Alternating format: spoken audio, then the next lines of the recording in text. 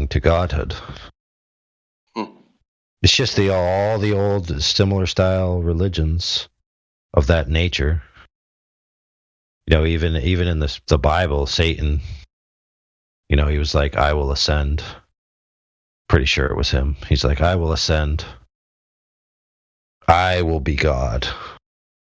I'll make it. I'll do 50 push-ups a day. Right? I'll help 5 ladies across the street. I'll leap buildings with a single bound, and then one day I will be God.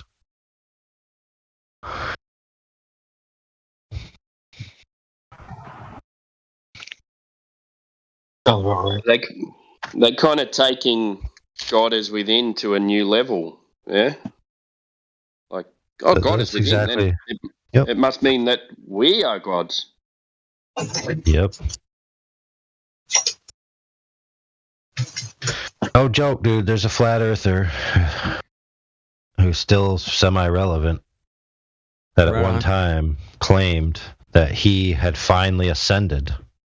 It was like one of the first ones, or one of the few ones to finally ascend to this level where you're ushered up into the godhood collective or whatever the heck. And he said he turned it down. He turned it down because he had to come back and help us get there. Who said that? Far out. That's courageous, man. I'll give you that. It's nice. Come back, man. Who made that claim? I don't know. That's something you'll have to discover for yourself so you can learn your lessons. Let's learn some lessons, man. We got to learn our lessons on this plane, man. If we're not actively trying to learn our lessons, man, we're messing it up. We're messing it up, but we can do it the fun way. We can do it, the hard way. But I like doing it the fun way. So we're in this beautiful realm that we find ourselves with trees and grass and oceans and air and clouds and rain and all this cool stuff, man. And we can check it out. We live here. We can check it out. And that's the beautiful thing of where we live, is that we can check it out. It doesn't matter where you live. You can check it out. And we did. We checked it out. You can actually plug in your Bluetooth and go on your phone and go outside and check it out live with us. Yeah, you could go check it out live with us. Exactly. You could. I've done it. I'm at the ocean, man. Let me send you guys a picture. Here we go. I've done it. It's a great place to do that. But yeah, we're here to check out where we live, because we live here. And whatever realms we're in, reality is like a really interesting phenomenon that most of us will agree on. Is what if we went to the beach and saw big giant waves, we would all say, hey man, there's some big giant waves out there. And we're like, yeah, man, no shit. You want to go swim in those big giant waves? And your buddy's like, nah, I'm good right here, man. I'm going to stick it out on the land. Because, those are big waves, man. Get out there in those big waves, man. They're much bigger when your head is sticking up out of the water. That's some bendy water. You want to talk about bendy water? Damn, that shit's bending right over the top of your head. What about Portugal? Portugal, oh man, Portugal. 100-footers, 100-foot waves. Oh, are you kidding me? Damn, that's insane. Yeah, Portugal's got this break, man. During the winter, man, I'll bust some 100-foot waves and shit. Crazy. And guys go out there and surf them. Man, damn. Wipe out. That was so cool, man. I hope I do it again. Can I talk to someone that can educate me on the flat Earth? Absolutely. Well, you've come to the right place, first and foremost, because that's all we do is talk about Earth. And all right, so I'm pretty new here, and okay. I want to speak to someone that can really further my education on how Oh, sure, man. You got to come back in the morning, man. When Miggy's here, man, he can work it out for you, bro. But I mean, what can you tell me? For tonight, man, objective reality is what it appears to be through your own awareness of what you can. Can I make a suggestion there, Dr. Flat Earth dude?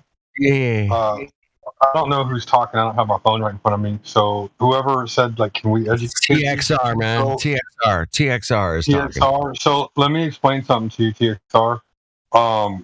Before we even educate you on a flat Earth, you have to learn how to let go of the globe. I mean, we can educate you, but you're going to go straight into cognitive dissonance. Basically, what he's saying, man, we like to see how much you know about the globe. If you're going to come in here and talk about flat Earth, basically, that's what he's saying. And I understand that. I'm not here to argue. I'm here to learn. Yeah, me too, man. I'm here to learn, laugh, have fun, have a little back and forth. This place is so friendly, man. It's one of the friendliest places. Yeah, it gets heated here and there, but yeah. So one of the you can ask the questions. One of the he already asked the question. Like you want us to like give a point to you. You want to know why we think the Earth is flat, right? That's what you're trying to say. Yeah. Like I guess one of the questions I have is what do you think, or what is your standpoint on gravity? Wow, that's a big one. Gravity. Have you ever heard of a scientist named Neil deGrasse Tyson? Of course. He said that he was asked the same question, man, and he says, "We don't know." Next question. All right. So I'm going to give you the most definitive answer about gravity in regards to the shape of the Earth. Okay, you ready? It's very short. It's 2 words. Non sequitur. Okay, now let me explain what that means. It means it's logically non-contingent. It's irrelevant to the discussion. So if you want to know about the flat Earth, you just need to accept that gravity has nothing to do with the Earth. I see. All right. So that means that the moon and the waves and the way that the moon gravitational pull creates waves, is that false? Okay, let's go again. I'm going to explain one more time. The answer to that question is 2 words, non sequitur. What non sequitur means is logically irrelevant, or that the conclusion doesn't follow. So, in that regard, what I mean by that is, if there's a moon that's above the Earth, and it goes around above the Earth and affects the tides, in any logical formation, what does that have to do with the shape of the Earth? The answer is nothing. Have anything to do with the shape of the Earth. But so since we're on the topic of planets, I guess the moon is not a planet, but what if there are other celestial objects that we call planets, are they all flat? Like, does Mars exist? Okay, hold on. That's fine. Sure, let's say it does, because obviously there are things up in the sky and they've been named. And Mars has a name, and it's a particular thing that we see up in the sky. So I'll answer this in a question which you don't have to answer, because it's a rhetorical question. So I have a table, right? And I'm holding a cup above the table. Does the cup have anything to do with the shape of the table? The answer is no. Now I'm going to hold a plate above the table. Has the shape of the table changed? The answer is no. We can see from this illustration that objects in the sky or above the table have nothing to do with the shape of the table. So whether the table is round, flat, curvy, triangular, the things in the sky have nothing to do with it. Again, non sequitur. Logically has no bearing. Now, I do understand that those are interesting questions for you, and I'll be happy to answer them. But if you want to know about the flat Earth, everything you've asked so far is irrelevant. You never asked about the Earth. You asked about everything above the Earth. So is the Earth helioskeptic? Heliocentric? Heliocentric, yeah. Did you say heliocentric? We got a guy in here named Helio. No, I know. That's why I said that. Like, oh my God, he's shouting out Helio, bro. Oh, Yeah. how interesting. Carry on. Well, listen. If the Earth was a sentient agent, it would definitely be skeptical of Helios, because Helios is a jerk. That's such an inside joke around here. You guys are laughing. All right, go on. So can you walk off the Earth? Oh my! Can you walk off water to the land? Can you do that? If you took Can a you boat, walk off the edge of a lake? No, you walk can't. off the edge of the lake? Is the Earth infinite? Because obviously you can get to the end of a lake, right? But the lake is surrounded by land.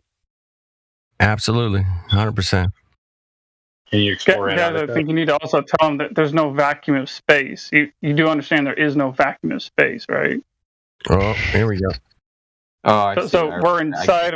So you can't. Space is not So there's no. right. Yeah, there's no edge. There's no cliff to walk off of into the vacuum of space. There is no vacuum of space. We are inside a fixed volume of some kind or another, meaning we're inside a container, because the definition of gas pressure is the force exerted on the walls of the container by the gas particles inside of it. So the word container is in the very definition of gas pressure. Air pressure is gas pressure. So we don't know what the dimensions are, but we're inside a fixed volume of some kind, container of some kind. So there's no edge to walk off of into the whatever void you think might be out there. I see. So How are we being contained? So how are we being contained? I guess would be my question. How are you being contained in Helios? Is my question. The answer, I just said the answer. The answer is unverified. So we know we are inside a container because we have no demonstration of gas pressure without a container. So to the best of our knowledge, gas pressure cannot exist without a container. So since the gas, but that doesn't mean we know the dimensions of it or where it comes in contact with the ground. But that's irrelevant from the fact that you cannot have gas pressure without a container. So do Newton's first laws not apply? Or does Newton's first, second, and third law apply in any context at all? Or is that false? Oh, hold on. What are they? Go ahead, AI, man. Knock it out of the park here. The laws of gravity, guess. What? Whoa, what? Newton's laws of gravity, man. What do you got on that one? Newton? I just want to I know. thought gravity was a theory. Oh, it is a theory. Dang it. Okay, it doesn't matter. So what are the laws? Like, is there a first, second, and third law of gravity, or is there a first, second, and third law of motion? Newton's laws of motion. Thou shalt not. Okay, so Newton's laws of motions are irrespective of gravity. They just have to do with physical objects interacting with each other. So if you're talking about like maybe the universal law of gravitation or something like that, which is basically just a mathematical formula. Is that formula? It doesn't explain the cause of gravity, nor does it explain the nature of an object that's necessary for gravity.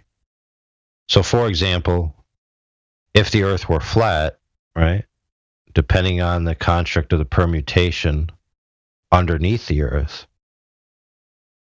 you could have vector lines of force similar to what we experience now and still have Newtonian gravity.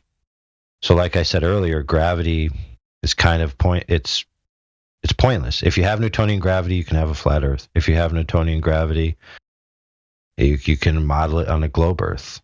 It kind of doesn't matter. It's a neither here nor there point. Yeah. I see. Okay, that's fair. Hey, thank you for answering that properly, man. That is fair. When you separate the two, man, that's just it's a beautiful logic. Why is gravity selective? Can you help me understand how the way that you see things, perspective, or how? Yeah, okay, I understand your perspective, but do things leave my eyesight because of it physically not being able to, I guess, render in, or how does that work? Say I'm on an ocean, and people say I'm on an ocean. Why can I not see something, or should I be able to see something that is so far away, or is it because I've heard different standpoints? Because if the Earth is a globe, right, and I'm standing on a mountain, Yeah. and there's something, say it's like go for it. Can I answer? Yeah, I would love to hear. Go for it. Why can't you see, if you shine a light into the ocean, why can you only see so far in the ocean? Underwater or above water? Yeah, Underwater. Yeah. Well, there's If you shine a big light on the ocean, A big bright light. how far that light gonna travel? Do you think? I mean, probably not too far. Exactly. Right. There's a density, right? Yeah. Does the air have density also? There's oxygen, there's nitrogen, there's carbon dioxide. Is that not a density? There's sand, all kinds of things flying around in our known sphere, our known atmos. Atmosphere. And the reason we don't use atmosphere is because it insinuates a ball, and so atmos that we can see across an ocean. We call it an atmos flat. Depends if it's foggy or whatever, man.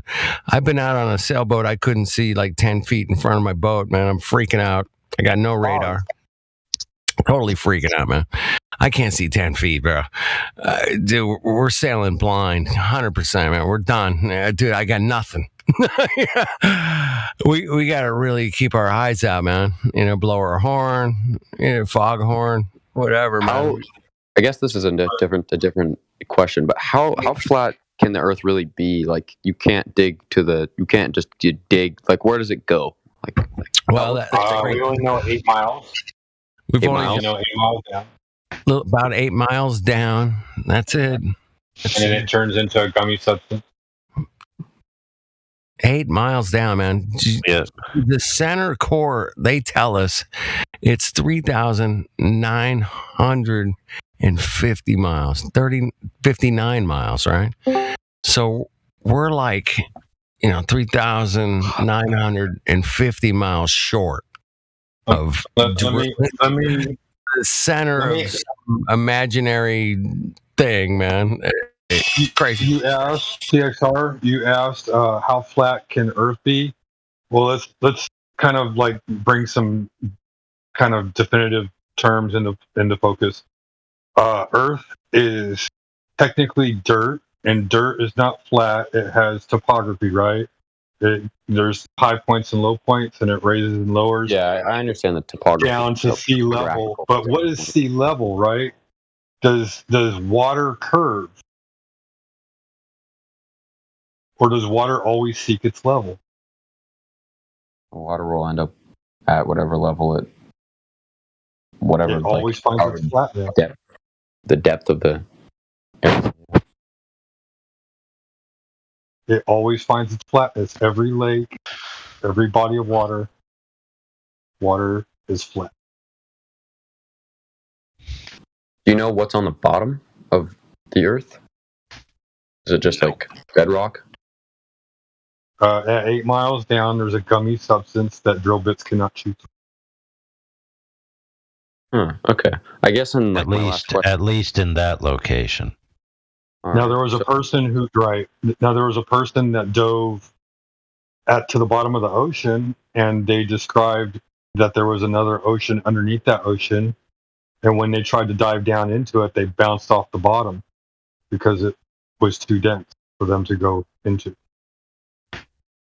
All right, that person died 2 weeks later. My last question would be: does the sun turn off at night? Or how does that work? Because I know the sun goes away. Yeah, perfect. So as far as a light bulb goes, let's see a picture for you here in just a second. Get my phone. So if you build a campfire right at night, and you walk away from that campfire, does that light still continue to shine in brightness as if you were standing next to the campfire? Sure. All right. Okay. So light doesn't go on forever, correct? Again, we That's established there is density. So is that why it is dark in China when it is bright in the U.S.? Because it's too far away? I mean, Yep. pretty much, yeah. Let me show you this picture here. I mean, Posting it right now. yeah, but let's think about it. There's a We picture already for you. understand this principle in practicality. You know, it's why warehouses aren't built with one light. They have lights all the way across. You see my photo, TXR? Yeah, I'm looking at it. It kind of makes sense. Like if you had a 5,000 square foot building and you put a light bulb in one corner of it, is it going to like light up the entire 5,000 square feet?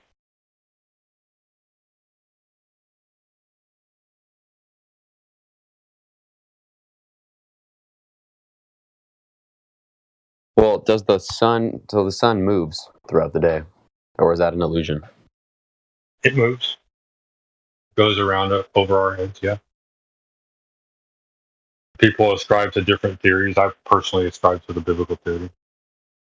All right. So is the Earth flat and square, or flat and circular, or like flat and triangular, or do we have a given shape? So all flat earthers can agree that no, we don't have a given shape. We don't know how far out this thing goes. We just know that the sun, the moon, and the stars are all lights above us. The moon is its own light. It's not reflecting any light. It gives off its own light. That's proven because in moonlight, things that are in moonlight, the ground that's in moonlight, is colder than things at nighttime in outside of the moonlight, like in a shadow. Like it's actually warmer in the shadow than it is in the moon. Could you And explain all to me the how stars the above are all Could you explain to me the Arctic Treaty and what its relation is to Flat Earth Society? Because I've heard a lot going on about it. So Flat Earth Society, you get that out of your head. Flat Earth Society is a PSYOP. It was created to make people look stupid, to make people look like a cult that believe that the Earth is not a globe. So the whole Antarctic Treaty, Admiral Byrd goes down to Antarctica. He goes all the way around it. Hey, I found more land. Comes back, tells everybody. They immediately lock up Antarctica, and then they start creating NASA. And then 10 years later, they say, "Hey, we sent someone to the moon." And NASA's all bullshit, right? They're like those moon photos. They're not real, is what I take out of it. The jets everyone out. Yeah, they have the largest movie studio in the entire world, and they have a huge underground, or not underground, but like a huge swimming pool type thing where they do all their aquanaut training.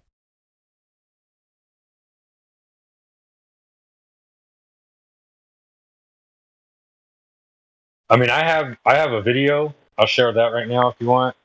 That a news reporter is reporting that a NASA astronaut almost drowned in water, and so now all astronauts in space have to wear snorkels. So they do go to space. With snorkels? Columbus. So what? So they have left the Atmos, correct? Why are they going to a vacuum wearing snorkels? So they're going into. No, they haven't. No. No. They're swimming underwater, dude. They train and play underwater. There's no space. It's fake. So where are the stars an illusion? They're lights in the sky. All right. And are they touchable? Go up there and grab one. I know after 60,000 feet, they go away. They disappear. Oh, you know about that? So when I've been in an airplane. All the videos I've seen. Yeah. When I'm in a commercial jet, roughly 30,000 feet in the sky at night on a red eye flight to New York, I see the stars. They haven't disappeared yet. Is that At 38,000 feet? Roughly, probably 30, 40.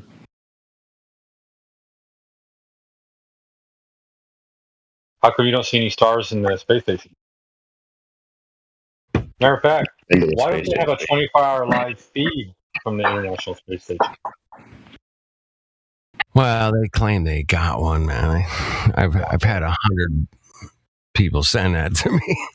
Hey, man, I got the ISS live on YouTube right now, man. Come on. Every 3 hours, they go down for 3 hours. Yeah, if you actually watch it for 10, 12 hours, I've done it.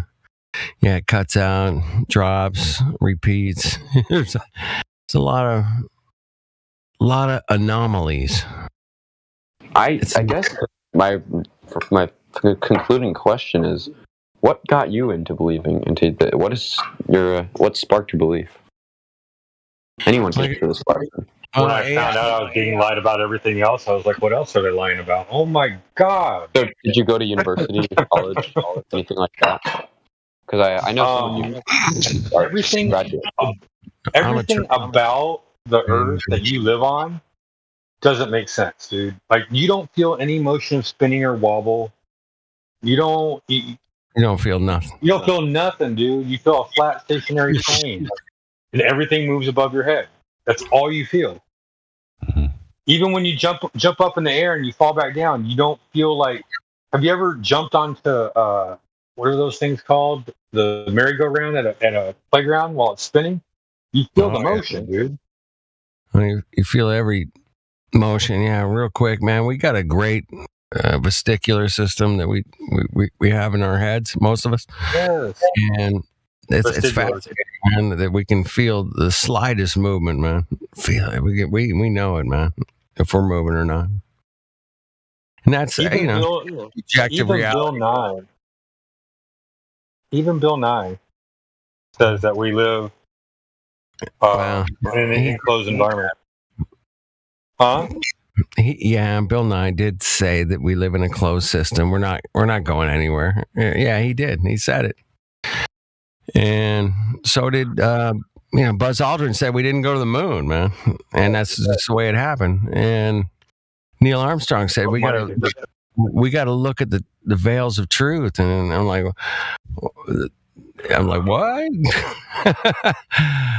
Yeah, there's a lot of. What do you guys like, or I guess anyone? What would be going through your mind, or would you disagree in school when you did your years of schooling? I think it's important for parents to teach their kids. Dude, we have to pass the class, man. Whatever they taught us, man, we had to okay, X and O here, man. We just did whatever it took to get through school, man. Right? Yeah. We're not going to go against it. That would be stupid. I think most of us in here, almost every one of us, in fact, believe that the Earth was a ball when we were in school. No doubt. 100%. I'd say 100% of us did. How about that? I'll even go big on it. Yeah. When we were in school, they say, hey, you live here? Okay. Well, that's interesting. We didn't think twice about it, man. We just say, whatever. I just want to pass the class, dude. Man, what do I got to do? Yeah, I got to read this and write about that. Okay. At what point in your life did your mind change and you were like, this is false? 1992. Somebody said, hey, man, you live in a debt system, man. Here, let me show it to you, man. Let me grab a couple dollars here. I sat at somebody's kitchen table and he explained to me how the money system works, man, and how they created a bunch of this stuff out of thin air. And I was like, damn, those bastards. Those bastards. And, that kind of was like the first clue to like, maybe something's not right here, man. So I started looking into the legal system. I'm like, oh my goodness, man, that's kind of corrupt too, man. Damn. And then, one day somebody said, hey, man, satellites in space are fake, man.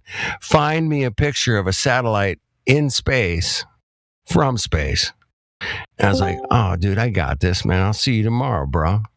Dude. And I started looking the at nerve of him, right? the nerve of him, man. I went out and I'm going to disprove this William Johnson character. Right. I'm going to go out of my way and make sure this guy is going to get squared I'll off. be back tomorrow, man, with proof of satellites are real, man, in space. And scientists are proud, dude. Scientists are proud. When they have evidence of something, they fucking show it off, dude. Yeah. And I was like, what? Keep in mind, guys. Keep in mind, you don't want to have your standard of evidence lie there, because after all, if I were to come into this Discord and say, "Hey guys, I got a bunch of pictures and videos and a live feed of a Bigfoot nest here in the Pacific Northwest," you guys want to see big, but I never presented to you an actual flesh and blood Bigfoot. Like, would you guys believe that Bigfoot's real? No, of course you fucking wouldn't. So that's what I'm trying to say is you shouldn't have your standard of evidence lie there. Right.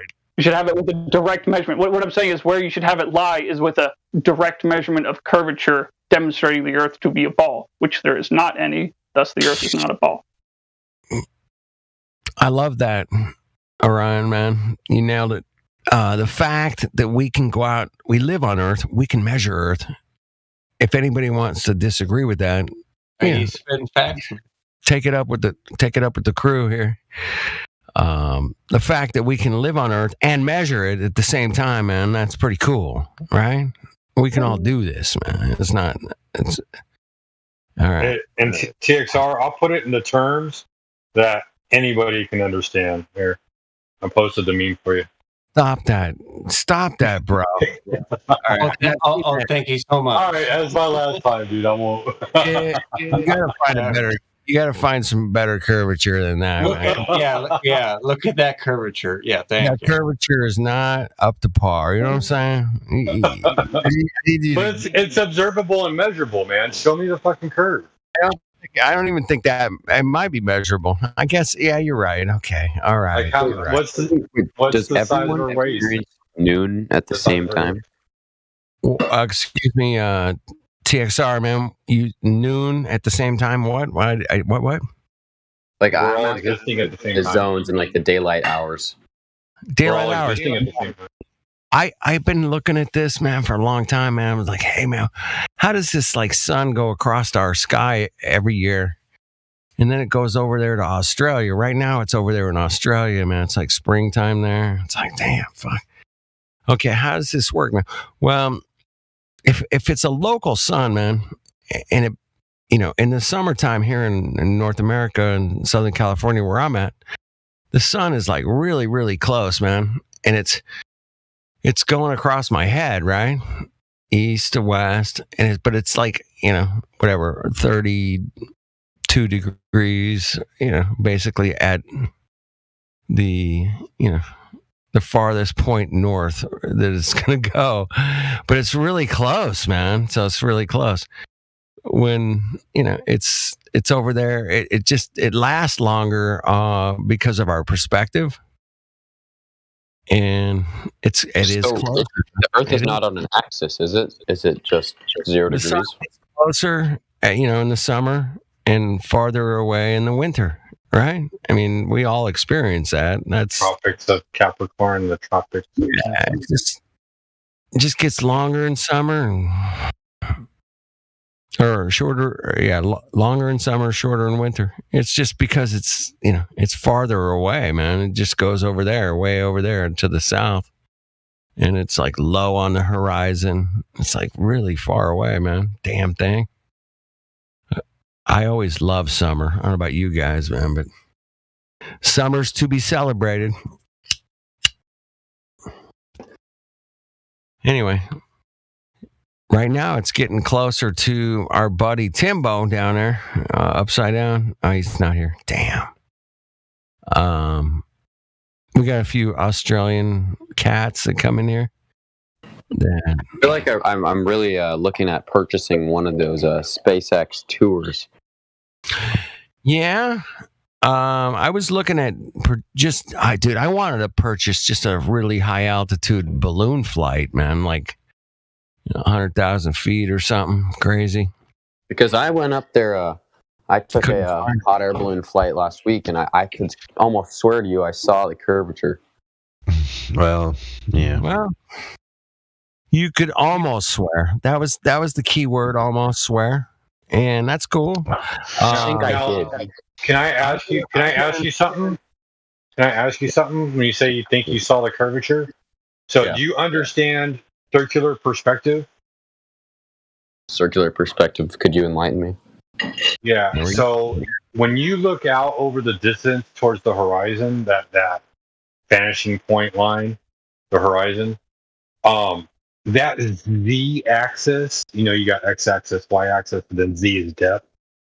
Does that curve at all? Does it start to lope off to one side or the other at all? Or does it look like it's going flat, straight out in every single portion of that direction?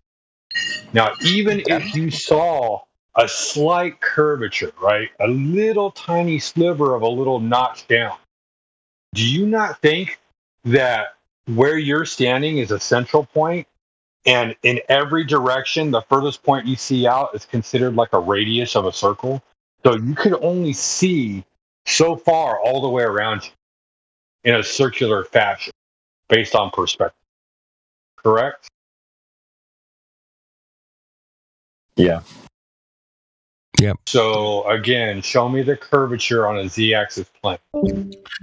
Yeah. Hey, I was on a sailboat one time, man, and there was this island 50 miles to my left, and there was another island like 50 miles to my right, and I could see both islands, man, right? And there should have been like a little hump of water in the middle of about 7,000 feet, according to the geometric shape that we were giving for the globe. And there was no hump, man. There's no hump of water. It's totally flat, man. The water lays flat. We all know that, man. You can check it out, man. Let me pour you a beer. See if it's flat. Do you live next to water, TXR? Yeah, I do. Like you live next to the ocean? Yeah. Have you ever gone down to sea level and then got down into like a plank position? Like, did what? Get down into like a plank position where your eyes almost down to the ground level. Last month, and I did a 1 minute long plank just for fun. Yeah, you see how fucking flat and straight out that water goes? Yeah, I mean, it's what we observe. Even with the waves, there's not much dip. Mind your link. It's all damn flat. it. Sorry. Damn it. It's just what we observe. I mean, you can do it in your like, I don't know if you live on a I'm flat. not trying to be a dick either. TXR, just it was for effect more than anything else. He's trying to. Well, he is being funny. Damn it, you're being funny. Man, I am. Damn. I'm a fucking goofball. Way to go, Giz. How dare you? How dare you? I did this experiment right in my living room, man. I took a nickel and I put it on the floor, man. I put my eyeball right down to the floor, man. I mean, I went full retard, man. I'm kissing the ground, right? And I had my wife slide the nickel across the room to the other side of the room. And by the time it got to the other side of the room, I couldn't fucking see the thing, man. I couldn't fucking see it. And I'm like, oh shit, those bastards, man. Those bastards. They tricked our eyes, man, in seeing some kind of curvature. We don't see it, man. Obviously, things disappear from the bottom up due to your angle to the object, man. That's it. And they called that Earth curve, man. And I was just like, I was so pissed when I first found out that those bastards did that. And they tricked us. RJ tricked our eyes. They used our own eyes against us in a lot of ways. And it But what admitted is the whole point of the government acting like the Earth is round? What is the what's the stopping point? Why would they have such a hard time agreeing that it's not round? I'm not sure if I understand the question completely, but why would the Earth, or why would the government not want to tell us that the Earth is flat? Do you think they know? Or do you think they're not? When it comes to pilots, they're trained to assume that Earth is flat and non-rotating. yeah, there's a bunch of documents, TXR, man, that Like, you may as well assume you're traveling over a stationary surface when you're flying. Yeah. And you'll if you be build just a fine. 747, you have to assume the Earth is flat and stationary. Otherwise, the 747 doesn't work. And why they in all their calculations, through all their physics, all their engineering, they have to assume the Earth being flat and stationary. Otherwise, stuff doesn't work out so well. It has a problem. Anyway, your question. Go ahead. Yeah, the question is the motives. So, if you're not aware of the history of heliocentrism, a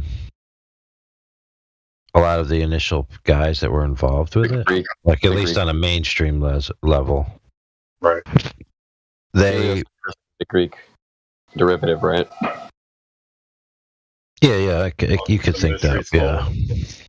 If you're not aware of the mysteries. Because, geocentrism also posits the idea that the Earth is a globe, but that there's a cosmos. But, there's a battle between you got guys like Tycho Brahe, Copernicus, all these famous names from the past. They had all these models, Ptolemy. Copernicus. Right. They're all basically equivalent models. You could just pick roughly any point as to be the center, right? So eventually they picked the sun to be the center. One of the reasons is because they didn't want the Earth to be the center. Fast forward to scientists in the future, right?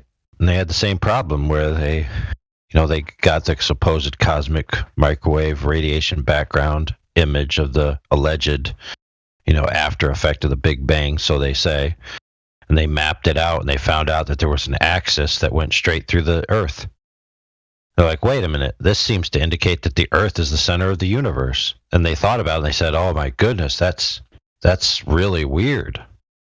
And then they thought about it some more, and they said, wait a minute, if the Earth is the center of the universe, that has huge philosophical, implications.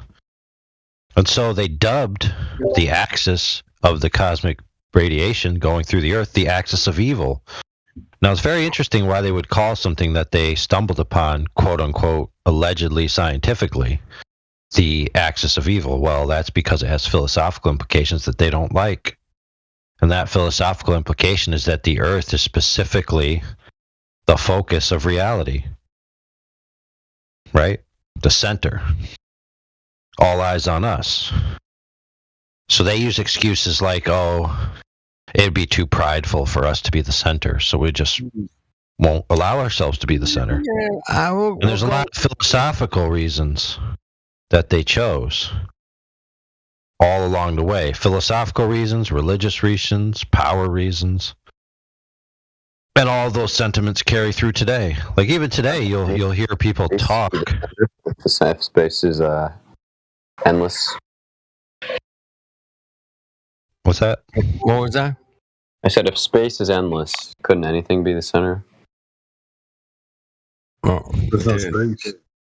No, because I just explained to you that they recorded the cosmic microwave background radiation, and it goes right through the Earth.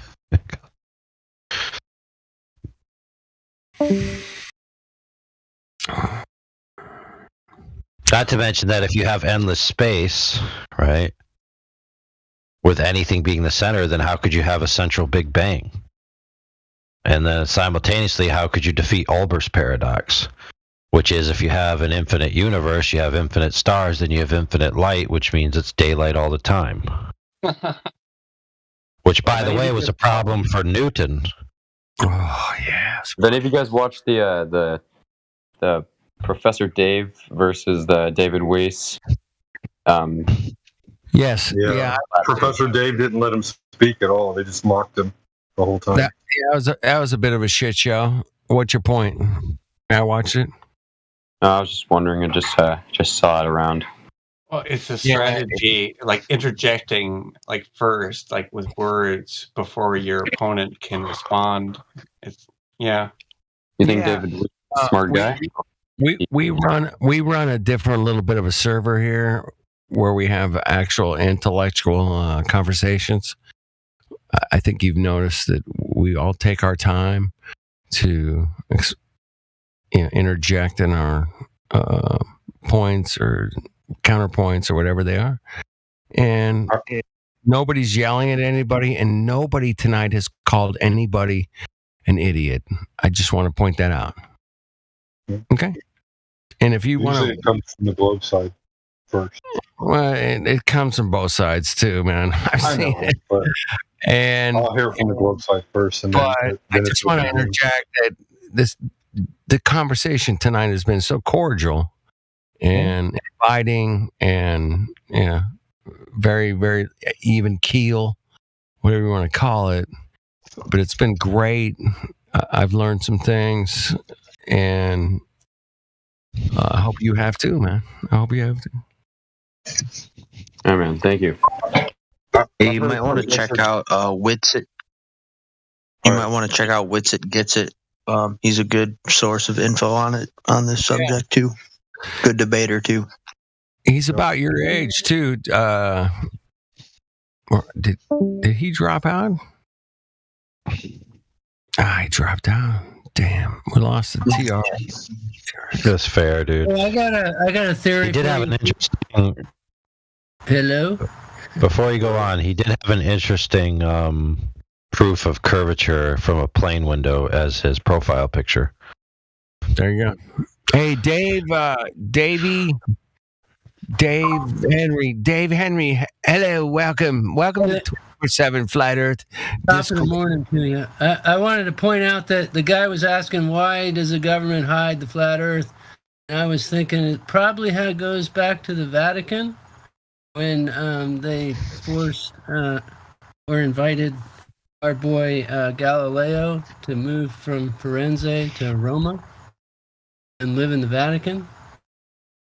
And then they had Copernicus over there doing, with the same show. And they just switched it over at that point, and they've just been rolling with that ever since. That's my theory. I like that, Dave. Yeah, I wouldn't disagree with that. Yeah, there's certainly some chicanery, some shenanigans. Shenanigans. That's the word I'm looking for. Chicanery is also a word as well. Chicanery is the same thing. Yeah, right. Anyway, there's been some manipulation of the information that we were given, and we're just here to look at those different tactics that they used, and it's kind of interesting to see them defend it. It's the best part, man, when guys come in and defend it and they don't know the first thing about what they're defending. And that's a first grader, right? We have to deal with those Mongos, but that's okay. And then we deal with this guy. We had some really, really hot people in here tonight that knew something, and they came in here thinking one thing and left thinking another. And I think that's why we're here, man, is to just say, hey, man, I want you to go think about this a little bit deeper and then get back to us. Well, it's like we want to be there for them. I mean, because it's the same conclusion we came to. Yeah, that's it, man. We all came to damn. We all came to some conclusion that what we're being told is potentially horse shit. And we said, well, wait a minute. And we went and checked it out, and we observed a lot of different beautiful things and said, hey, man, well, my senses tell me that most likely what you're telling me is not true.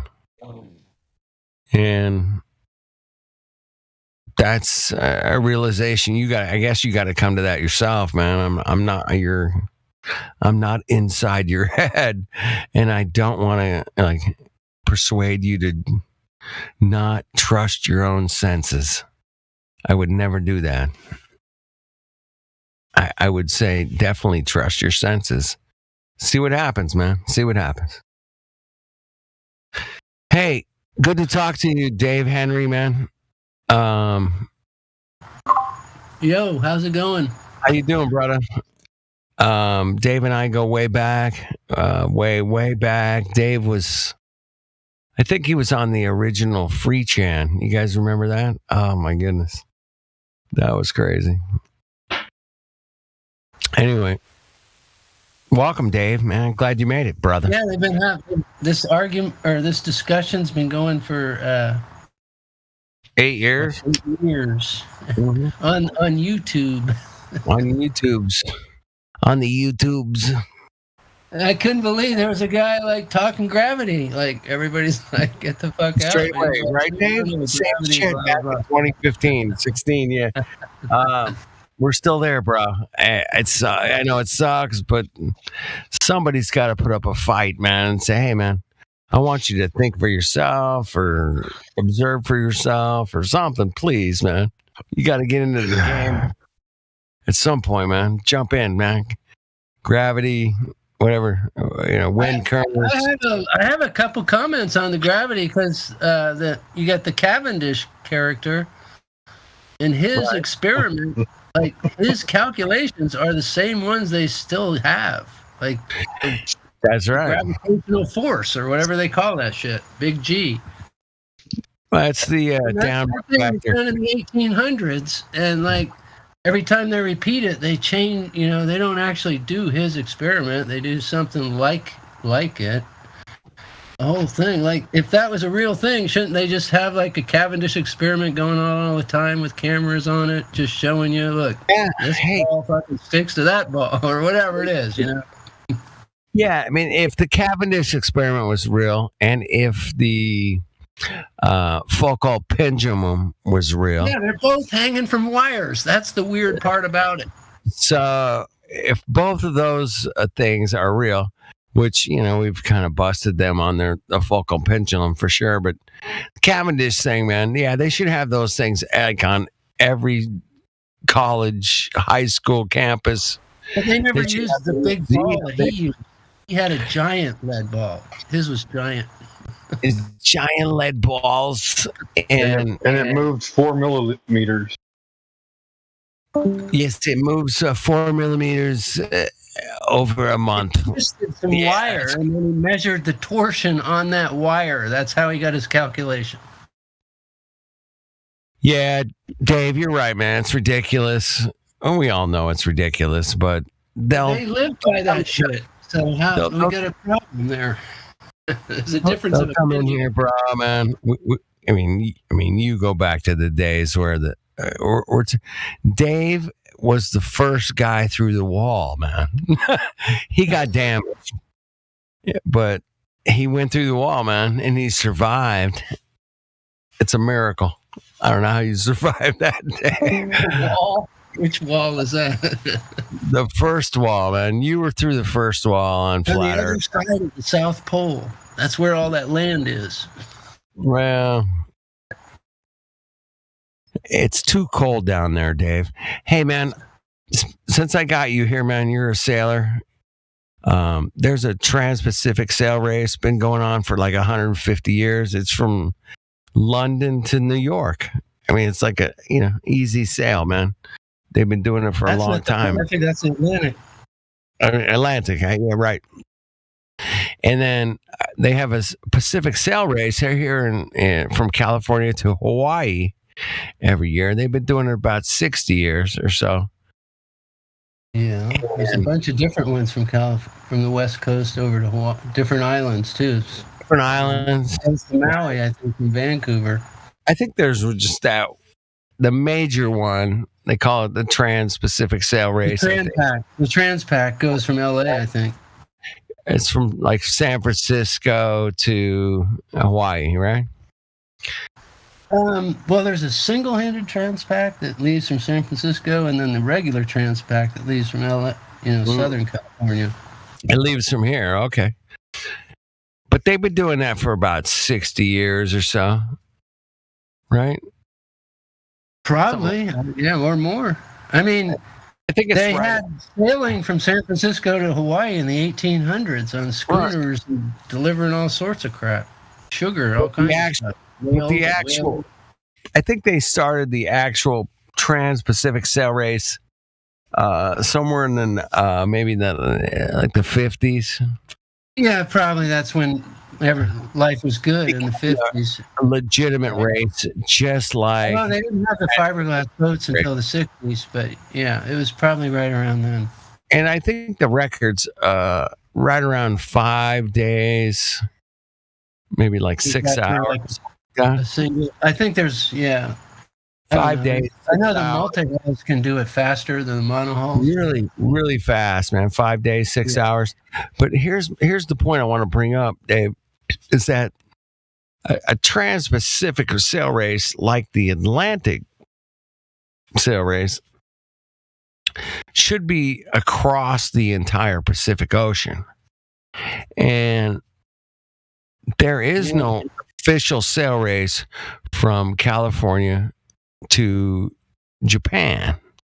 That would be a really cool sail race, man. They should have been. What's another thing? If you try to find in sailboat racing, they almost always go around Africa first and head towards the Indian Ocean.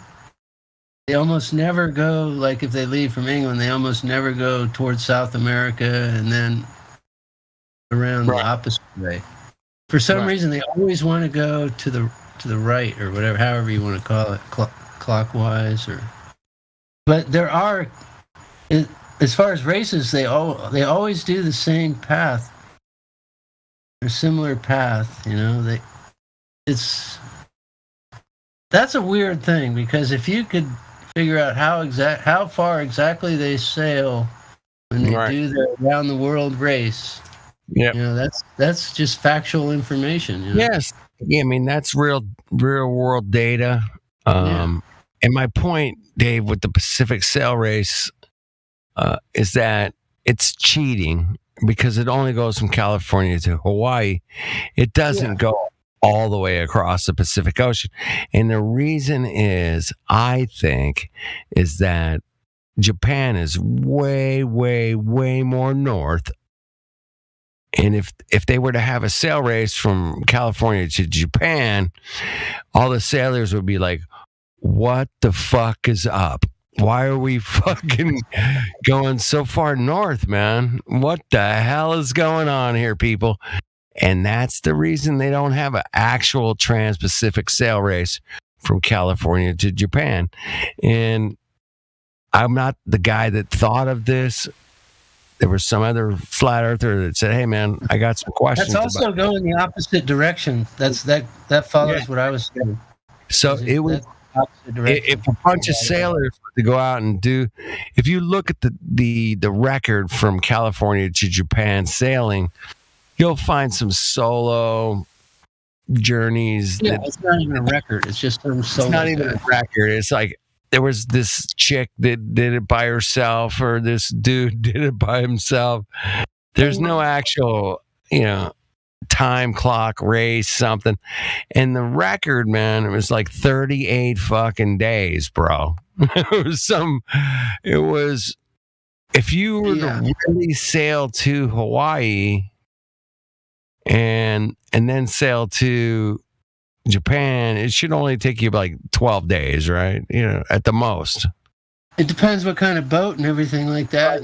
Really great sailboat, fast as you can go.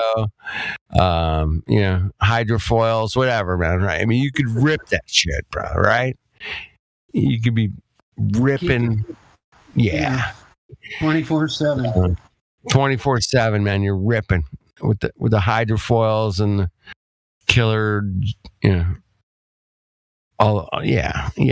These modern sailboats. But they don't do that. That's your point, right? No one tries to do it, man. They don't do it. There is no macho man out here going, "Hey, man, I'm going to sail from here to Japan in 12 days, man. I'm going to get the record. Here we go." Yeah, if it was a real thing, man, these guys would be out there doing it yesterday, man. They would have been doing it for the last 50 years. They're not doing it. Nobody's out there going, "Hey, man, I'm going to sail from here to Japan. What's the record? I'm going to beat that record, man. I got this new hydrofoil super yacht that flies on the water at 27 knots or whatever." Yeah, that guy would be like, "Yeah, let's do this, man. Let's break this record." But nobody's stepping up to the plate. Nobody's actually in the race. Nobody's going from California to Japan on a sailboat race and trying to break the record, man. It's not out there, man. Go look. Check it out. Don't believe me, please, because it doesn't exist, man. I checked it out, man. I searched that shit for months. I'm like, where the fuck is this sailboat race from California to Japan? An actual trans-Pacific sail race, man.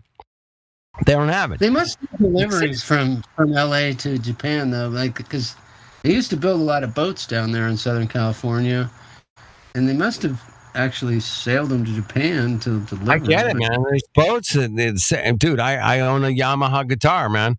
I know that shit came on a boat from fucking Japan, man. I mean, shit, guaranteed, man. It got here somehow, man. I get that, man. How long did it take? Which route did they take? I don't know, man. But a true trans-Pacific sail race would be the transiting of the entire Pacific Ocean, and there is none, man. And I just find that very weird because they go from in the Atlantic, they go Europe to England to New York, back and forth, left and right, all the time. That's just all the time, man. There's hardly that much. There's no races from Japan to California, man. And I just want to point that out. Washington or Oregon or wherever, Vancouver. Yeah. You pick, Seattle. I don't give a shit. Wherever, West Coast to Japan, man. I don't care. Seattle. Maybe you could start a franchise and create this whole race, and they could have Zeppelins. I thought about it. Zeppelins could beat the sailboats. I thought about going down to the the Maritime Clubhouse, Newport Beach. Like the yacht club. Have a couple drinks in the clubhouse there on the water, and go, "Hey, man, why is there no Trans-Pacific sail race? Would you want to be part of it? I mean, would you want to sail from California to Japan? Oh, how cool would that be, man? We'll stop in Hawaii on our way, right? Because that makes sense on a globe, right?" No, because you'd be going south to get to Hawaii and then jig-jagging up north. If you want to do a beeline, you got to go way above Hawaii to get to Japan. Yeah, exactly, man. That's my point, man. It's kind of I'm going to make it so ridiculous for these sailors to say, "Well, that makes sense. We go to Hawaii first. We'll hang out there for a while, and then we'll sail to Japan from there." I mean, it looks good on a globe. If you whip out a globe, man, Hawaii and Japan, it's a little bit north. Yeah, it is north. Japan is north of on a globe, man. But if you look at it on a Mercator projection, man, it's almost due west of that one. Yeah. If you look on the Mercator projection, man, guaranteed, like Japan is almost due west of Hawaii, dude. Prove me wrong. Somebody tell me I'm an idiot, man. It's almost due west. You got to call up the Mercator map and take a look at it real quick. I got one here.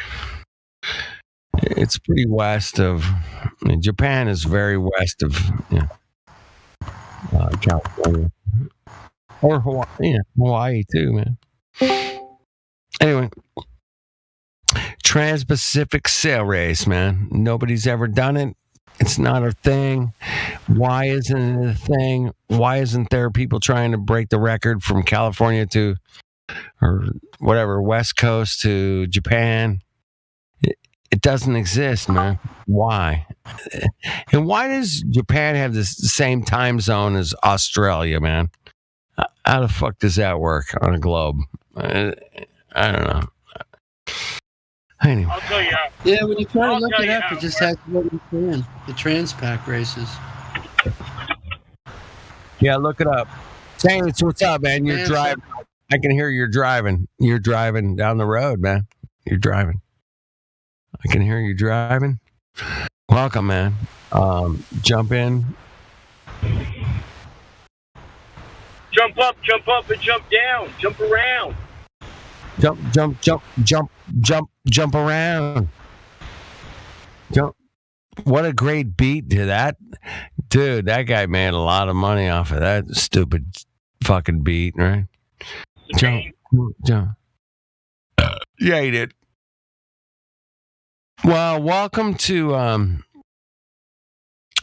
the Earth. Welcome to Earth, people. We're here to talk about Earth. If you got some information about Earth, we want to hear it. If you want to sail around Earth or sail to the north or south, where, yeah, I wouldn't go south, man. I'm more of a Trans-Pacific kind of guy. I mean, I want to head out to the Pacific Ocean.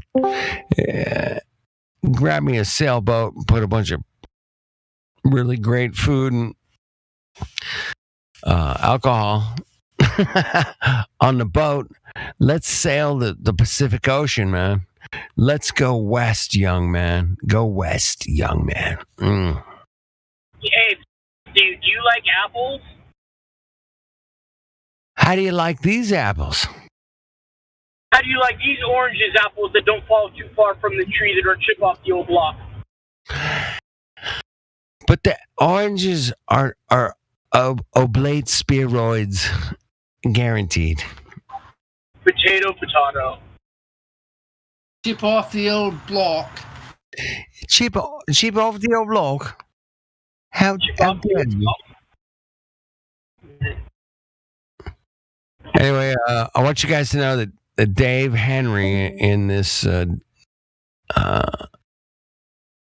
right here, man, in the panel. This dude's an OG flat earther.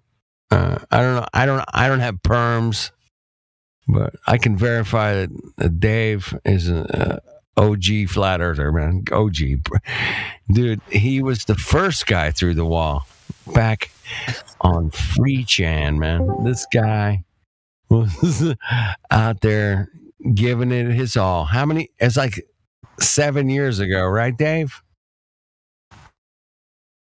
If you say so. I mean, don't remember Jeff Stewart? He was like the first 24/7 flat Earth channel. There you go, man. You were on internet, the current internet. Yeah.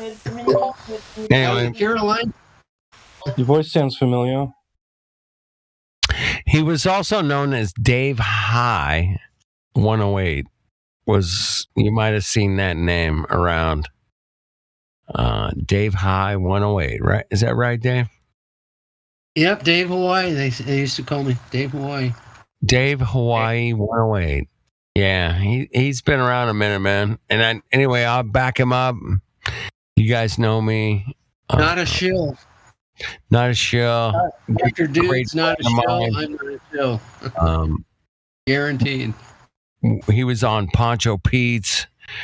You were on Flat Earth Dude. Should I ask him if he's seen curvature? Yes, go ahead and grill him. I would grill Dave. If you guys want to grill him, grill his ass, man. Please. All right. Well, Dave, I have a picture of curvature. Do you want to see it?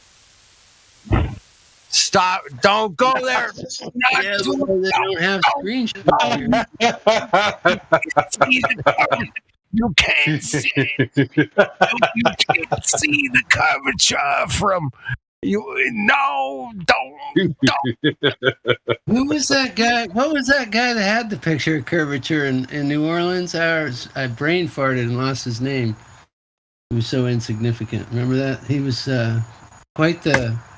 Soundly, man. Soundly. Oh, yeah. Soundly has a picture of curvature. That's right. Yeah. Soundly's got the picture. And Mr. Sensible. Third dude hates it when I drop curvature in the chat. Dude, yeah. Hey, I hope you guys enjoy your late nights with me, man. I appreciate you guys putting up with my shit late night. Thank you. But reality is, it sucks, man. Reality sucks, man. If you're a Glober, video games. yep. You sound like a mouse, Saints. You sound mousy. You're very mousy. There you go, Dave. Somebody's hijacked my account. No, you sound like a mouse. Really, you sound like Mickey Mouse. Damn, stop it. No, you sound like a foreign correspondent. What? I'm here. I'm here, and the bombs are flying, and the bombs bursting in it. Anyway, any mods in here, man? I want to give Dave Henry a OG Flat Earther role. Thank you. That'd be great. If you guys can hook him up, I verify. Probably find someone in the lobby. The lobby probably has people. Dave Henry is an OG Flat Earther, man. OG. So, hey, you remember where the name Henry comes from? That's the Vinny rifles. Called the roosters that were always crowing in the background when I on my microphone. Mm-hmm. Yeah. Because Henry was the name of the rooster. The rooster. See, I don't remember. That's a rooster surfing right there on my icon. Yeah, it was before I met you, Dave. It was before I met you. You remember the whole Henry, Vinny? Were you ever around when Vinny was around? Oh, yeah. Yeah, I was there, Vinny. But I was later, man. I was like on the tail end of it. I'll say that, man. I was like, by the time Poncho started, after the whole break from Free Chan, right? Yeah. You were in Free Chan. Vinny probably guided Poncho. You and Vinny and Chibi and Poncho and Snack. You guys were all Free Chan guys, man. Right? Yes. I think Snack was probably the main Free Chan guy. Yeah. Snack was like super in right then, back then, man.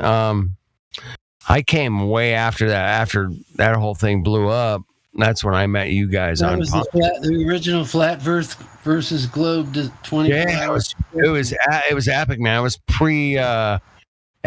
pre Nathan Oakley, bro. Right? Yeah. It was the super debate for all these. I mean, we were all. You guys just blasted through that shit, man. Like you guys are on. Yeah, a rocket. Yeah, it's still going. That's the strange part about it. It's the same discussion. Still continuing. Still going, Dave.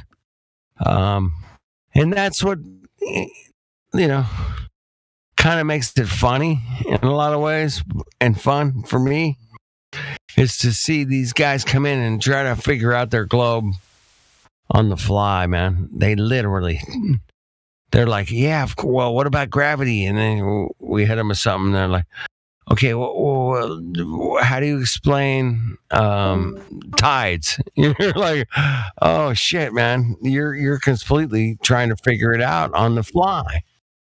And tides are a hard one. No one's ever figured tides out yet, as far as I know, have they? No, I don't think they have. The interesting thing about tides, I find, man, is there's no tides on any of the giant lakes in the world, man. What's up with that? I find that interesting, right? So were Globers like that from the get-go back in 2015? Like from the as soon as it was out, it was like, well, how does this work? How does that work? Yeah. Well, there was a meme earlier. It's kind of a cartoon drawing guy, and he's like, "Well, the Earth's flat. Well, why don't you explain the entire universe here for us?"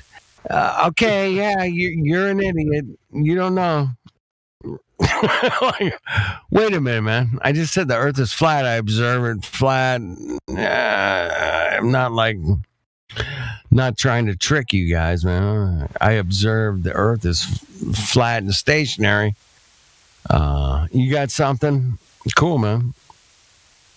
What do you got? We're here 24/7, 365 days a year, man. We don't even skip New Year's or Christmas or holidays or nothing, man. This shit's flowing, man. It doesn't matter.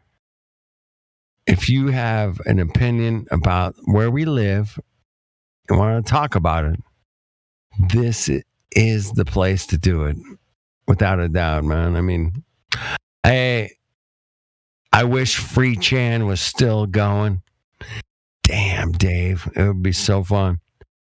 Isn't this sort of like there's differences on the Discord because you can't do screen sharing, I guess. Yeah, it was different back then, man. We did a lot of screen sharing. We would play videos and talk about them. Whether they were NASA videos or whatever, man.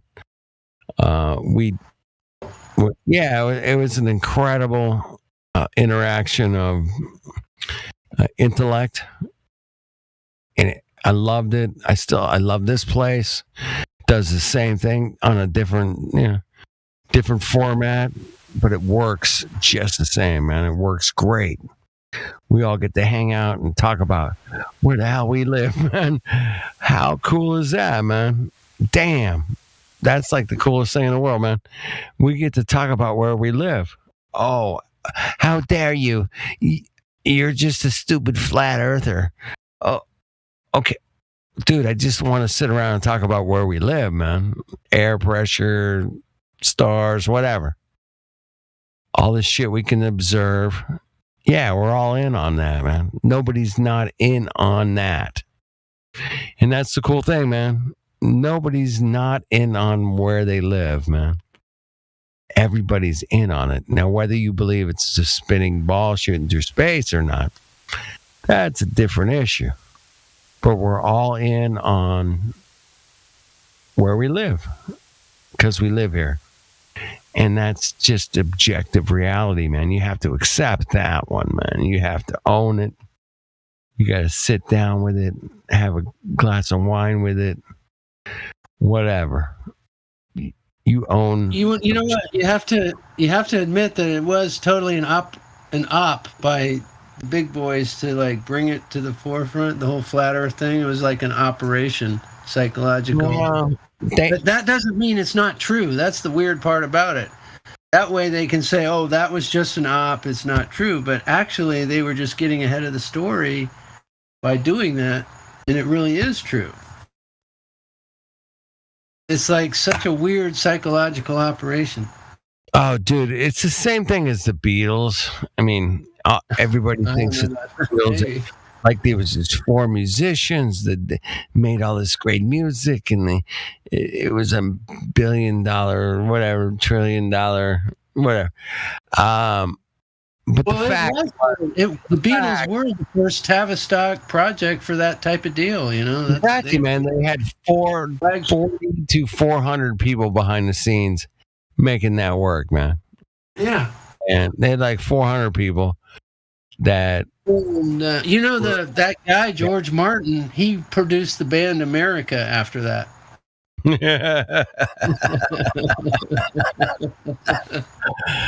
Well, I'm going to laugh at that because, yeah, damn, America. Oh, shit. How about that? One of my favorites. How dare you? How dare you? Big Tavistock fellow, that George Martin. Yep. Yeah, big time. Yeah, I call him a stockaroony, man. That guy was, shit, he was just caught up in the whole, fame and fortune, man. Fame and fortune, man. It's easy to get caught up in, Dave. You know that, man. You've seen it. What a soft war! Like they give you rock and roll and drugs, but that's actually a war against the youth or whatever. The Utes. The Utes. The Utes.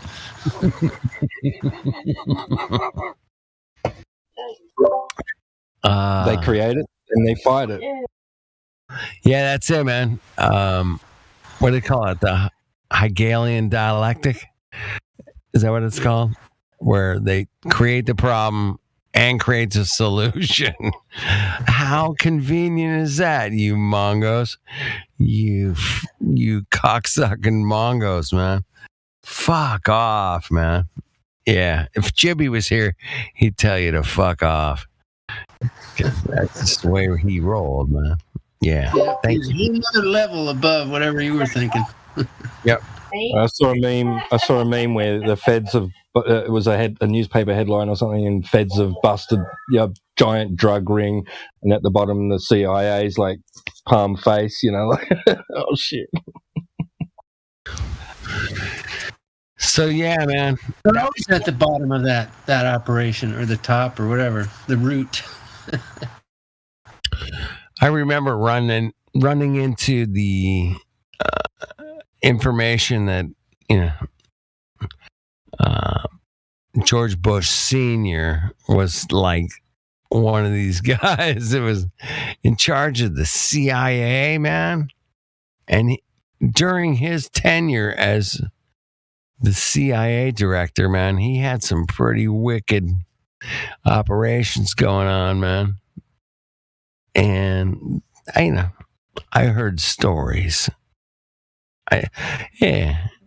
Stories like the globe is spinning around this universe at millions of miles an hour, bro. I heard some stories that said, hey, man, you are shooting through the universe at millions of miles an hour, bro. Come on. 66,000 miles an hour around this.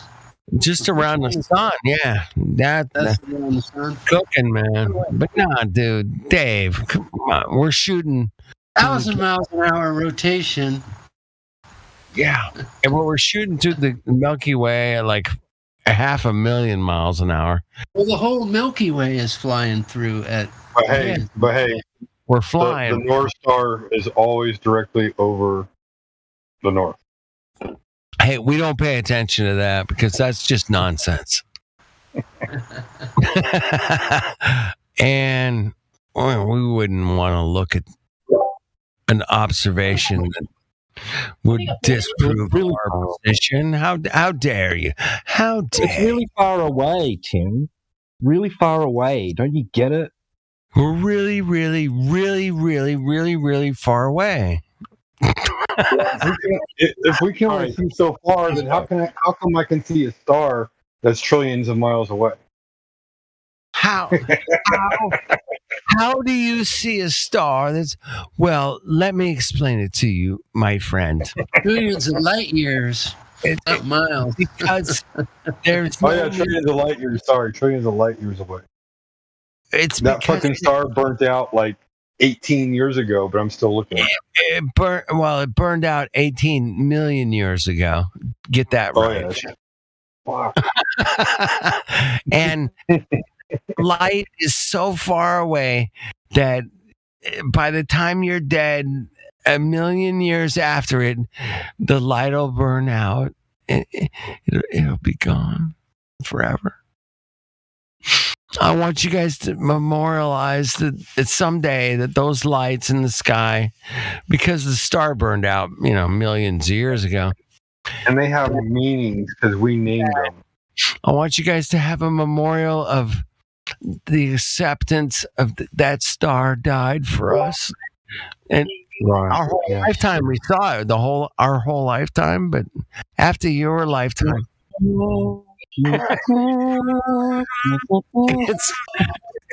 it'll die out and it'll be dead.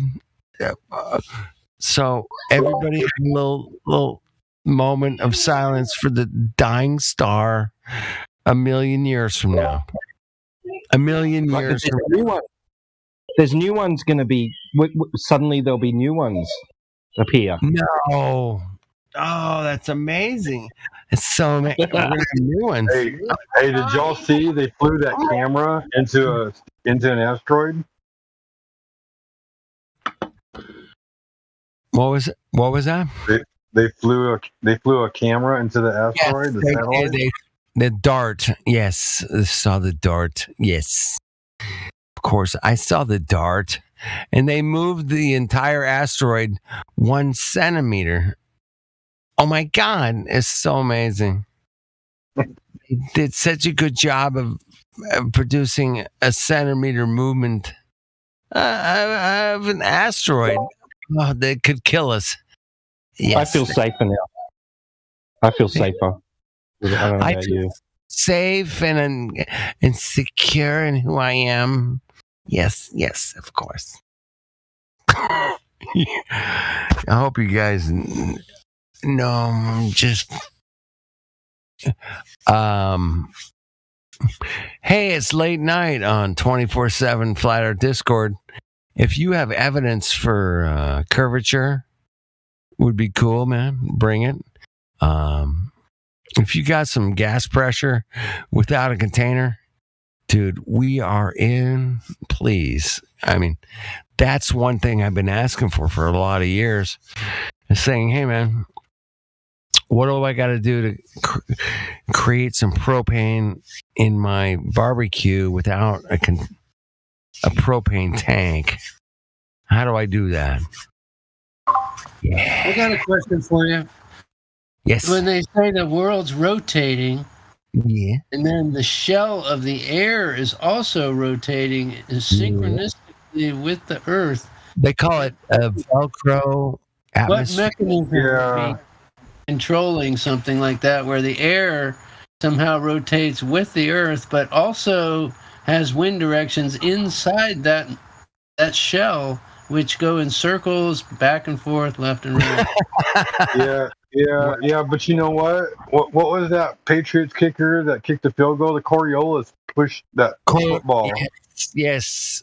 Neil deGrasse Tyson said that.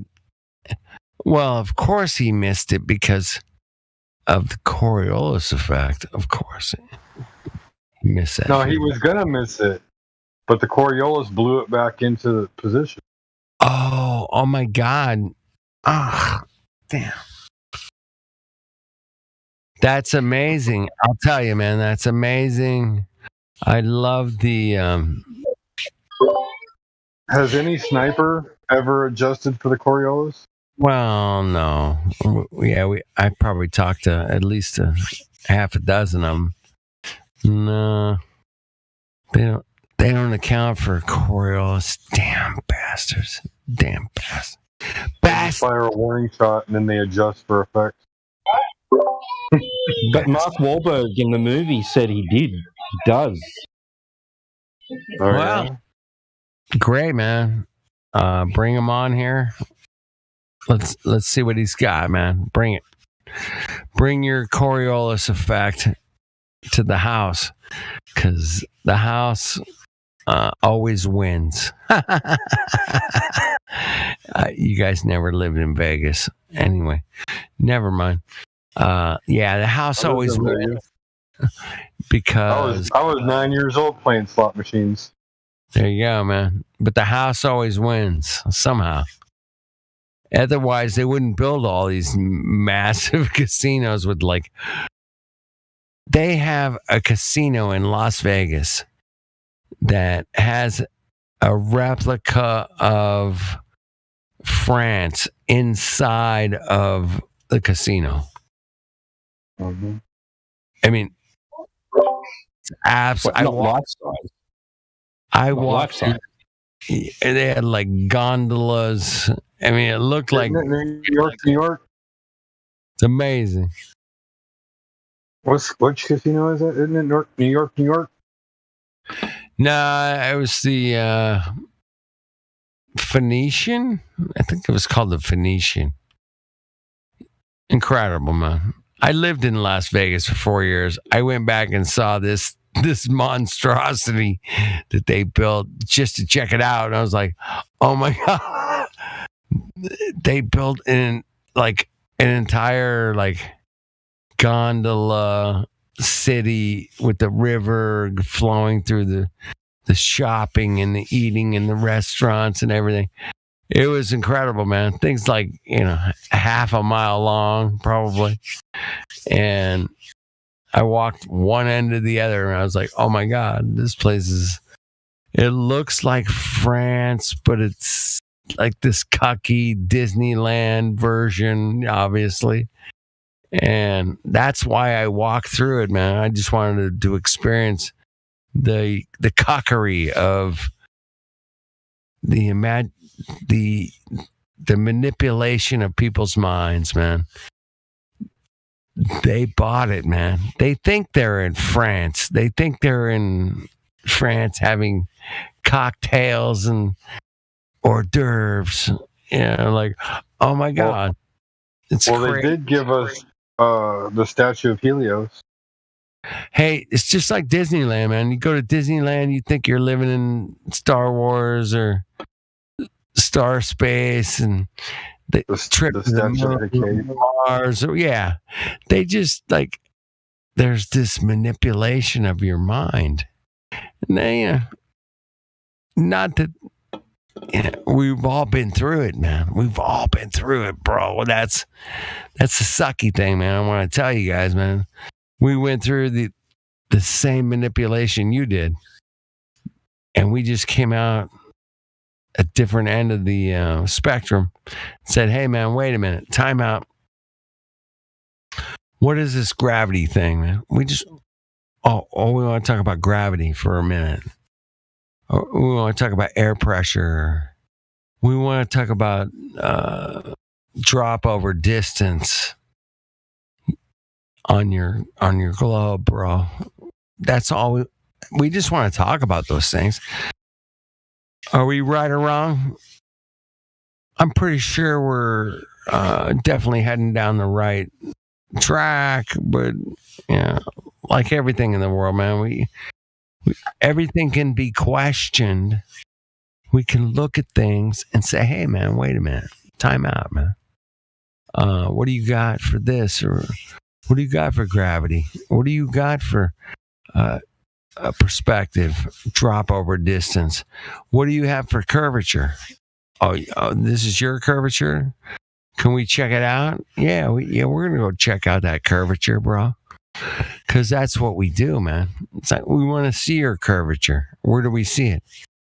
Hey, we went out to the desert and the ocean and we didn't see any curvature, man. Where is it? Well, it's it's because of the mathematical equation that says it's you wouldn't see the curvature because boats go over the horizon. Definitely, guaranteed. Boats go over the horizon and you can't see them. And we checked it out, and it turns out that the boats do not go over the horizon. They don't.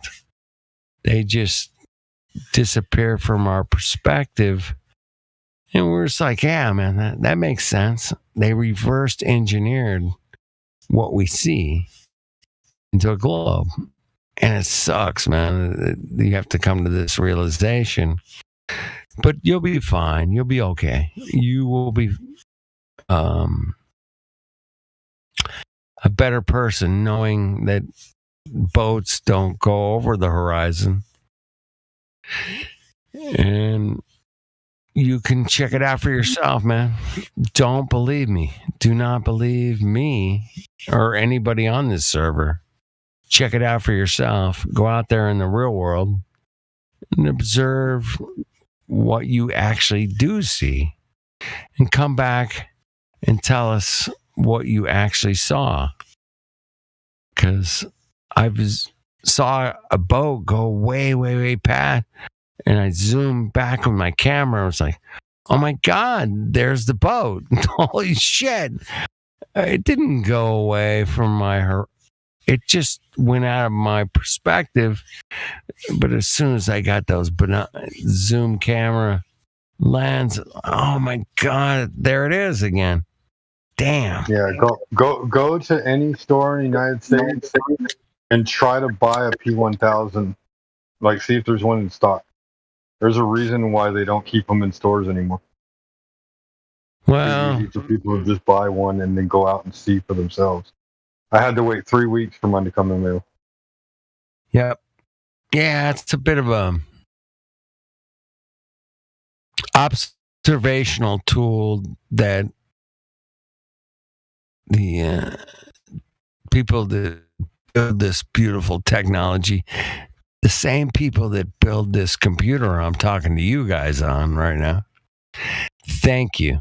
I don't know how it happened, but I'm going to thank you for soldering all those connections together and making it work, baby. Woo. Hey, that's they built these computer systems to keep track of people. I get it, man.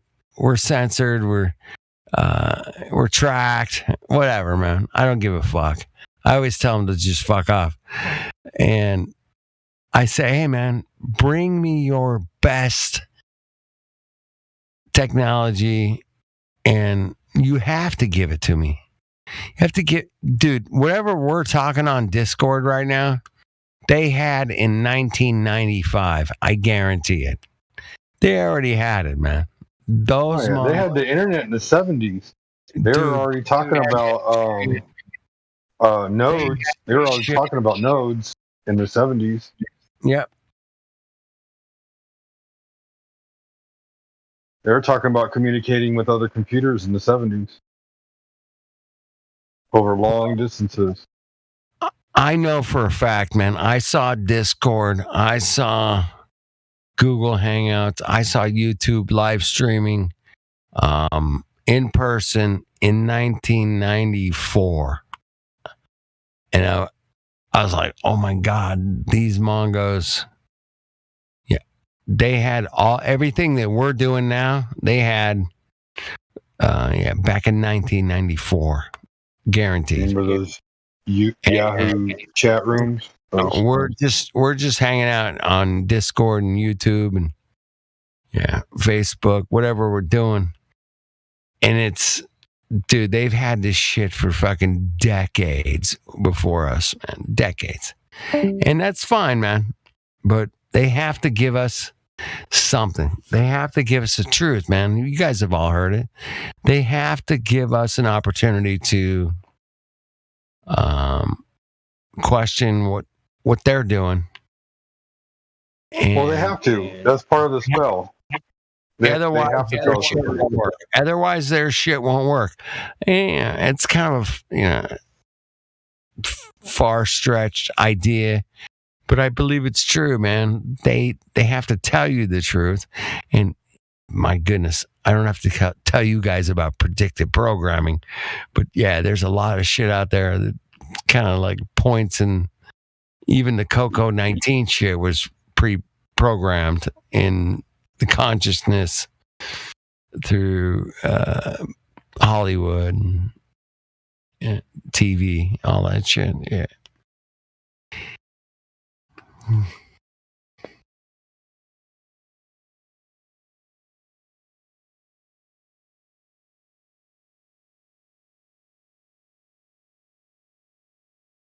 Shout out to YouTube chat, man. Let me shout out those Mongos, man. Who do we got out there, man? We got 1.5 volt holding it down. Bendy Liar. Never heard of you. We got Dale out there in the YouTube chat. Thank you guys for dropping in, man. Click that link in the description. Come on in. I got to go to bed soon, but yeah, jump on in the Discord. Let us know what you think about where we live. That's all. We're not. I just subscribed to the channel, dude. The one in the YouTube. The YouTubes? Yeah, I went to the YouTubes and I subscribed. That way I can type into the chat. To the YouTubes. But yeah, this place is all about inviting new people in and saying, hey, man, what do you know about where you live, man? Is it a club? What did you learn about where you live? How dare you question where you live, Dave? Come on. If you question where you live, that means I see too far. There's no way it's a ball, dude. The water can't be going around the curve like that. Bendy water doesn't add up. What do you know about bendy water? What do you know about bendy water? I dare you. It doesn't exist. So if I piss in a bucket and it's level, does that mean it's bending? Or where does the bend begin of the water? Flat on top. There's no bendy water. Now, if I take a piss and I see my pee go over the bend, it kind of arcs, like a parabolic arc. That's gravity. And my pee arcs. I think it's bendy water. I believe that is bendy water.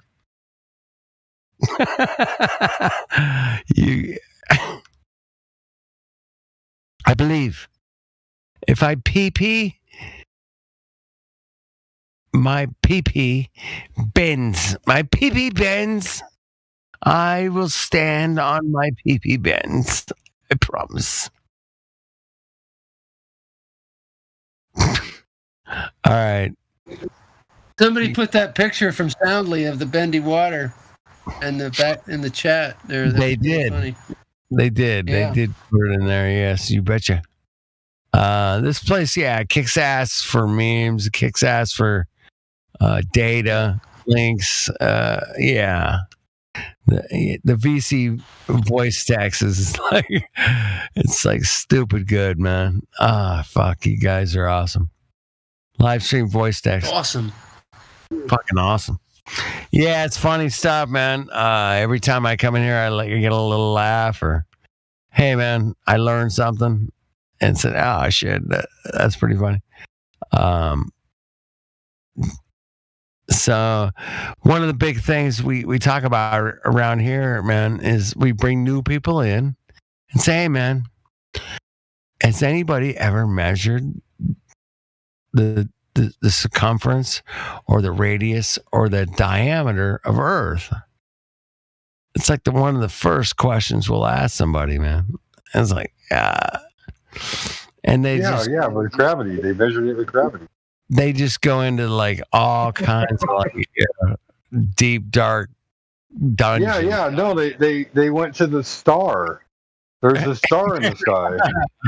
Yeah, I mean, it's like, dude, who measured this ball we live on, bro?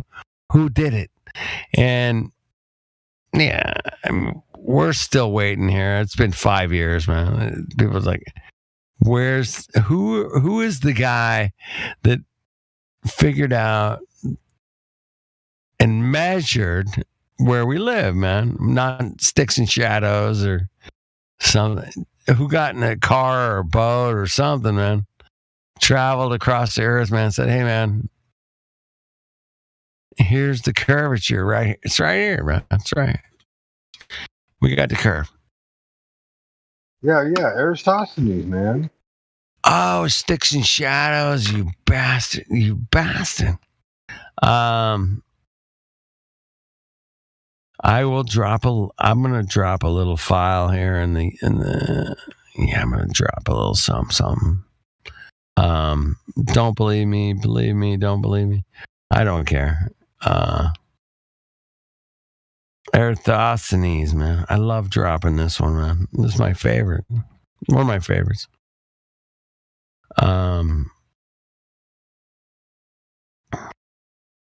It's called does Eratosthenes' experiment prove the Earth is round? And I love this first line here. He's like, if the whole Eratosthenes story provides anything, it's how easily bent out of shape the human mind is. I love that first line, man. That one, it made me smile. This is a fucking PhD guy from University of Vienna. Oh my God. This guy is like a super fucking, Vienna University. Check it out. It's like the top school, one of the top schools in the world, man. It's ridiculous. Anyway, I love that he starts with that, man. It's how easily out of shape the human mind is. How easily bent out of shape the human mind is. And once you realize how easily your mind can be bent out of shape, yeah, you got it. You got it, man. You got this. Once you got that. Once you guys have smoked that, I'm going to grab a beer, take a piss. Derek, Dave, hi. I got a question for you. If the Eratosthenes was the librarian of the Library of Alexander and that thing burnt down, how do we even know about him? Well, there you go, man. Sticks and shadows, dude. Sticks and shadows, baby. The fire refracted everything, dude. Refracted the refraction. Good answer.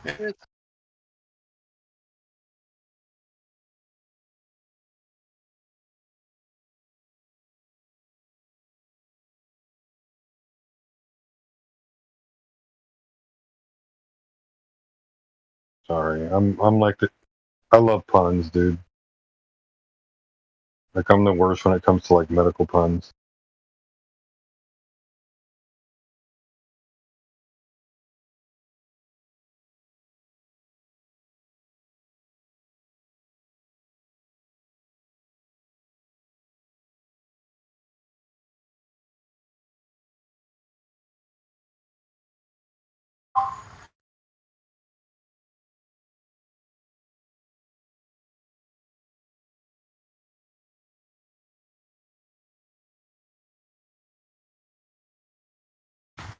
Sticks and shadows. The sticks and shadows refracted the gravity. Actually, if you put a stick here where I live on solar noon on a certain day, the sun, it doesn't make a shadow. It's because it's directly on the Tropic of Cancer. So the sun is directly overhead at solar noon on like June, what would that be, like June 21st, I think. And there's no shadow whatsoever. But of course, that doesn't really prove if that's flat or ball. But it's just an interesting. The solar noon thing is when they ran those tests. Was kind of interesting. Like everybody called in and had their gnomon with their shadow, and they measured the distance and watched it trip go by, and then figured out when solar noon was. And then they compared that with what it said on the sun moon. What do they call that site? There's a site for that tells you what all that's going to be ahead of time. timeandday.com. Time and date. They were comparing timeandday.com to actual reality. Right. They found a lot of differences. There were some differences. That was Subrat. Sounds like an hour. That was Antonio Subrat. Yeah, Antonio. Karen B. It's Sergey. Sergey still wants to do more experiments that, like between Tropic of Capricorn and Russia, and I don't know. I can't quite figure out what experiment he's trying to run. Well, he's in a 24-hour sun in what would that be? The summertime. Yep. At the what is it? The solstice. Yeah. Yeah. And he's done like 3D live streams, or not 3D, 360 camera live streams. Yeah. There's a camera that you can live stream it and control, like it goes around in a circle, 360 degrees. Yeah. He was documenting the 24-hour sun, live streaming. What an effort that was, man. By the way, 360 degree cameras are cool because you see everything. Yep. On one camera. And then the user can look around. Dave, we don't have a 360 degree camera on the moon. Especially when it's a new moon, man. I always thought, why doesn't NASA land on the moon when it's a new moon? And then we can know where the moon is. But it disappears there during the new moon. Yeah, it's just gone, man. It's just gone. Damn. But it's there. But it's there, according to That's the point where it crosses. The moon and the sun are crossing each other at that point. Hey, speaking of moons and suns and everything, coming up here in a few days, man, we're gonna have a Selenilian eclipse on the east coast of America. You guys familiar with the Selenilian eclipse? Lunar. Selenilian lunar eclipse, man. I think I've heard. So do you guys only? Is it only partial for you guys? On the East Coast, it's supposed to be the Selenilian because you can see both the sun and the moon above the horizon at the same time. Yeah. But I think you guys don't get the full version. I think I don't know. From my understanding, people in the south. The solar eclipse or the lunar eclipse? Lunar. It's lunar. Yeah, it's coming up here in a few days, dude. It's like really, really quick coming up. Your 7th, our 8th. 7th, 8th, yeah. And that's when the sun and the moon will appear both above the horizon. And apparently the moon is eclipsed at that point. Wow. How cool is that? Damn. I want to experience that, but for you guys that can, man, please go out and take some video or something. But I'm going to be witnessing the eclipse right here in California. I'm not going to make it to New Hampshire, New England, or New York or nothing. But you guys in New York, over there, man, please observe the Selenilian eclipse for us, man. That'd be cool. That'd be great. So, look out for that upside down shadow. It'll be the right way up in Australia. Well, of course. It's because you're upside down. That's why it's right side up. Everybody knows that. It's just the same thing as like, it looks so fake because it's real. Come on. If it was fake, man, it would look way better. I promise. It would look so much better if it was fake. And that's why it looks so real. Yeah, I heard that they took pictures of the Earth from space, and then like when they made Superman, they superimposed Superman flying over Earth. I don't know. I was just trying to throw stuff out. True, because they said it.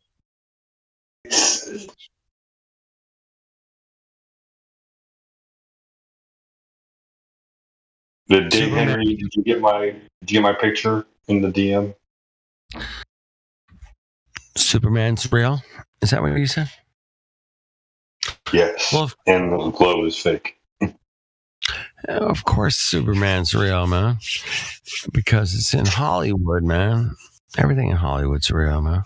Yeah. Space may be the final frontier, but it's made in Hollywood.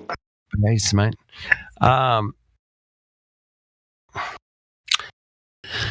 Well, there was this place called Lookout Mountain in Laurel Canyon. Maybe you've heard of it. I don't know. Maybe not. But all the entire nuclear bomb video was produced in this place called Lookout Mountain in Laurel Canyon, man. Where the hippie movement came out of, man. The hippie movement. And the nuclear bomb footage was all filmed. That's a weird coincidence. It's just weird, man. I'm not saying I know exactly what happened, but man, as soon as they landed on the moon, the second after they landed on the moon, man, the major news story in the headlines in America was Charles Manson. Immediately after that. Or was it? No, it's Woodstock. They had the Woodstock and then the Mansons. I think it was one after the other, man. They shifted the consciousness through the Woodstock, from the moon landing to Woodstock to Charles Manson. It was like, oh shit, man. Damn. They totally trick fucked everybody's. Hey, I don't want you looking at those moon things. How dare you? You got to pay attention to something else immediately after going to the moon. Yeah, how about that? Consciousness shift is what I call it, man. And they do it. They did it with all the shit we've been through here, man. From 7-Eleven as a part-time job to whatever. Hey, you know where 7-Eleven came from? You know how they got the idea for 7-Eleven? 7-Eleven. Go ahead. 7-Eleven came about because the store was open from 7 a.m. to 11 p.m. Right? Yeah. There you go. Random dumbass knowledge. How dare you? How dare you? I want you guys to kick me out of here soon. The consciousness of reality through manipulation from the Beatles to like whatever, music or TV or Hollywood, whatever, man. We've all been rocked, and that sucks, man. They tricked us. Tooth Fairy, Santa Claus. Yeah. Pick your fucking trickery, man. Which one do you want to go down? Music industry, Hollywood. Yeah. Did you ever see the old pictures of Mickey Mouse and Minnie Mouse? Oh my goodness. Yeah. Oh, some scary ass shit right there, dude. Shit, man. So yeah, Disney, yeah, all that shit, super creep. We could go down some rabbit holes if you want to go, man. Maybe you don't. I get it, man. I went down rabbit holes I didn't even know I was going down. I'm like, oh fuck. Okay, I gotta deal with it. I gotta like check myself and say, hey man, there's some funky shit going on out there, man. It's really, really funky shit, bro. And it's okay. Man. It's all right. Of course, there's funky shit going on. What else would you expect from people that are absolutely psychotic, that basically run the world, man? They're psychotic, and it's like, oh shit, we're being run by psychopaths. Oh my god, what a bummer, man. Shit, man, what a drag. But unfortunately, we have this place to come here and know that and say, hey man, okay, how do we objectively disagree with them through our own, say, at least, I always say, man, it's great to just tell them to piss off. It's like, yeah, you see a story. I had somebody teach me this a long time ago, man. It was this politician's running for the Congress or whatever. Just turn that page, man. Don't even look at it, man. Just tell them to piss off. Put your energy into their negative energy, and it's like, man, it comes back to you positively. And it's like, okay, I dig that, man. Yeah. If you see a story and the headline just says, you're interested or not, man, just move on. Just move on. Next. Don't get sucked in, man. Don't get sucked into their bullshit stories, man. Don't get it. Yeah. Just be aware that they're trying to suck you into their stories, man. They're trying. They want you to lose sleep. They want you to lose sleep over it. They want you to waste your energy. Yeah. They want to drain you. They gotta suck your energy, man. And my goodness, the last 3 years have been monumentally sucking our energy from this whole Coco fucking nightmare bullshit, man. We're like, dude, oh, fuck. And if now anything, it backfired on them, dude. Yeah, kind of. Well, I think I was even out there calling and saying, man, this shit ain't gonna work out.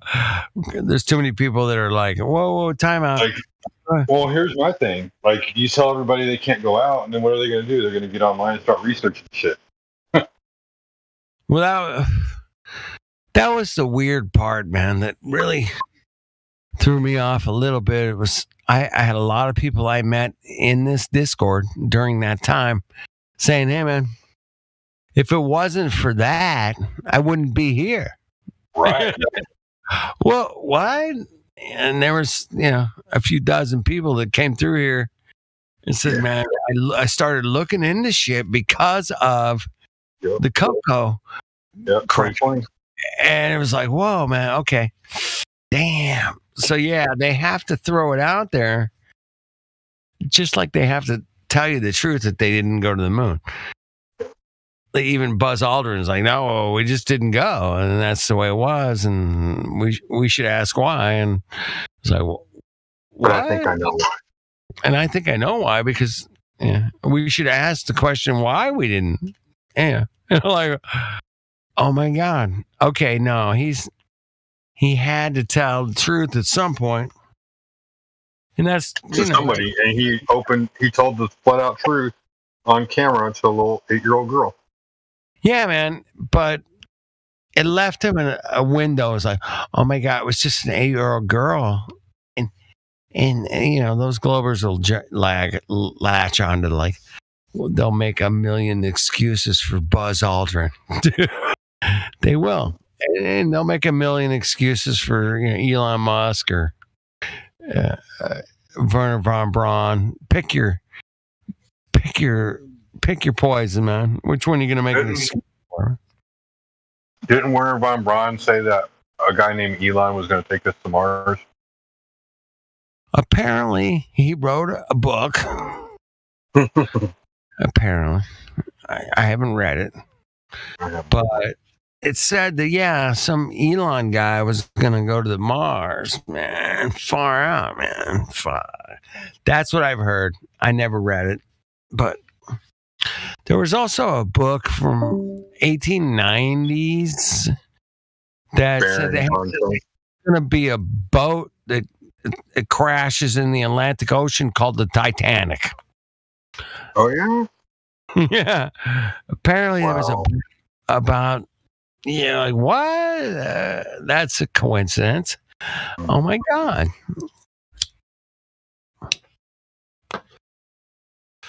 So, predictive programming or time warping, I don't know. But the facts that we can see way too far on your little spinny globe that we're not spinning. And we can see a little too far on your... Yeah, it's a problem, man. I know you guys lose sleep over it. But we worked out some geometric shapes and said, hey, man, no dice, no shirt, no shoes, no service, bro. You're done. Yeah, but you keep coming back with refraction this and refraction that, and we got the Fata Morgana. That's my new favorite, man. The Fata Morgana. Oh my goodness, I love her, man. It's so gay. Fata Morgana. You can't. It's so hot. It's so hot. People, Fata Morgana, totally. Anyway, that's my new favorite term that these Mongos came up with, man. Like, well, of course, the Black Swans. It's the Fata Morgana. Without the Fata Morgana, and yeah, fuck off. It's hilarious. Anyway, Gizmo, I just put it in the voice text about Elon. Okay. There it is. Did you Timbo rolling it, dude? That guy upside down, man. That Timbo guy, so upside down. Here's what I don't understand. If refraction is the reason why we can see things further away, then why can't I see them further away on their own? Why do I need a lens that can see further for me? Well, that's my question, man. Why can't I see left or right further away? Yeah. Why can't I see around the corner of that building, man? Why? I mean, if your refraction works, in all directions, apparently, I should be able to see around the building, not just that it's raised up above the curvature. Which one is it, Captain? Which one? Yeah, I didn't think you had an answer for that one. But yeah, good on you. Good on you. That's a down under term. Good on you.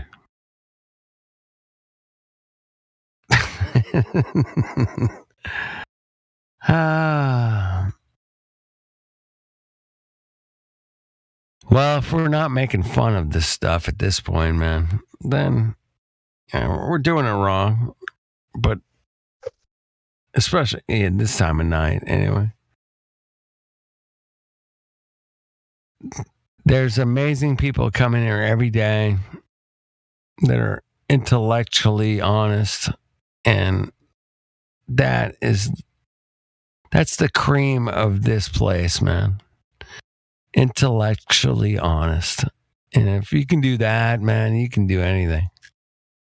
And you want to kick around, quantum theory or whatever, man, good on you. Good for you. Go ahead and do it, man. But if you want to kick around objective reality or space-time continuums, there's a place for you, man. You want to kick it around, man. That's great, man. Nobody's gonna discourage you coming in here going, I know for a fact that the quantum mechanics work throughout the entire solar system without a doubt perfectly. We're like, oh, okay, that's great. Thank you. What do you got? And we will question it, man. We will tear it up. We will research it. We will interview it. Yeah, that's what we do around here. And so, yeah, don't be afraid to come in with some crazy ideas about how you think this place works. Don't be afraid, man. Come on in. But I will say this. Our first question to you, where is the curve? And if you're going to say, well, what do you mean? Well, curvature is observable and measurable. And I have a picture to prove it. Don't ask me to drop it now, because Flat Earth dude don't want me to drop it. Well, I do not want you. No, please do not drop that shit again. If you drop that shit, no.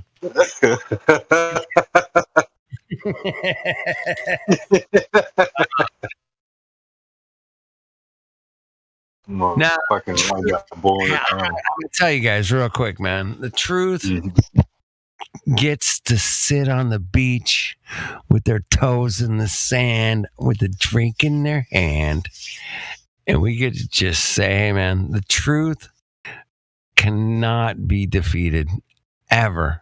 And I've seen these guys come in here and try to defeat the truth, man, and it's a disaster every fucking time, man. It's a disaster. And I laugh and I'm like, oh my goodness, that dude, oh my God, he went to why would they lie? Like, oh my God, he was doing so good. He was right there, man. He was well, why would they lie? And it's like that was their last ditch effort at any kind of cognitive awareness of anything, man. Why would they lie? I've been there, man. If you come in here with courtesy and respect for the fact that we aren't stupid. Yeah, exactly. Like, don't stop assuming we're stupid because we question the globe. It's not even that we're believing in flat Earth. You like, there's globe people and then there's flat Earth people. There's one side or the other, right? So you're just going to call us flat Earthers because we don't believe in the globe. We're just questioning the globe, straight up. Like, put that flat Earth shit aside. Yeah, man. We're mocking you by calling ourselves flat Earthers. Well, they gave us this title. You're a flat earther. Oh my God. Yeah. You're the worst human being that ever lived. And we're gonna take the rainbow back too. And they kind of like suck that term into that narrative. That's fine, man. Enjoy it, man, while you got it, because it's not reality, man. Reality is the people that look into where they live are the smartest people you'll ever want to meet. Whether you want to meet them or not, that's up to you, man. But we're going to question every single thing, man, and say, hey, man, wait a minute, time out. But that's not what happened, 2.5, almost 3 years ago. Everybody went, oh my God, I got to do this thing because my job, and I got to put this thing in my face, and I got to go to work, and I can't go to work, and I have to teach my class from home, from a computer screen. Oh my God. I've never done that before. This is an entirely new frame of reference. How do I teach a 5th grade class on the computer? Oh my God, I have to learn how to do this. Oh, you have to use this program. It's called Zoom, and everybody logs in. And These are the commands. what a nightmare, right? So I know at least half a dozen teachers, man, that I talked to them about. I'm like, how is that? Teaching your class from a computer, how'd that work out? And they're like, it was a fucking disaster. Yeah. Every single one of them would say, yeah, that was the most stressful thing I've ever done in my entire life.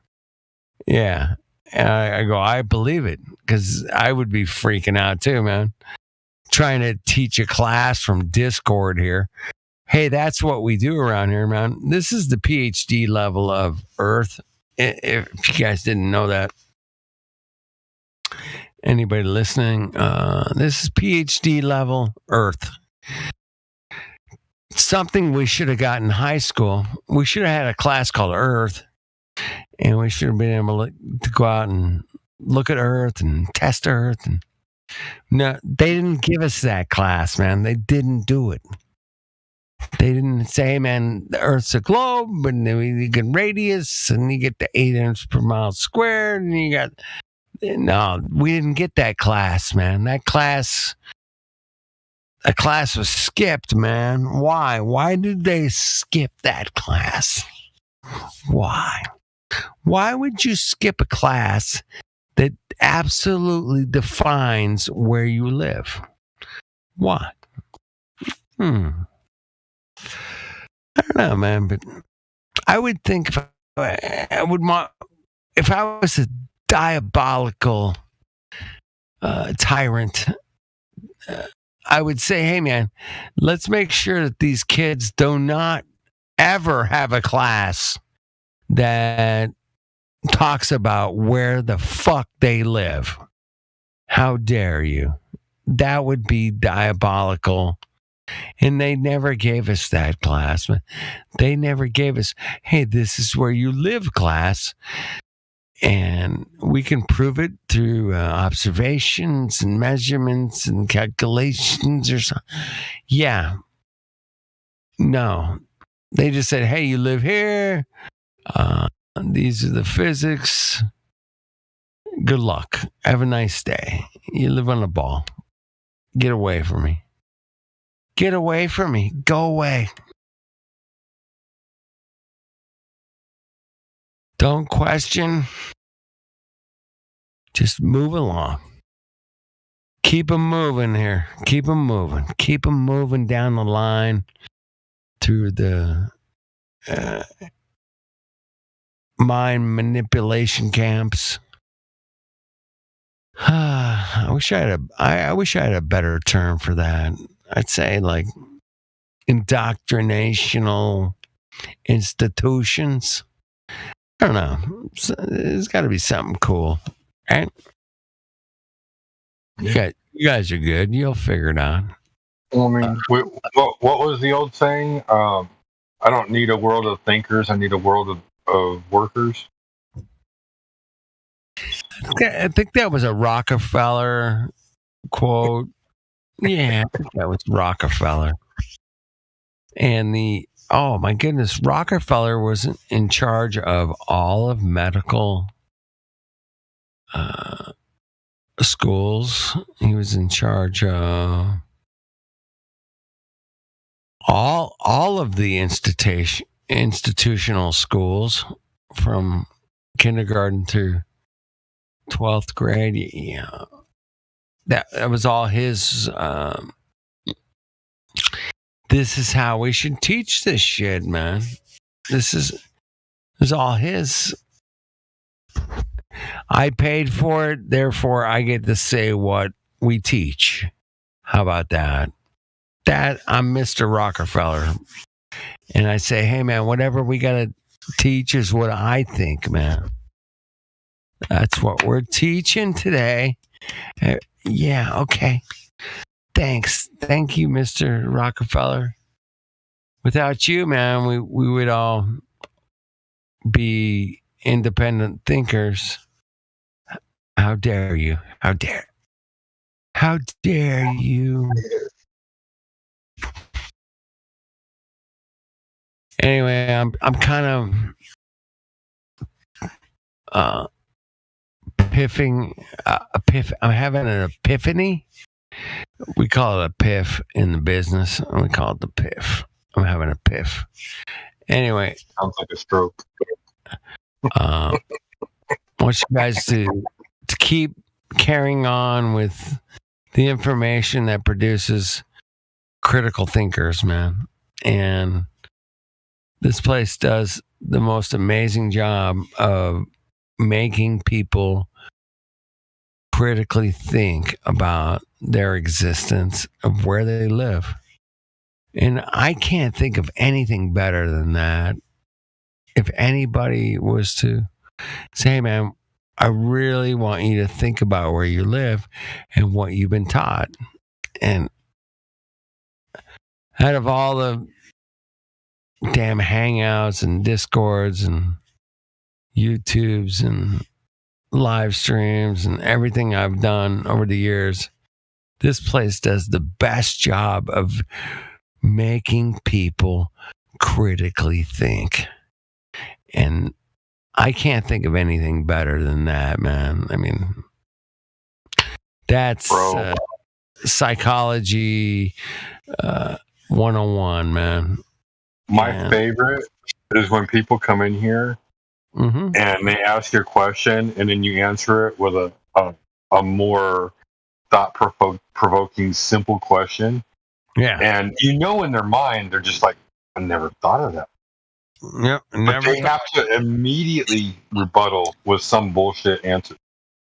Well, that's the programming that they were taught that they will revert to immediately. And it's a trained response. And we've seen it over and over and over again, a trained response. And I think one of the great questions is that people that believe in gravity will immediately revert to something they learned in 5th grade, right? And it's like they really don't have an understanding of what they're talking about, but they'll just bring it up because it answers all those questions, man, in their mind. It's gravity, man, guaranteed, man.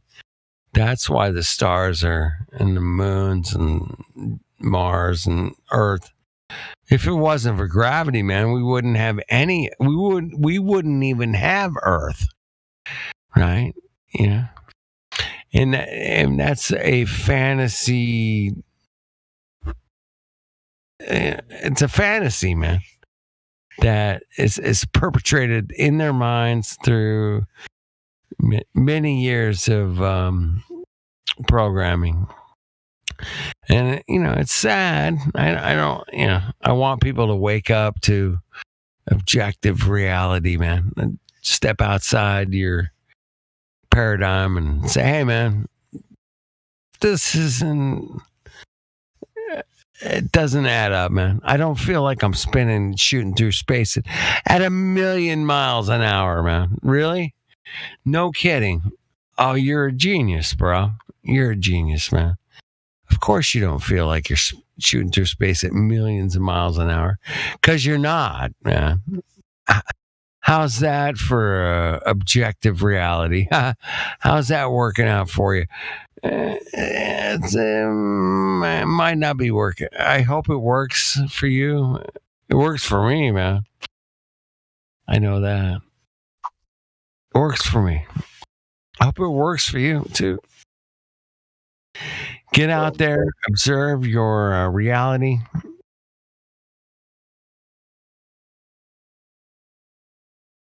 Question where you live. Go find the answer. How dare you question where you live? So there's been 500 different cosmologies presented through all of human history. And it's like, okay, we got one. This is it. That's it. You guys, how dare you ever question your cosmology? if you're a flat earther, you're questioning the globe. Oh my God, how dare you? How dare you question the globe? And cosmologies are, they're subjective, right? And objective. We see this beautiful sun and the moon, and stars go across our head every night, bro. Every day. I'm not making that up, bro. The sun goes from here to here. Oh my God. Every day. It goes from there to there in the winter, and it goes from here to here in the summer. And we've all figured out that those lights above our head go from here to here. Oh, of course it's a globe. It wouldn't happen any other way. How dare you? How dare you question the sun and you're not spinning and the globe and the. No, wait a minute, man. Eyewitness. This was brought up earlier this evening, man. I was like, do you witness the stars going from east to west? Well, I definitely see the moon and the sun going east to west. Most of the planets go east to west. I get it, man. Now, if you look at Polaris, the stars around Polaris make a circular pattern, but the ones on the horizon definitely go east to west.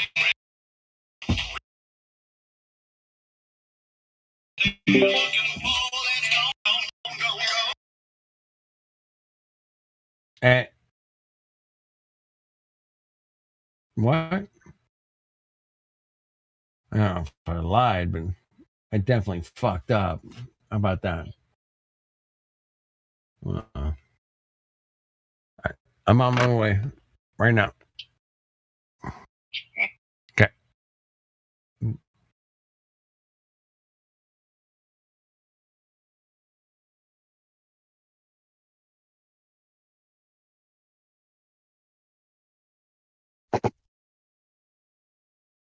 I guess that's the end of that.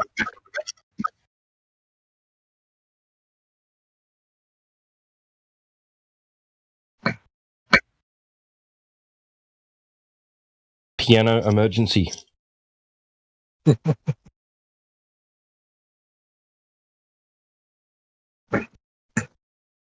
I'm building up my collection of memes, Quad. You like?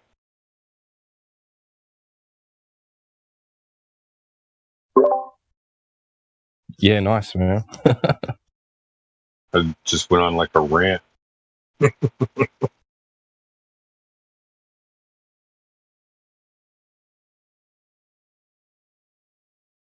Oh, that's cool. Yeah.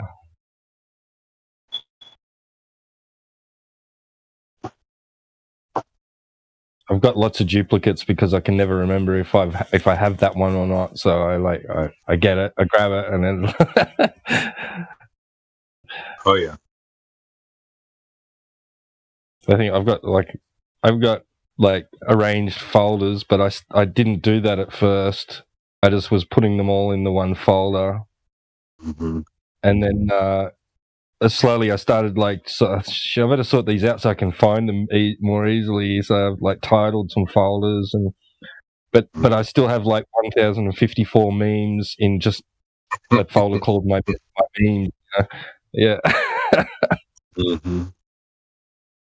There's just shitloads. Hey, do you have my meme about curvature? Yeah, I've seen that. Yeah. I'm telling you, it's the best meme out there, dude. You tell me there's curvature, show me the curvature. It's observable and measurable. Show me where it's at. Yeah.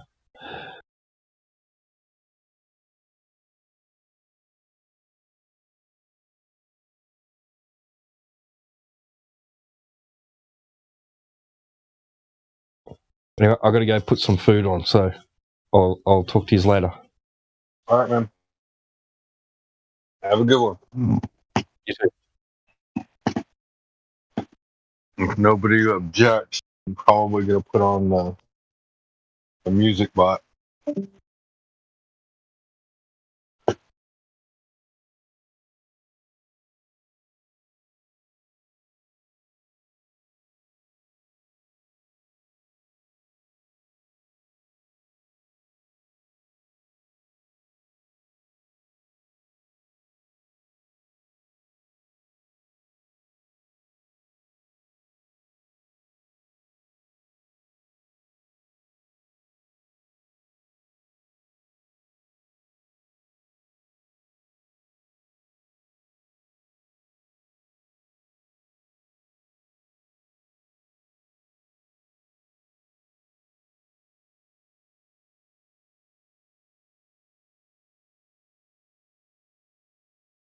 For all you out there listening, since I'm the only one, I wish y'all a wonderful night, morning, and day. I'm going to get some rest. I leave you with the bot.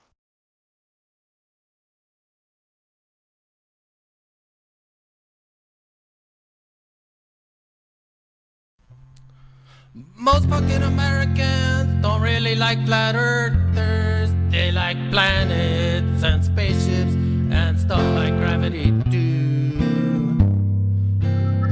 Most fucking Americans believe they're NASA and they're JAXA and ESA and some dude named Musk. Most fucking Americans don't like to worry about the spinning because they say does it so slow. Most fucking Americans have an education and think the globe's real because they took science and got a B.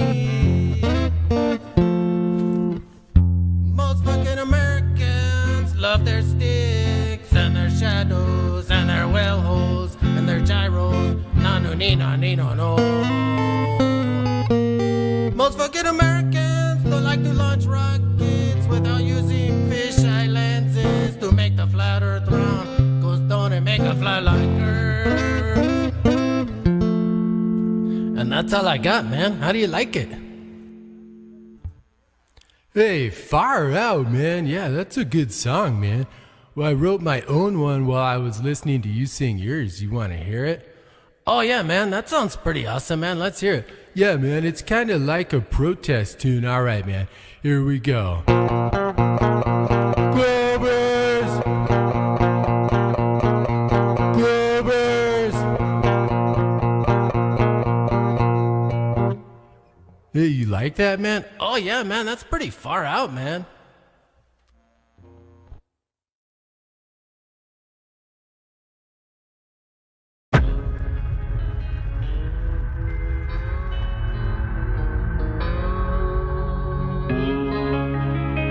An area as big as the United States that's never been seen by a human being.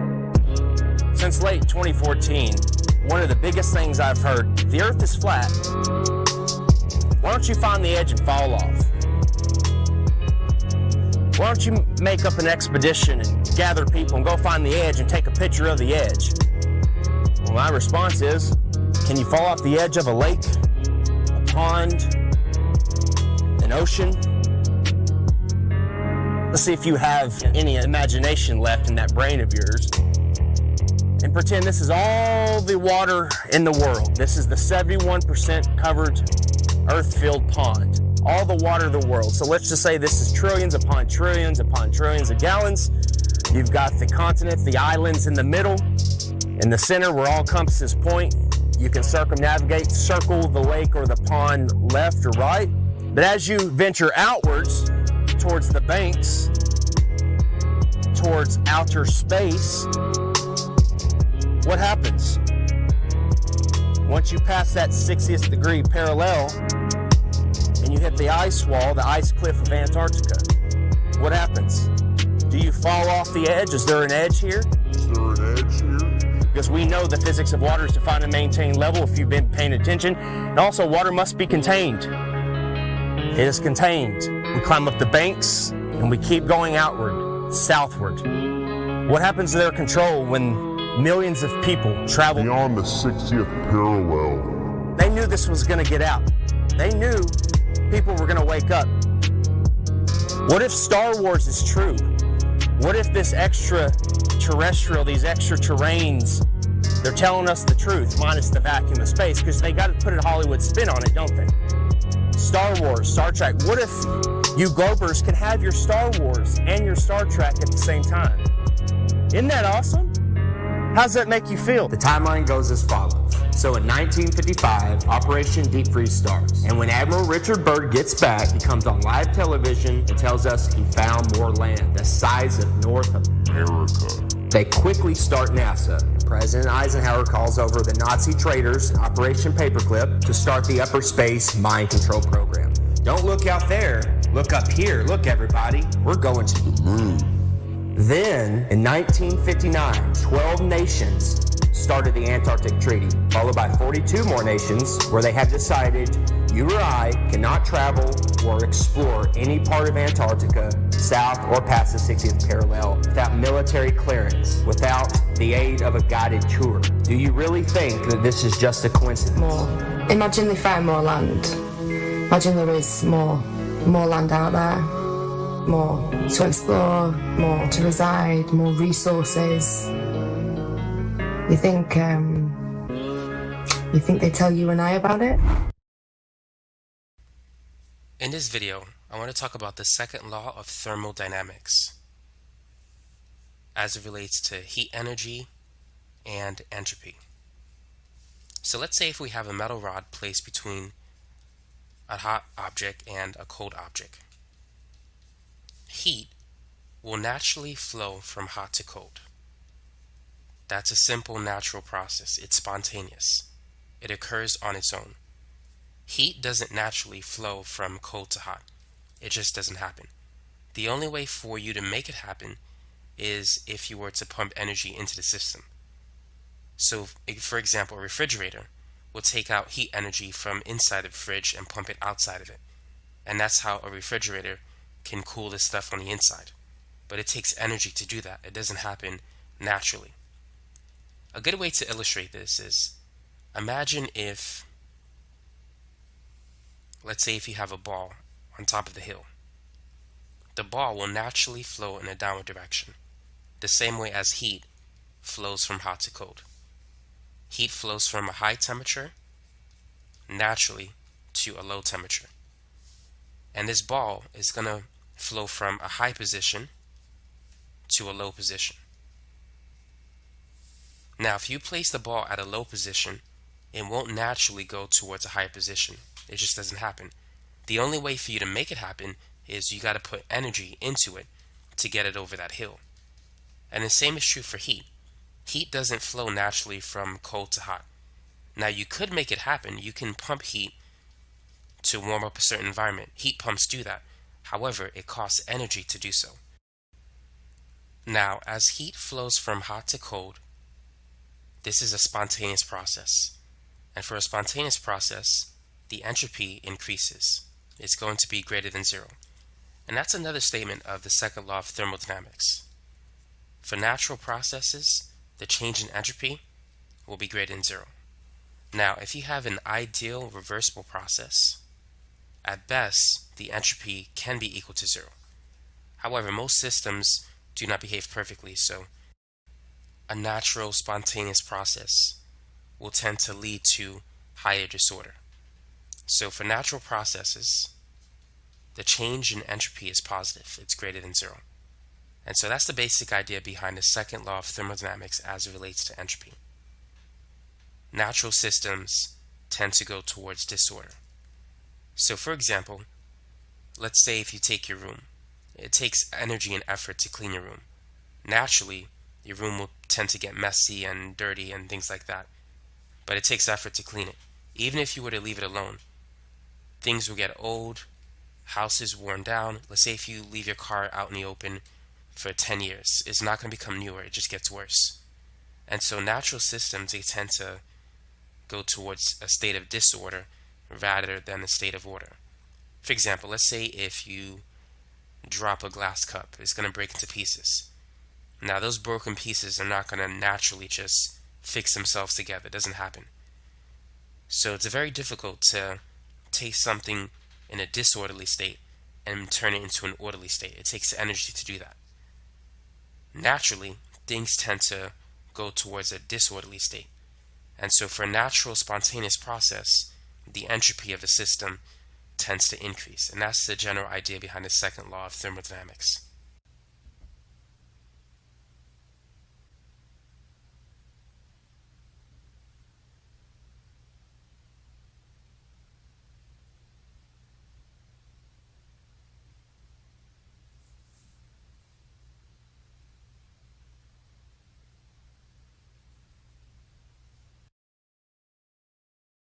And it's really cool. One thing that he found in here, which is an absolute burn on the Himwari, people try to use the Himwari as, oh, that's our evidence. We've got these live feeds all the time. And one thing that he found right in here was the site description text. And this is great. So it says, all images in the GOES archive are processed in the McIDIS using GOES Channel 1, Visible, and GOES Channel 4 infrared data. The underlying colored land image is from the NASA Blue Marble Next Generation dataset. Now, he also has, this is the same for both Himwari and GOES. They're admitting straight up that these images that they're putting out here and people are claiming as live are composites. I mean, here it is, right in their own FTP site. So, again, Jaron, that was a great find that you found on this, and Archer Sage just took it further. He did several videos on this, so if you haven't seen it, guys, yet, check out Archer Sage's channel and check this out. So were you aware of this, Jaron? Had you seen this yet? Yeah, awesome job. That's why I put stuff like that out. And, Bob, can you share the your screen again? I'm not seeing... My screen? Oh, I'm sorry. Yeah, I'm sorry. I forgot to share. I'm sorry. Bad. Whoopsie. You're fired. I'm fired. I'm sitting here pushing the wrong button. I'm just going to suspend it for 6 days. We'll see you next Sunday. All right, so there, you guys should have it now. Are you seeing me now? Perfect. Okay, cool. All right, so sorry about that. All right, so, Archer. Hello guys, hope everyone is doing alright today. We're here to talk about these 7 impossible commercial flights that prove Earth is not a globe. Once we go through all these 7, you're going to understand and see that Earth cannot possibly be a globe. They can make it some of the flights if they use some of these aircrafts, which are known as ER, Extended Range Aircrafts, where they add extra fuel tanks to make these aircrafts to have a greater autonomy. It's known that several aircrafts in the world, especially presidential aircrafts, one LATAM mechanic from South America said that it's possible that this technology is used on the flight Sydney to Santiago, where the aircrafts are equipped extra fuel tanks. Let's go ahead and get started with our countdown, starting from number 7. Number 7. Commercial flights from Argentina to India flying over Africa with a stopover anywhere below the equator. Now, one thing that you will never see is one flight from Buenos Aires or anywhere in South America, Montevideo, Sao Paulo, towards New Delhi in India with a stopover in Africa. Especially if it's below the equator. You're never gonna see anything like that, or even in north of Africa, you're not gonna see. What you will find are flights like this one, where from Argentina you have to stop in Europe. So a flight from Argentina to India can only happen with a stopover in Europe. Why not anywhere in Africa? You won't see any flights stopping there from South America because it's not possible. The only way that you can fly from Argentina to India is through Europe. You will find stopover in Amsterdam, and just like is explained here on the flat Earth map, This is the way that you fly from Argentina, South America to India. You can only stop in Europe. There's no way you can understand, looking at the flat earth map, that this flight cannot really stop in Africa. Let's go to the next one. Direct commercial flights from Wellington, New Zealand to Johannesburg in South Africa. If you look at the globe, in theory, the distance between Wellington and Johannesburg is 7,305 miles, much less than the distance from Sydney to Los Angeles. But when you look at the flat earth map, you can understand why this flight cannot happen on the globe, because the distance is much greater. I have found this one from Wellington, stops in Brisbane, Australia, and then Doha in the Middle East, and then to Johannesburg. You can also find stopover in Hong Kong and one via Dubai. If you look at the flat earth map, you can understand why they offer these stopovers either in Dubai, Doha, or Hong Kong from Wellington, because Earth is flat. There's no other way on the globe. Looking back here, you see how the flight would have to go up above the equator and then down again to South Africa. But if you look at the flat earth map, you can easily understand why this flight will cross the equator 2 times, because it's going from a farther distance from Wellington to Johannesburg. Let's go to the next one. Direct commercial flights between Sydney, Australia to Lima, Peru. Now this is one flight that I really would like to see. The distance between the two cities, 7,948 miles in theory, but if you look at the flights, the Qantas flies from Sydney to Houston, it's much closer. Since there were many Australians stuck in Peru amid COVID-19 outbreak, and it shows that there are many people willing to travel to Peru from Australia. Then you think there are many people who travel there actually, and there should be a flight from Sydney to Lima, Peru, but since Earth is not a globe, it's not possible because the distance is much greater. Just look here on the globe. This flight from Sydney has to stop in Los Angeles and then go to Lima, Peru. And why not a straight flight from Sydney to Lima, since the distance is about the same from Sydney to Los Angeles, but it's impossible because Earth is not a globe. And this is how this flight really works. From Sydney, it has to stop in Los Angeles because Earth is flat. There's no other way. Crosses the equator to Los Angeles and then crosses again to Lima, Peru. Earth is flat, and here's one more proof. Let's go to the next one. Direct commercial flights between Auckland, New Zealand to Lima, Peru. So if you think the distance between Sydney to Lima is too big, so why not fly from Auckland to Lima, Peru? Why not a direct flight, since the distance is only 6,687 miles in theory? Machu Picchu in Peru is one of the new 7 wonders of the world. There would be plenty of people from Auckland, from New Zealand, or coming from Sydney, Australia, with a stopover in Auckland to catch this flight to Machu Picchu. 6,687 miles. That would take it 13 hours, 12 hours, and it would be an easy flight on the globe if that was possible. Let's now compare here on the globe one more time. This is how it would look like on the globe, but since Earth is not a globe, there's no way these flights can take place. These flights can only happen on a flat Earth. From Auckland, they would have to work like this, from Auckland through Los Angeles and then Lima, Peru. That's how they fly now, because it's not possible to fly a straight flight from Auckland to Peru. The distance much bigger than the theory of 6,687 miles. Let's go to the next one. Direct commercial flights between Wellington, New Zealand to Lima, Peru.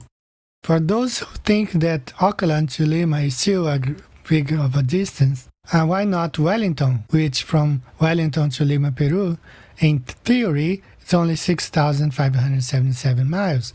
Aussies could fly over, stop over in Wellington, and catch the flight to Lima, to Peru. So here on the image, you can see how this flight would look like on the globe.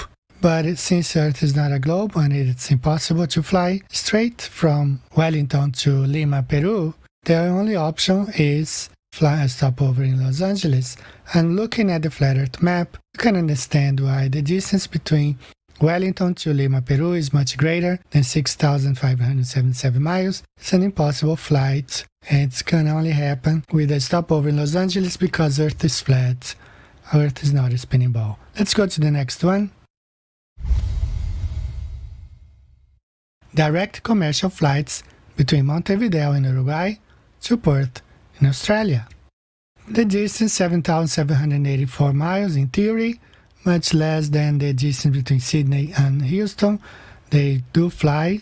Qantas has a flight to Houston or Dallas, which is over 8,000 miles. So this flight should be possible if Earth were a spinning ball, just like the flights from Buenos Aires to Perth. That should be possible if Earth was a ball, but since Earth is not a ball, these flights can only happen either through Europe or with a stopover in Houston and Los Angeles and Sydney and then to Perth. So if you look at the comparing both the globe and the flat Earth, you can understand why a flight from Montevideo to Perth takes 38 hours, because it's not possible to fly on the bottom of a spinning ball because the Earth is not a ball. Look at the flat Earth map, you can easily understand why these flights cannot happen and does not happen and would never happen because Earth is not a globe. It can only happen on the flat Earth map with the stops in Los Angeles and Sydney and then finally to Perth. And let's move to our last one. Direct commercial flights between Auckland, New Zealand to Mexico City. The distance in theory is only 6,803 miles in theory. Mexico has a lot of things to offer. It's one top tourist destination in the world. Many people from all over travel to Mexico to visit the ruins, the Aztec ruins, all the ancient cultures there. And Australians have to fly to Los Angeles as well as the Kiwis. They also have to fly to Los Angeles and then go to Mexico. Why not a direct flight from New Zealand to Mexico City? Well, the answer is simple. Earth is not a ball, so there's no way one can fly from Auckland straight to Mexico City. Even though the distance would be just over 6,000 miles on the globe, it never happens. It won't happen ever because Earth is not a globe. Quick look here on the flat Earth map. You can understand why a flight, people from Auckland, people from New Zealand, Australia, and they all have to fly to Los Angeles and then go to Mexico City. So here are 7 impossible commercial flights that prove Earth is not a globe. It's in your face. The evidences are out there. If you don't want to see it, you can close your eyes, but Earth is flat, and denying it, you don't benefit anything to that. Why would you just trust these people who are trying to kill you right now? So guys, this is all for today. Thank you for watching. I hope I'll see you next time. I don't know, things are getting crazy day by day, but take care. See you next time. Bye bye.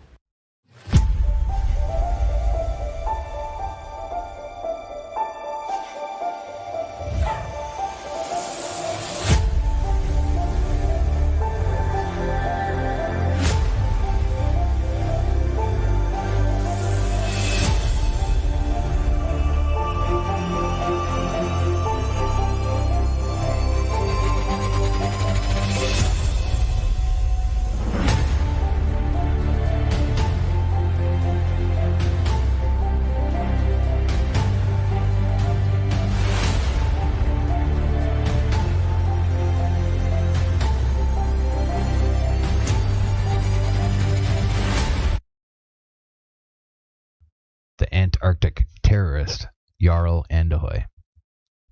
Tromsø, Oslo, Norway. The Dagbladet. Polar explorer and television celebrity Jarl Andahoy, 38, sits in the dock, the Nord-Troms District Court, accused of having carried out his third voyage south of the 60th parallel in Antarctica without permission from the Norwegian authorities. He is also accused of having sailed without insurance, so the provisions of the Antarctic Treaty requires. The expedition took place a year ago, where, among others, comedian Anne-Kat Herland, 43, and rock guitarist Peter Barley, 50, was on the journey. The voyage constitutes television program Berserk in Pioneer Waters, which premieres on TV Norge tonight. There's an advanced sentence. Andahoy believes the charges against him are baseless.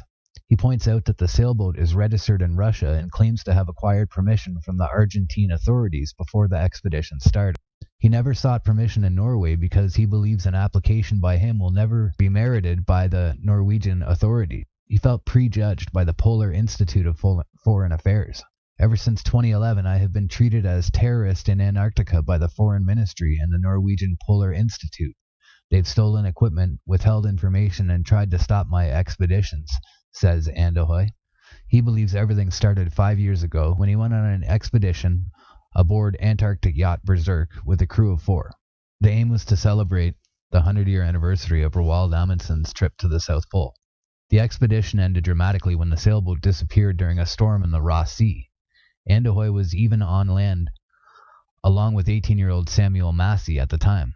Comrades Robert PCP, who is 34, Tom Gizel Bellica, 36, and South African Leonard J. Banks, 32, were never found.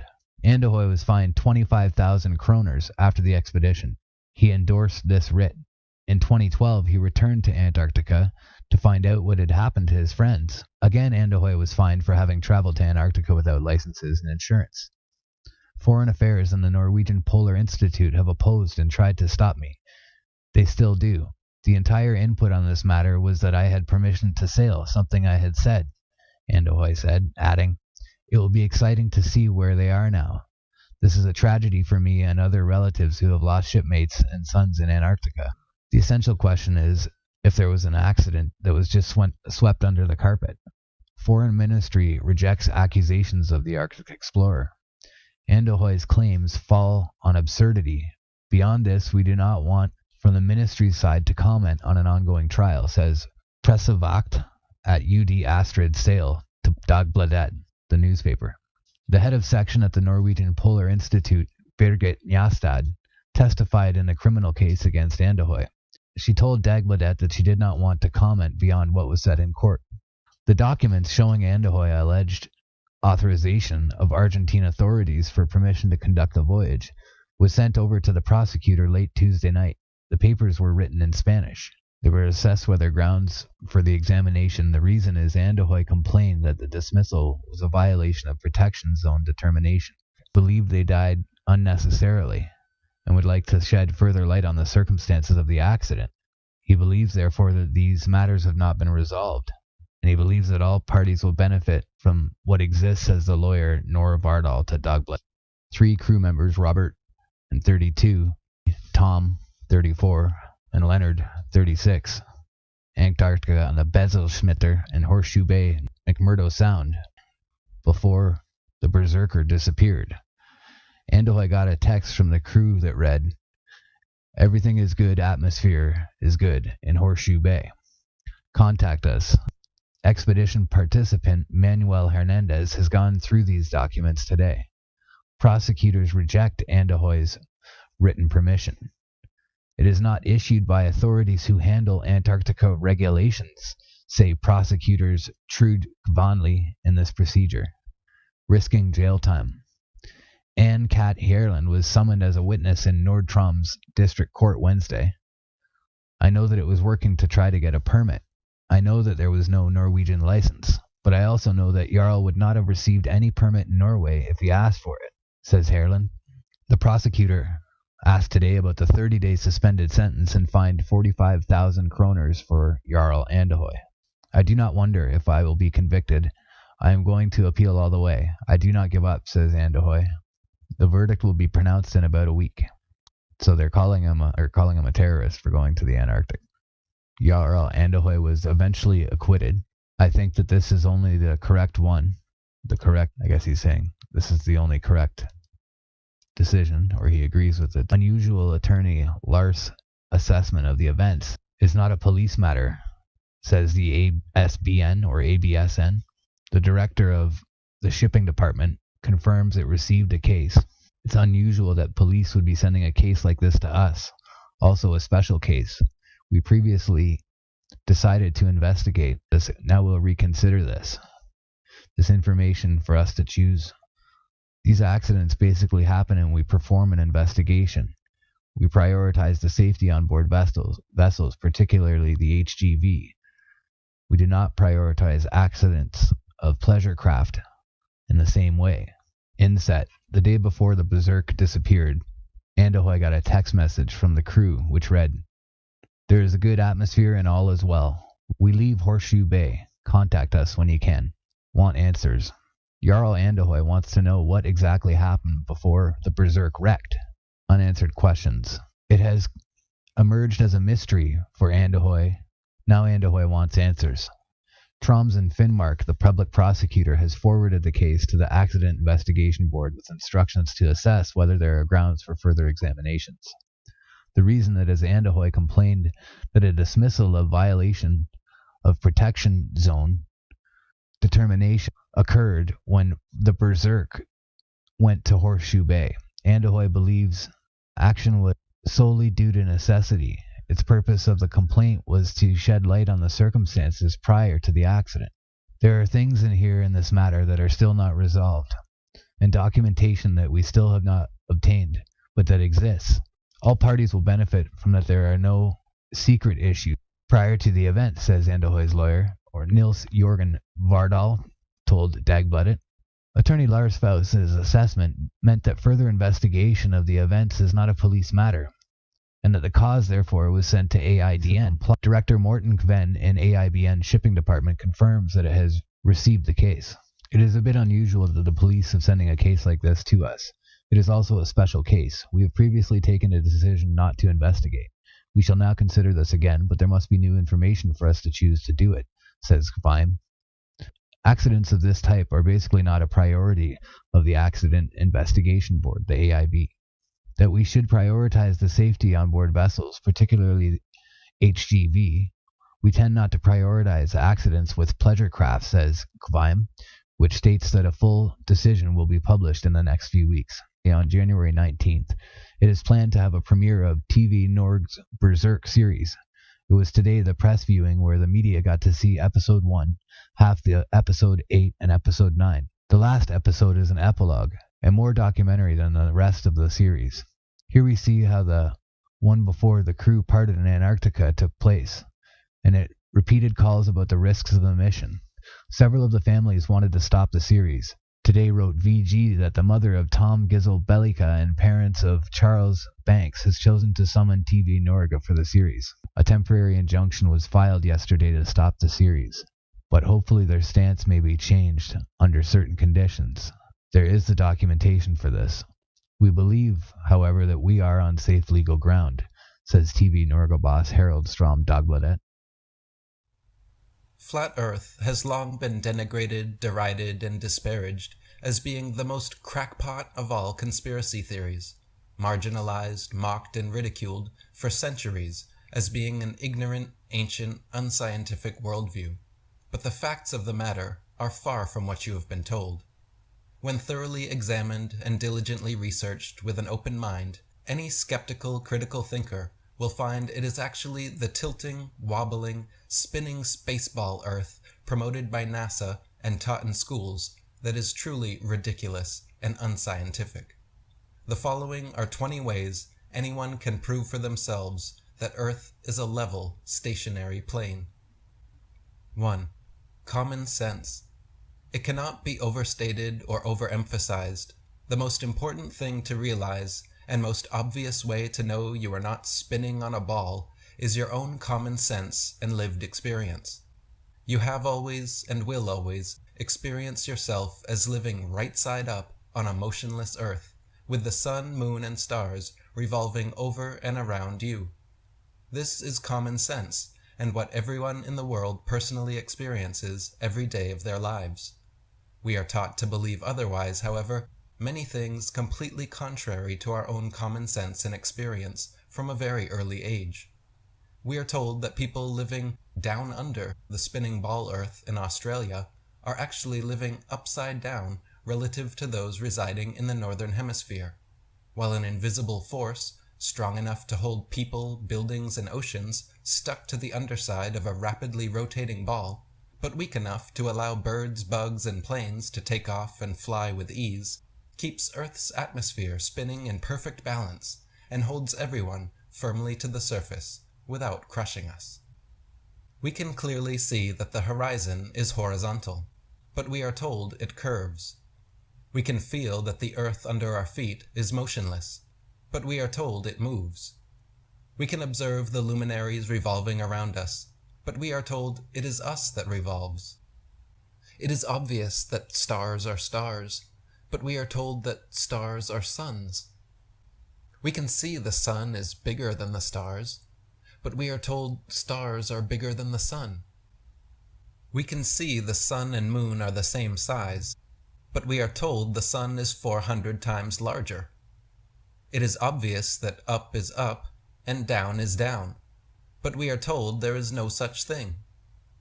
As stated by flat earth author David Wardlaw Scott, with the modern astronomer there is theoretically neither up nor down, though his experience belies his assertion every time he looks up to the heavens or down to the ground. Such aberration of intellect is really to be pitied. The 3rd century philosopher Lactantius was similarly perturbed about the idea, stating, "A sphere where people on the other side live with their feet above their heads, where rain, snow, and hail fall upwards, where trees and crops grow upside down, and the sky is lower than the ground? The ancient wonder of the hanging gardens of Babylon dwindle into nothing in comparison to the fields, seas, towns, and mountains that pagan philosophers believe to be hanging from the earth without support. Truly, the idea that people are standing, ships are sailing, and planes are flying upside down on certain parts of earth, while others are tilted at 90 degrees and all other impossible angles, is utter absurdity and an affront to common sense. In fact, common sense is the first casualty of globe belief. No child or unindoctrinated man would ever conclude or even conceive, if given to their own devices, based on their own personal observations, that Earth was a spinning ball revolving around the sun. When children are indoctrinated from a very early age to abandon their common sense and lived experience of a geocentric plain Earth in favor of this nonsensical, heliocentric globe model taught in schools, a schism occurs in their psyche. No longer can they trust their own senses and experience, and instead must trust information completely contrary to it, taught by supposed experts and authority figures who insist their version of reality is correct. When children see that every adult around them believes wholeheartedly in the spinning globe, and hear that only our ignorant, unscientific ancestors believed otherwise, they readily abandon the empirical evidence of their senses and adopt the prevailing nonsensical model.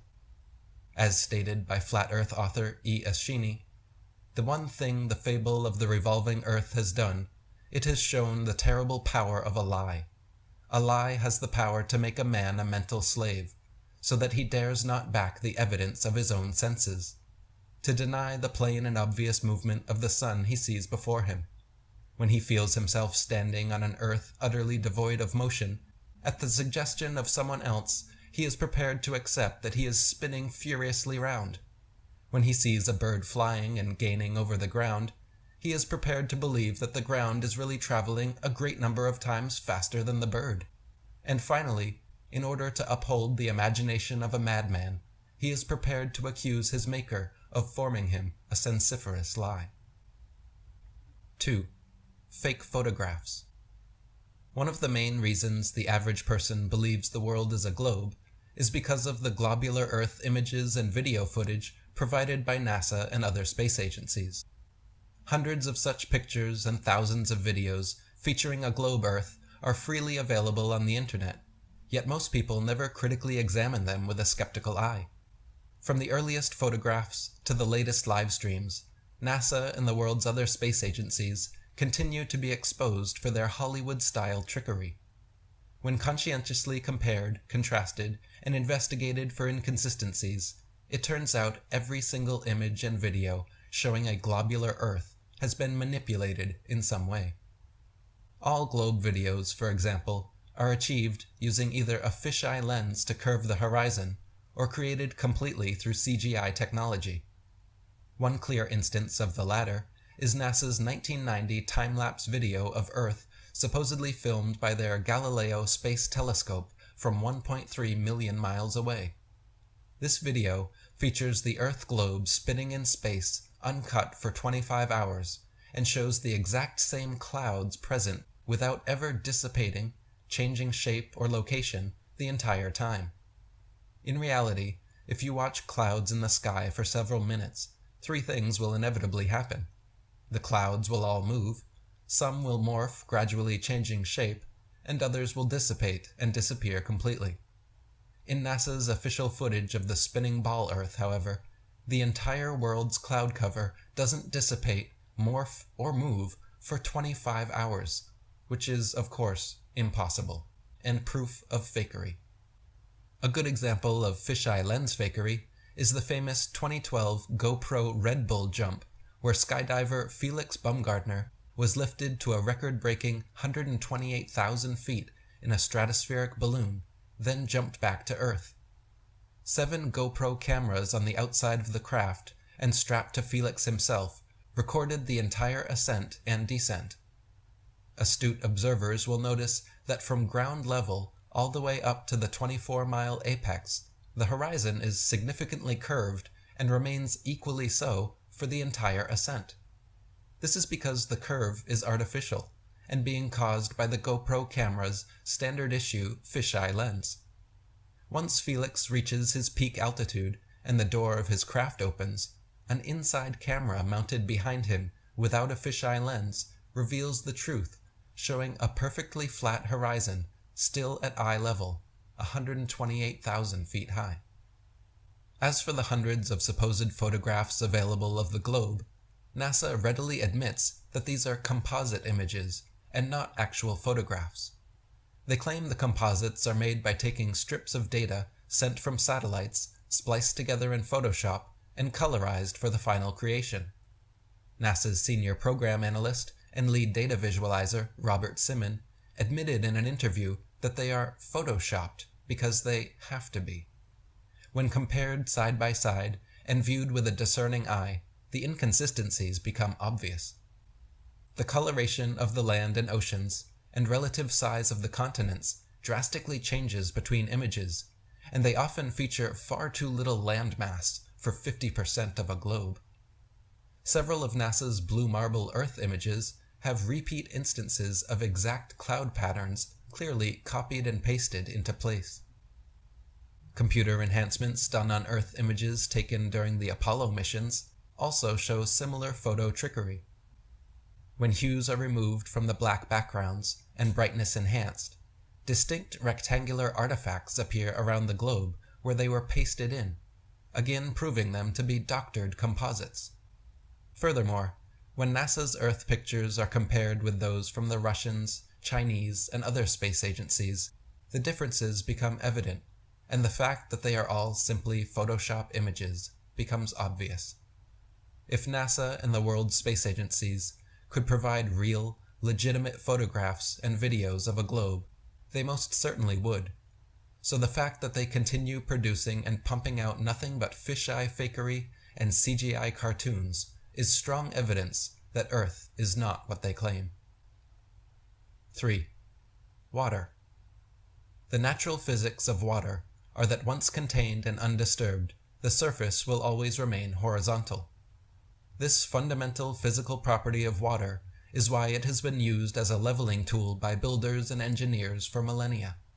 Whether in a bucket, bathtub, pond, lake, or an ocean, the surface of water at rest always remains flat and doesn't have the ability to show convexity or any shape whatsoever upon its surface. This fact is easily demonstrable and empirically verifiable, but completely at odds with what we are told about the globe. For Earth to be globular and over 70% covered in water, the oceans must be somehow curving around and sticking to all sides of a rapidly spinning ball suspended in space. It is simply impossible to make water behave this way. As anyone can experiment for themselves, bodies of water will not stick to the underside of a ball and cannot show convexity or any other shape upon their surface. Globe defenders will often point to water droplets, meniscus, surface tension, or adhesion, claiming these are examples of water bending or sticking to a surface, which is nothing but a fallacy of false equivalency, as these only happen at a very small scale, the size of a coffee cup. The claim is entire oceans wrapping around and sticking to the underside of a spinning ball, not a water droplet or the meniscus in a glass filled to the brim. NASA has also recently taken to faking CGI water balls using augmented virtual reality technology in an attempt to convince the public that water can behave this way.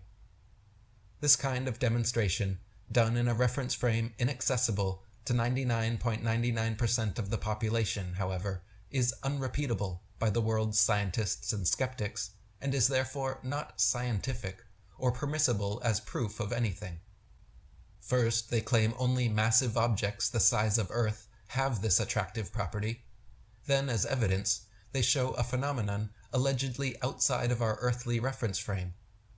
In other words, they are claiming bodies of water can bend around, stick to a ball, and show curvature upon their surface, but only at a scale too big for the public to recreate. Then they are claiming water can ball up and float suspended in air, but only in a reference frame too far for the public to recreate. As for water level, globe defenders have actually attempted to completely redefine the term level just to fit with their dogma. The true definition of level is a flat horizontal plane with no deviation in elevation along its surface. Water always reliably seeks and maintains its own level, and that is why it has been used in spirit levels and construction projects from time immemorial to create perfectly horizontal structures, no matter their size.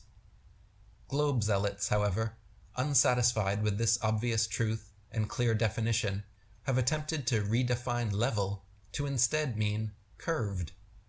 Their globe-friendly version of level means equal heights around a ball when measured from a central point.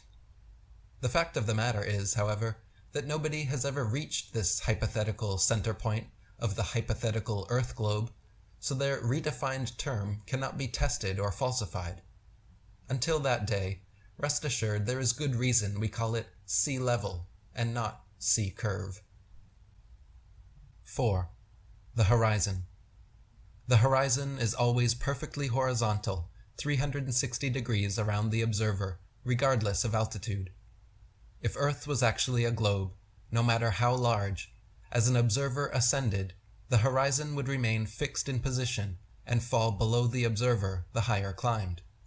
In reality, all amateur balloon, rocket, plane, and drone footage filmed without a fisheye lens at maximum altitudes of over 20 miles high show a completely flat horizon still rising to eye level.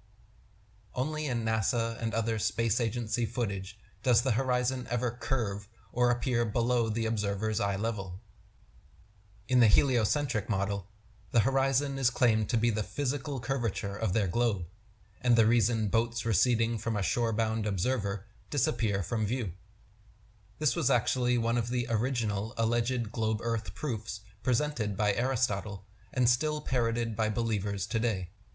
But by using modern zoom technology, we now know that the horizon is not the physical curvature of a globe, and those boats can be zoomed back into full view. This is because the horizon is not an objective physical phenomenon at all, but rather a subjective optical phenomenon based on an individual observer's perspective. If the horizon was actually the objective physical curvature of a globe, then objects receding beyond it could not be zoomed back into view, and it would remain fixed as an observer ascended. In reality, however, the horizon rises along with the observer, no matter how high, and modern zoom technology can bring objects receding beyond it back into full view. This proves the horizon line is not some objective point of curvature on a convex Earth, but rather the subjective vanishing line of perspective from a given observer's point of view. Quoting Earth Not a Globe by Dr. Samuel Robotham, on the shore near Waterloo, a few miles to the north of Liverpool, a good telescope was fixed at an elevation of 6 feet above the water. It was directed to a large steamer, just leaving the River Mersey and sailing out to Dublin. Gradually the masthead of the receding vessel came nearer to the horizon, until, at length, after more than 4 hours had elapsed, it disappeared. The ordinary rate of sailing of the Dublin steamers was fully 8 miles an hour, so that the vessel would be at least 32 miles distant when the masthead came to the horizon.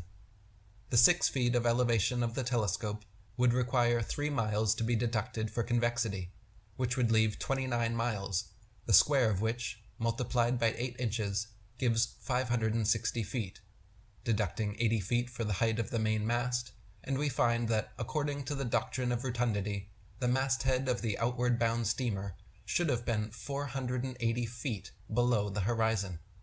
Many other experiments of this kind have been made upon sea-going steamers, and always with results entirely incompatible with the theory that the Earth is a globe. 5.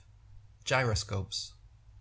Gyroscopes are precision instruments consisting of a wheel mounted inside 2 or 3 gimbals which provide pivoting support and allow the wheel to rotate about a single axis. As the entire contraption moves and shifts angles, the gimbals move and shift accordingly, but the inner wheel never changes its angle with respect to its initial reference frame.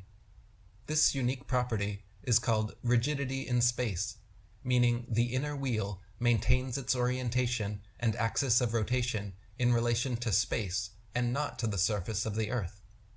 This means that the base of a gyroscope set in motion with its axis in a vertical position, then placed on a table for 6 hours, should rotate 90 degrees with the spinning globe Earth. As the globe turns under the gyroscope for 6 hours, the axis should slowly turn from vertical to horizontal. This experiment has been tested many times with several full-length videos available online, and never does the gyroscope's vertical axis shift whatsoever.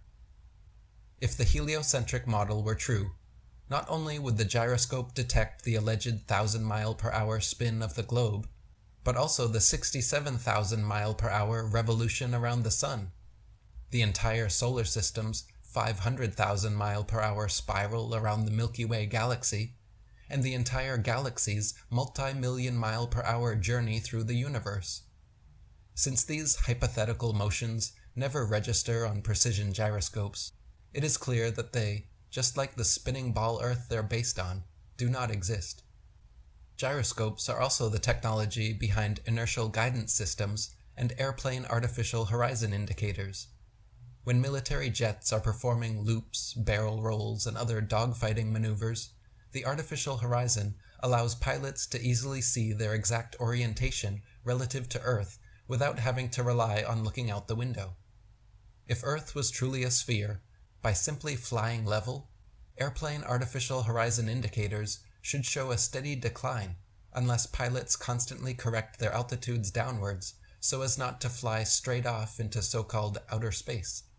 For example, a pilot traveling 500 miles per hour over a globe Earth 24,900 miles in circumference would have to descend an average of 2,777 feet, or over half a mile per minute. Otherwise, in 1 hour's time, the plane would be 31.5 miles higher than desired. In fact, if Earth was really a ball, there should be no reason to use rockets for flying into outer space, because simply flying an airplane straight at any altitude for long enough would already inevitably send you there. 6. Compasses. The mariner's compass is another precision instrument which can only work on a level plane Earth, and is an impossible and nonsensical tool for use on a globe. It simultaneously points north and south over a flat surface and must be held flat to work, yet claims to be pinpointing two constantly moving geomagnetic poles at opposite ends of a spinning sphere originating from a hypothetical molten metal core. If compass needles were actually drawn to the north pole of a globe, the opposing south needle would actually be pointing up and off into outer space. Likewise, observers holding a compass in Antarctica would be at the bottom of the ball, so to show north, the needle would have to point down at their feet. If the so-called South Pole in Antarctica were truly the southern pole of a magnet, observers would be able to walk in a circle with their backs to the South Pole and have their compass needles show north being in front of them in every direction. This feat has never and will never be achieved because the so-called South Pole is simply an arbitrary point along the Antarctic ice marked with a red and white barbershop pole and topped with a little metal ball earth. The actual type of magnetism present on Earth is similar to a ring magnet found in loudspeakers, which have a central north pole, with the opposite south pole being all points along the outer circumference. This perfectly describes the magnetism of our flat Earth, whereas the alleged source of magnetism in the globe model is emitted from a hypothetical molten magnetic core in the center of the ball, which they claim conveniently causes both poles to constantly move and thus forever evade independent verification at their two ceremonial poles. 7. Plain sailing.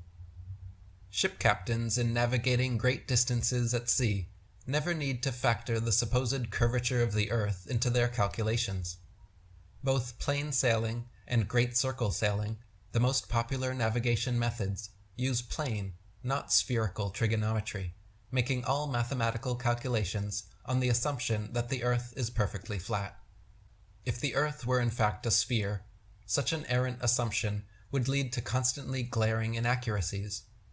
Plain sailing has worked perfectly fine in both theory and practice for thousands of years, and plane trigonometry has time and again proven more accurate than spherical trigonometry in determining distances across the oceans.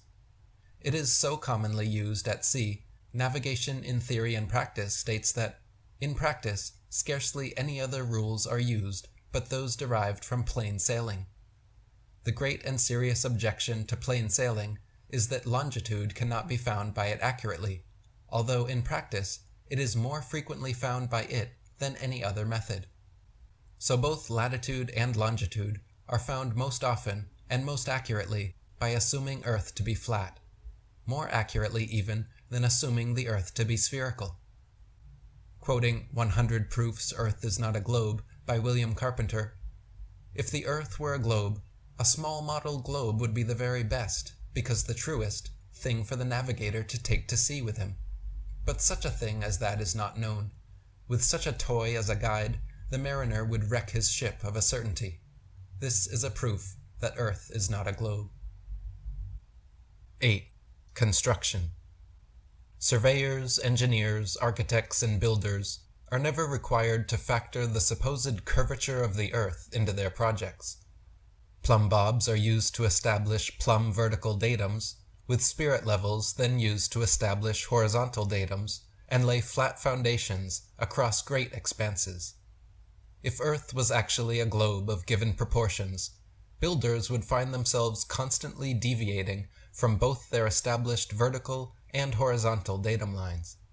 But in reality, canals, railways, bridges, tunnels, and other large projects are always cut and laid horizontally, often over hundreds of miles, without any allowance for curvature, and no deviation from established datums. As stated by surveyor T. Westwood in Earth Review magazine, quote, "In leveling, I work from ordnance marks, or canal levels, to get the height above sea level. The puzzle to me used to be that over several miles, each level was and is treated throughout its whole length as the same level from end to end, not the least allowance being made for curvature." The Suez Canal, which connects the Mediterranean Sea with the Gulf of Suez on the Red Sea, is one clear proof of both the Earth's and water's non-convexity. The canal is 100 miles long and without any locks, so the water within is an uninterrupted continuation of the Mediterranean Sea to the Red Sea. When it was constructed, the Earth's supposed curvature was not taken into account. It was dug along a horizontal datum line 26 feet below sea level, passing through several lakes from one sea to the other, with the datum line and the water's surface running perfectly parallel over the 100 miles. Another good example is the Dunyang Kunshan Bridge, the longest bridge in the world, just over 102 miles long, which runs parallel to the Yangtze River and connects the Shanghai and Nanjing provinces.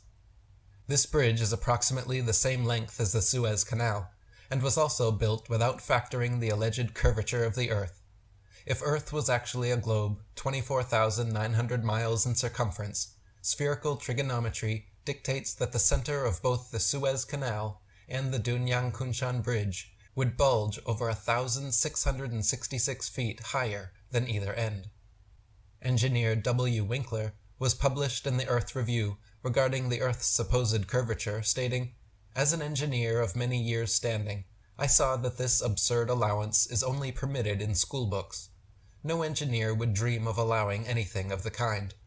I have projected many miles of railways and many more of canals, and the allowance has not even been thought of, much less allowed for.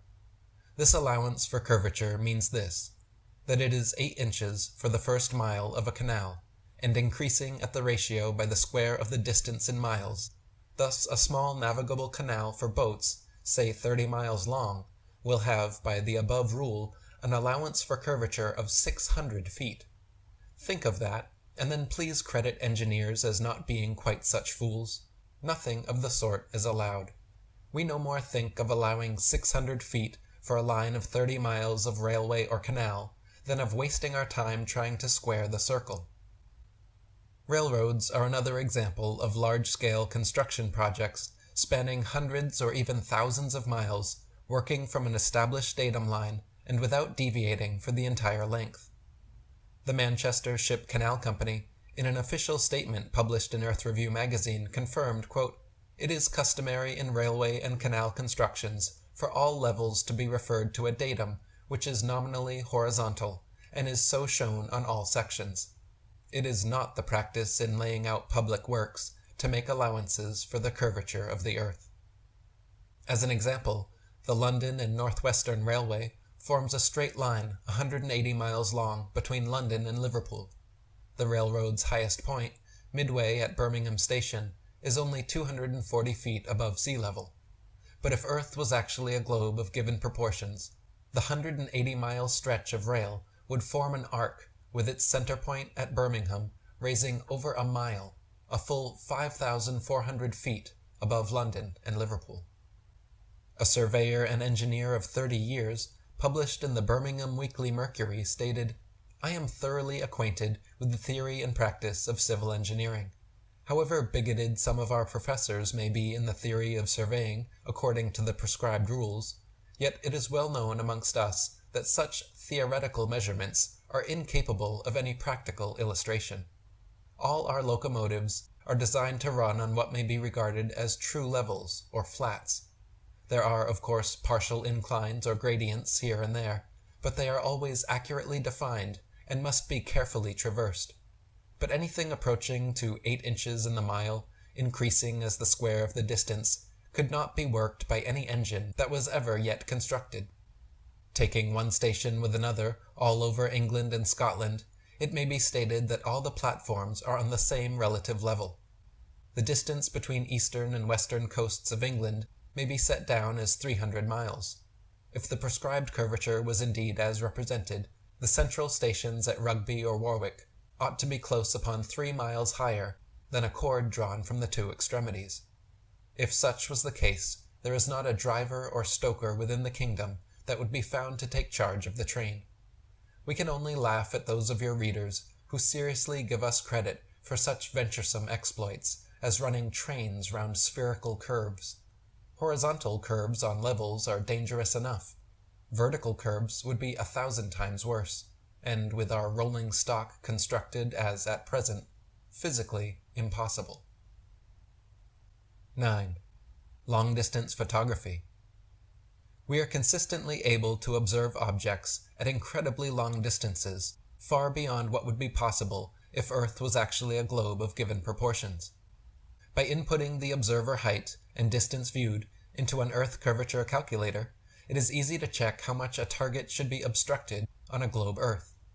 For example, it is often possible to see the Chicago skyline from sea level 60 miles away across Lake Michigan. In 2015, after photographer Joshua Nowicki photographed this phenomenon, several news channels quickly claimed his picture to be a superior mirage, an atmospheric anomaly caused by temperature inversion.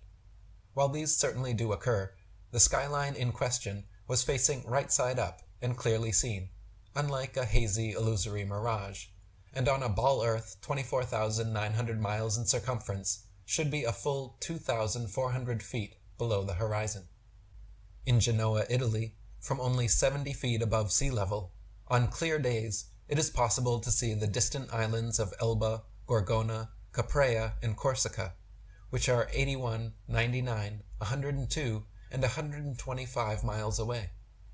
If Earth was truly a globe of given proportions, all 4 islands could never be visible for such an observer, and would be hidden behind 3,300, 5,200, 5,600, and 8,700 feet of curved water. From Anchorage, Alaska, at an elevation of 102 feet, on clear days, both Mount Foraker and Mount McKinley can be seen in their entirety, standing straight from base to summit with the naked eye from 120 and 130 miles away, respectively. If Earth was really a ball of given circumference, both mountains should be leaning back away from the observer, with the lower half of each mountain completely obstructed from view. Based on verifiable curvature calculations, 7,719 feet of Mount Foraker's 17,400-foot summit and 9,220 feet of Mount McKinley's 20,320-foot summit should be hidden behind a giant bulge of curved globular Earth. The current record-breaking longest-distance zoom photograph recently captured Pic Gaspard from Pic de Finestrelles, a whopping 275 miles away, with an observer height of approximately 9,000 feet, from which, based on correct curvature calculations, the entire 12,740-foot mountain should be invisible behind nearly 6 miles of curved Earth. Even more recently, flat earthers like J. Tolan Media have been filming using infrared zoom cameras at high altitudes to capture lakes, mountains, and other landmarks up to an incredible 1,000 miles away.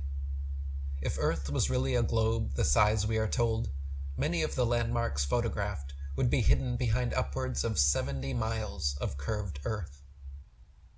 10. Lighthouses. The distance from which various lighthouse lights around the world are visible at sea also far exceeds what could be found on a globe of given proportions. For example, the Dunkirk light in southern France, at an altitude of 194 feet, is visible from a boat 10 feet above sea level, 28 miles away.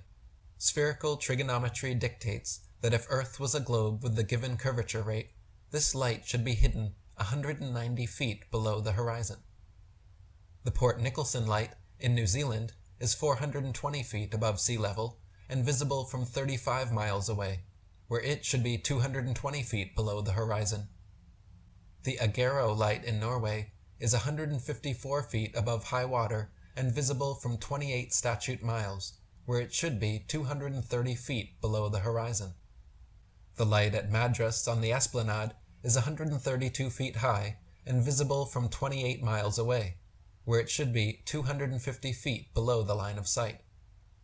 The Cordonin light on the west coast of France is 207 feet high and visible from 31 miles away, where it should be 280 feet below the line of sight.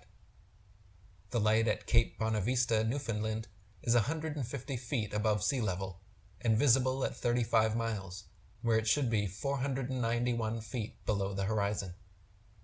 The lighthouse steeple of St. Botolph's Parish Church in Boston is 290 feet tall and visible from over 40 miles away, where it should be hidden a full 800 feet below the horizon.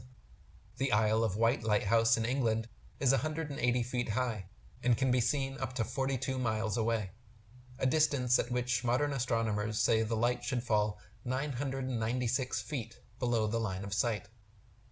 The Cape Legulas Lighthouse in South Africa is 33 feet high, 238 feet above sea level, and can be seen for over 50 miles. If the world was a globe, this light would fall 1,400 feet below an observer's line of sight. And finally, the lighthouse at Port Said, Egypt, at an elevation of only 60 feet, has been seen an astonishing 58 miles away, where according to modern astronomy, it should be 2,182 feet below the line of sight. 11. Impossible atmosphere. If Earth was truly a globe, constantly spinning eastwards at over 1,000 miles per hour, it stands to reason that helicopters and hot air balloons should be able to simply hover over the surface of the Earth and wait for their destinations to come to them.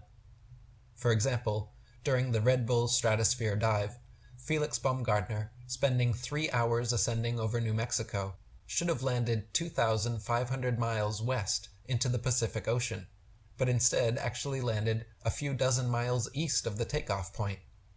Likewise, vertically fired cannonballs and other projectiles should fall significantly due west on an eastward spinning ball. In actual fact, however, whenever this has been tested, vertically fired cannonballs shoot upwards an average of 14 seconds ascending, 14 seconds descending, and fall back to the ground no more than 2 feet away from the cannon, sometimes directly back into the muzzle. To account for this problem, globe defenders claim that gravity somehow magically and inexplicably drags the entire lower atmosphere of the Earth in perfect synchronization up to some undetermined height where this progressively faster and faster spinning atmosphere gives way to the non-spinning, non-gravitized, non-atmosphere of supposed infinite vacuum space. NASA refuses to answer at what altitude this impossible feat allegedly happens, but the effect such a transition would have on a craft traversing it would be disastrous. It is also scientifically refuted by the simple fact that vacuums cannot exist connected to non-vacuums while maintaining the properties of a vacuum. As anyone who has punctured an aerosol can knows, two adjacent pressure systems, not separated by some kind of barrier or membrane, will equilibrate.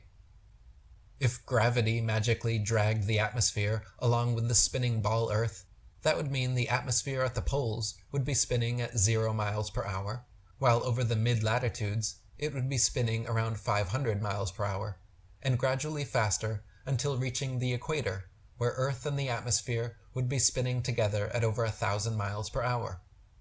Not only would this gravitized atmosphere increase speed from poles to the equator, but would also necessarily progressively increase speed the higher the altitude. In reality, however, the atmosphere at every point on Earth is equally unaffected by this alleged force, as it has never been measured and is proven non-existent by the ability of airplanes to fly unabated in any direction without experiencing any such atmospheric changes. Landing airplanes on such fast-moving runways, facing all manner of directions, north, south, east, west, and otherwise, would also be practically impossible.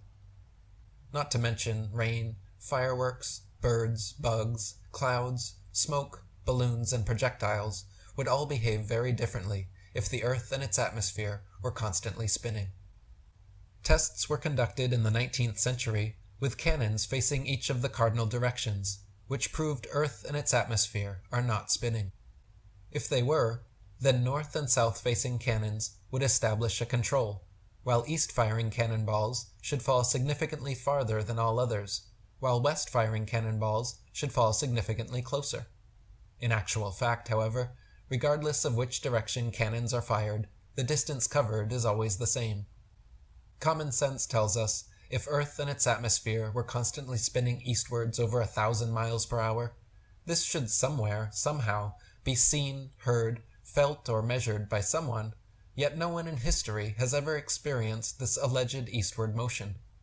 Meanwhile, however, we can hear, feel, and experimentally measure even the slightest westward breeze. Furthermore, clouds, wind, and weather patterns casually and unpredictably meander every which way, with clouds often traveling in opposing directions at varying altitudes simultaneously. This is altogether incompatible with the theory of a rapidly rotating Earth and atmosphere. 12. Flight times. If Earth and its atmosphere were constantly spinning eastwards over 1,000 miles per hour at the equator, then the average commercial airliner traveling 500 miles per hour should never be able to reach its eastward destinations before they come speeding up from behind. Likewise, westward destinations should be arrived at thrice the speed, but this is not the case. In reality, the differences between eastbound and westbound flight durations usually amount to a matter of minutes, and nothing near what would occur on a spinning globe.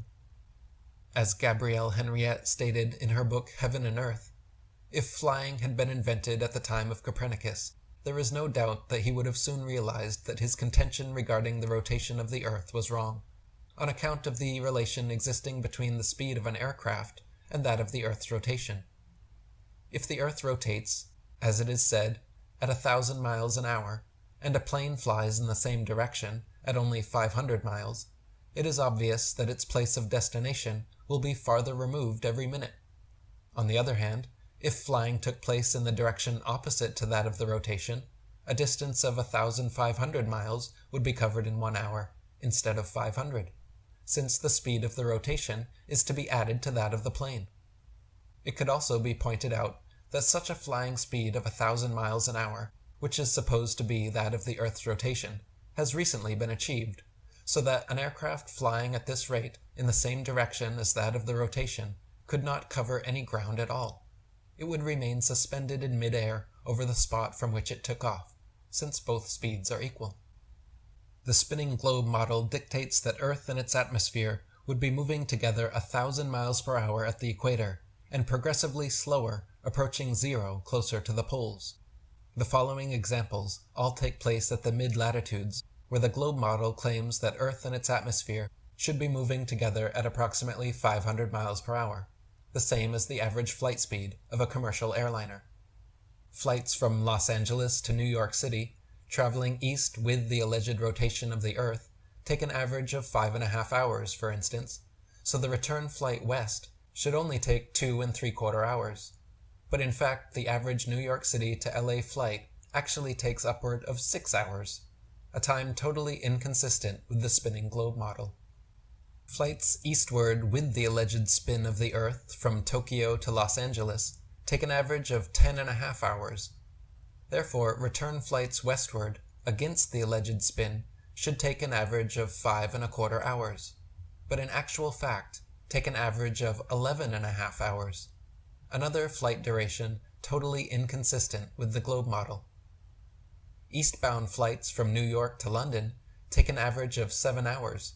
Therefore, the westbound flights against the alleged spin should take an average of 3.5 hours, but in reality, they take an average of 7.5 hours. Eastward flights from Chicago to Boston with the alleged spin of the Earth take an average of 2.25 hours. Therefore, the return flights westward against the alleged spin should take an average of just over an hour, but in reality, they take an average of 2.75 hours. Flights eastward from Paris to Rome take an average of 2 hours. Therefore, the return flights westward against the alleged spin should take only 1 hour, but in actual fact have an average flight duration of 2 hours and 10 minutes.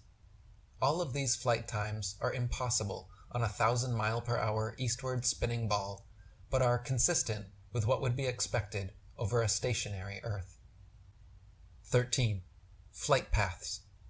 If Earth was truly a ball, then there are several flights in the southern hemisphere which would have their quickest, straightest path over the Antarctic continent, such as Santiago, Chile, to Sydney, Australia. Instead of taking the shortest, quickest route in a straight line over Antarctica, however, all such flights detour all manner of directions away from Antarctica, instead claiming the temperatures are too cold for airplane travel. Considering the fact that there are plenty of flights to, from, and over Antarctica, and NASA claims to have technology keeping them in conditions far colder and far hotter than any experienced on Earth, such an excuse is clearly just an excuse, and these flights aren't made because they are impossible. If Earth was a ball and Antarctica was too cold to fly over, the only logical way to fly from Sydney to Santiago would be a straight shot over the Pacific, staying in the southern hemisphere the entire way. Refueling could be done in New Zealand or other southern hemisphere destinations along the way, if absolutely necessary. But in reality, Santiago to Sydney flights go into the northern hemisphere, making stopovers at LAX and other North American airports before continuing back down to the southern hemisphere. Such ridiculously wayward detours make no sense on the globe, but make perfect sense and form nearly straight lines when shown on a flat Earth map.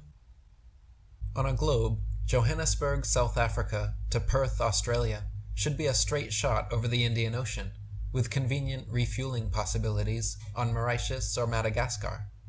In actual practice, however, most Johannesburg to Perth flights curiously stop over either in Dubai, Hong Kong, or Malaysia, all of which make no sense on the ball model, but are completely understandable when mapped on a flat Earth. On a globe, Cape Town, South Africa to Buenos Aires, Argentina should be a straight shot over the Atlantic, following the same line of latitude across. But instead, every flight goes to connecting locations in the northern hemisphere first, stopping over anywhere from London to Turkey to Dubai. Once again, these make absolutely no sense on the ball model, but are completely understandable options when mapped on a flat Earth. On a globe, Santiago, Chile to Johannesburg, South Africa should be an easy flight, all taking place below the Tropic of Capricorn in the southern hemisphere. Yet every listed flight makes a curious refueling stop in Senegal near the Tropic of Cancer in the north hemisphere first. When mapped on a flat Earth, the reason why is clear to see, because Senegal is actually directly in a straight line path halfway between the two. On a globe, Johannesburg, South Africa to Sao Paulo, Brazil should be a quick straight shot along the 25th southern latitude, but instead, nearly every flight makes a refueling stop at the 50th degree north latitude in London first. The only reason such ridiculous stopovers work in reality is because the Earth is not a spinning ball. 14. Latitude and longitude. If Earth was truly a globe, then every line of latitude south of the equator would have to measure a gradually smaller and smaller circumference the farther south traveled. If Earth is an extended plane, however, then every line of latitude south of the equator should measure a gradually larger and larger circumference the farther south traveled. Practical distance measurements taken from the Australian Handbook, Almanac, Shippers and Importers Directory state that the straight line distance between Sydney and Nelson is 1,550 statute miles with a given difference in longitude of 22 degrees, 2 minutes and 14 seconds. Therefore, if 22 degrees, 2 minutes and 14 seconds out of 360 degrees is 1,550 miles, the entirety would measure 25,182 miles, which is not only larger than the globe is said to be at the equator, but a whole 4,262 miles greater than it would be at Sydney's southern latitude on a globe of given proportions. From near Cape Horn, Chile, to Port Phillip in Melbourne, Australia, the distance is 10,500 miles, or 143 degrees of longitude away. Factoring the remaining degrees to 360 makes for a total distance of 26,430 miles around this particular latitude, which is over 1,500 miles wider than Earth is supposed to be at the equator, and many more thousands of miles wider than it is supposed to be at such southern latitudes. Similar calculations made from the Cape of Good Hope, South Africa, to Melbourne, Australia, at an average latitude of 35.5 degrees south, have given an approximate figure of over 25,000 miles, which is again greater than the Earth's supposed circumference at the equator. Meanwhile, calculations from Sydney, Australia, to Wellington, New Zealand, at an average of 37.5 degrees south, have given an approximate circumference of 25,500 miles, greater still. According to the globe model, the circumference of Earth at 37.5 degrees south latitude should be only 19,757 statute miles, almost 6,000 miles less than such practical measurements. The fact that many captains navigating south of the equator, assuming the globular theory, have found themselves drastically out of reckoning, more so the farther south traveled, also testifies to the fact that the Earth is not a ball. For example, during Captain James Clark Ross's voyages around the Antarctic circumference, he often wrote in his journal perplexed at how they routinely found themselves out of accordance with their charts, stating that they found themselves an average of 12 to 16 miles outside their reckoning every day, later on farther south as much as 29 miles. Lieutenant Charles Wilkes commanded a United States Navy exploration expedition to the Antarctic from 1838 to 1842, and in his journals also mentioned being consistently east of his reckoning, sometimes over 20 miles in less than 18 hours. Quoting Reverend Thomas Milner, "In the South Hemisphere, navigators to India have often fancied themselves east of the Cape when still west, and have been driven ashore on the African coast, which, according to their reckoning, lay behind them. This misfortune happened to a fine frigate, the Challenger, in 1845. How came Her Majesty's ship Conqueror to be lost? How have so many other noble vessels, perfectly sound, perfectly manned, perfectly navigated, been wrecked in calm weather, not only in dark night or in a fog, but in broad daylight and sunshine, in the former case upon the coasts, and in the latter upon sunken rocks, from being out of reckoning? The simple answer is that Earth is not a ball." In the globe model, Antarctica is an ice continent which covers the bottom of the ball from 78 degrees south latitude to 90, and is therefore not much more than 12,000 miles in circumference. Many early explorers, including Captain Cook and James Clark Ross, however, in attempting to circumnavigate Antarctica, took upwards of 3 to 4 years and clocked between 50,000 and 60,000 miles around. Captain George Nares, on his Challenger expedition, also made an indirect but complete circumnavigation of Antarctica, traversing 69,000 miles, which is entirely inconsistent with the globe model. Hervé Raboni, who circumnavigated the world during the 1993 Whitbread yacht race, has recently become a flat earther himself, and claims that the deception is done through the hoax of magnetic declination. Hervé insists that on our flat Earth, magnetic declination does not exist, and the addition of this globe-based chart and mathematics to navigation calculations is what keeps pilots and sailors on course. 15. Arctic versus Antarctic. If Earth was truly a globe, the Arctic and Antarctic polar regions and areas of comparable latitude north and south of the equator should share similar conditions and characteristics, such as comparable temperatures, seasonal changes, length of daylight, plant and animal life. In reality, however, the Arctic and Antarctic regions and areas of comparable latitude north and south of the equator differ greatly in many ways, entirely inconsistent with the globe model, but exactly as expected on a flat Earth. For example, Antarctica is by far the coldest place on Earth, with an average annual temperature of approximately negative 57 degrees Fahrenheit, and a record low of negative 135.8. The average annual temperature at the North Pole, however, is a comparatively warm 4 degrees. Throughout the year, temperatures in the Antarctic vary less than half the amount at comparable Arctic latitudes, and the northern Arctic region enjoys moderately warm summers and manageable winters, whereas the southern Antarctic region never even warms enough to melt the perpetual snow and ice. On a tilting, wobbling ball Earth spinning uniformly around the sun, Arctic and Antarctic temperatures and seasons should not vary so greatly. In the Arctic, there are 4 clearly distinguished seasons, warm summers, and an abundance of plant and animal life, none of which can be said of the Antarctic.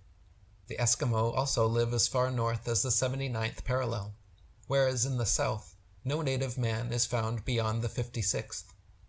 Iceland, at 65 degrees north latitude, is home to 870 species of native plants and abundant various animal life. Compare this with the Isle of Georgia, at just 54 degrees south latitude, where there are only 18 species of native plants, and animal life is almost non-existent. At the same latitude as Canada or England in the north, where dense forests of various tall trees abound, Captain Cook wrote of Georgia that he was unable to find a single shrub large enough to make a toothpick. Cook wrote, "Not a tree was to be seen. The lands which lie to the south are doomed by nature to perpetual frigidness, never to feel the warmth of the sun's rays, whose horrible and savage aspect I have not words to describe. Even marine life is sparse in certain tracts of vast extent, and the seabird is seldom observed flying over such lonely wastes. The contrasts between the limits of organic life in the Arctic and Antarctic zones is very remarkable and significant. At places of comparable latitude north and south, the sun also behaves very differently than it should on the globe model, but exactly as expected over a flat Earth. For example, in the north, dawn and dusk come slowly and last far longer than in the south, where they come and go very quickly. Certain places in the north, twilight can last for over an hour, while at comparable southern latitudes, within a few minutes the sunlight completely disappears. Also, the longest summer days north of the equator are much longer than those south of the equator, and the shortest winter days north of the equator are much shorter than the shortest south of the equator. These facts are inexplicable on a uniformly spinning, wobbling ball Earth, but make perfect sense on a flat Earth with a sun traveling faster, wider circles over the south and slower, narrower circles over the north. 16. The Midnight Sun. The midnight sun is an Arctic phenomenon occurring annually during the summer solstice, where for several days straight, observers north of the Arctic Circle can watch the sun traveling circles overhead, rising and falling throughout the day, but never fully setting for upwards of 72 plus hours. If the Earth was actually a spinning globe revolving around the sun, the only place such a phenomenon as the midnight sun could be observed would be at the poles. Any other vantage point, from 89 degrees latitude downwards, could never, regardless of any tilt or inclination, see the sun for over 24 hours straight. To do so on a spinning globe, at a point other than the poles, you would have to be looking through miles and miles of land and sea for part of the revolution. Some people claim there is a similar phenomenon in Antarctica, but they coincidentally don't have any uncut videos showing this. The few videos available online have been suspiciously edited or manipulated, and the Antarctic Treaty doesn't allow independent explorers to travel there during the winter solstice to verify or refute these claims. Conversely, there are dozens of uncut videos publicly available showing the Arctic midnight sun, and it has been verified beyond any shadow of a doubt, as anyone can travel and confirm for themselves. Furthermore, every year from the 71st degree south latitude onwards, the sun sets on May 17th, and is not seen above the horizon again until July 21st. This is totally at odds with the globe model, but easily explained on a flat Earth. The midnight sun is seen within the Arctic Circle during summer solstice because the sun, at its innermost cycle, is circling tightly enough around the polar center that it constantly remains visible above the horizon for someone at such a vantage point.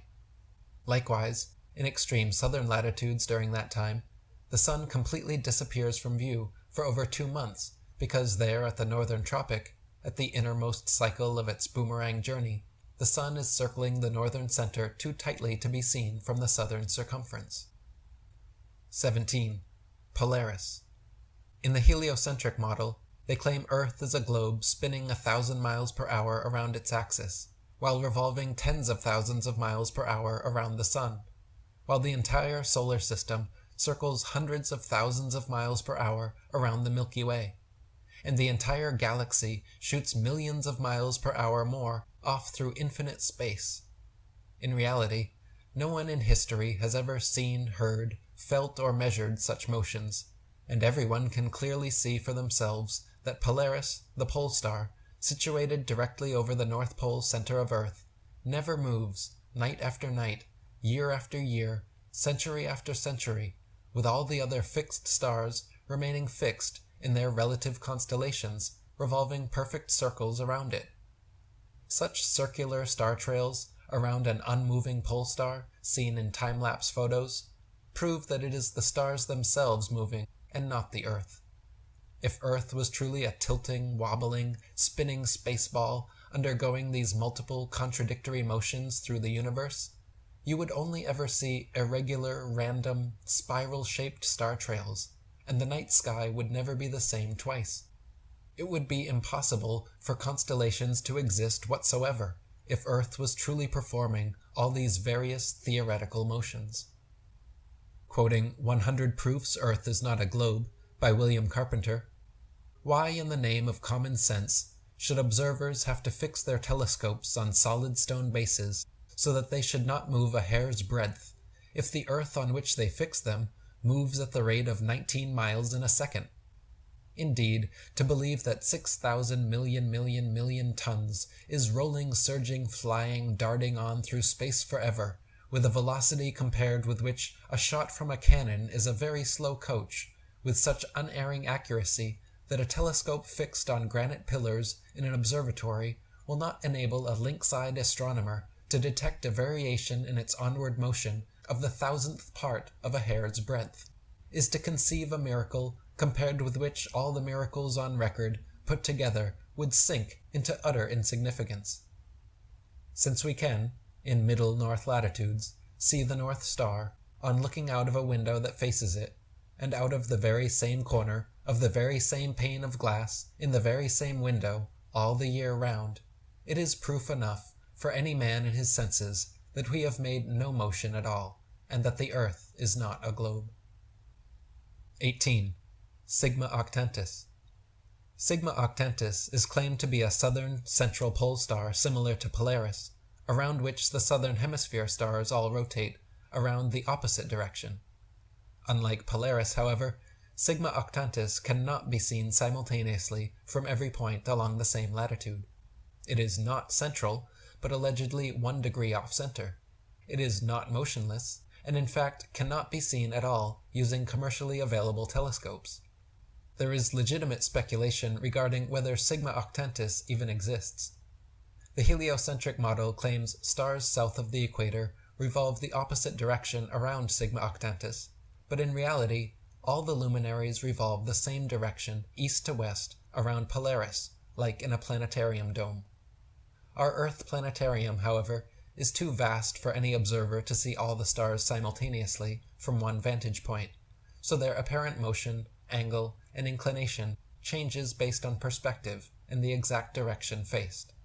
Quoting Earth Not a Globe by Dr. Samuel Robotham, "Another thing is certain, that from within the equator, the North Pole star, and the constellations Ursa Major, Ursa Minor, and many others, can be seen from every meridian simultaneously, whereas in the south, from the equator, neither the so-called South Pole star nor the remarkable constellation of the Southern Cross can be seen simultaneously from every meridian, showing that all the constellations of the South Pole star included sweep over a great southern arc and across the meridian, from their rise in the evening to their setting in the morning.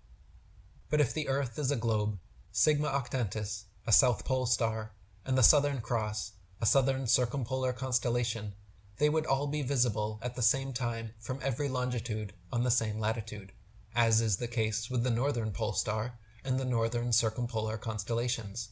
Such, however, is not the case. 19. Local sun. Heliocentrists' astronomical figures always sound perfectly precise, but they have historically been notorious for regularly and drastically changing them to suit their various models. For instance, in his time, Copernicus calculated the sun's distance from Earth to be exactly 3,391,200 miles.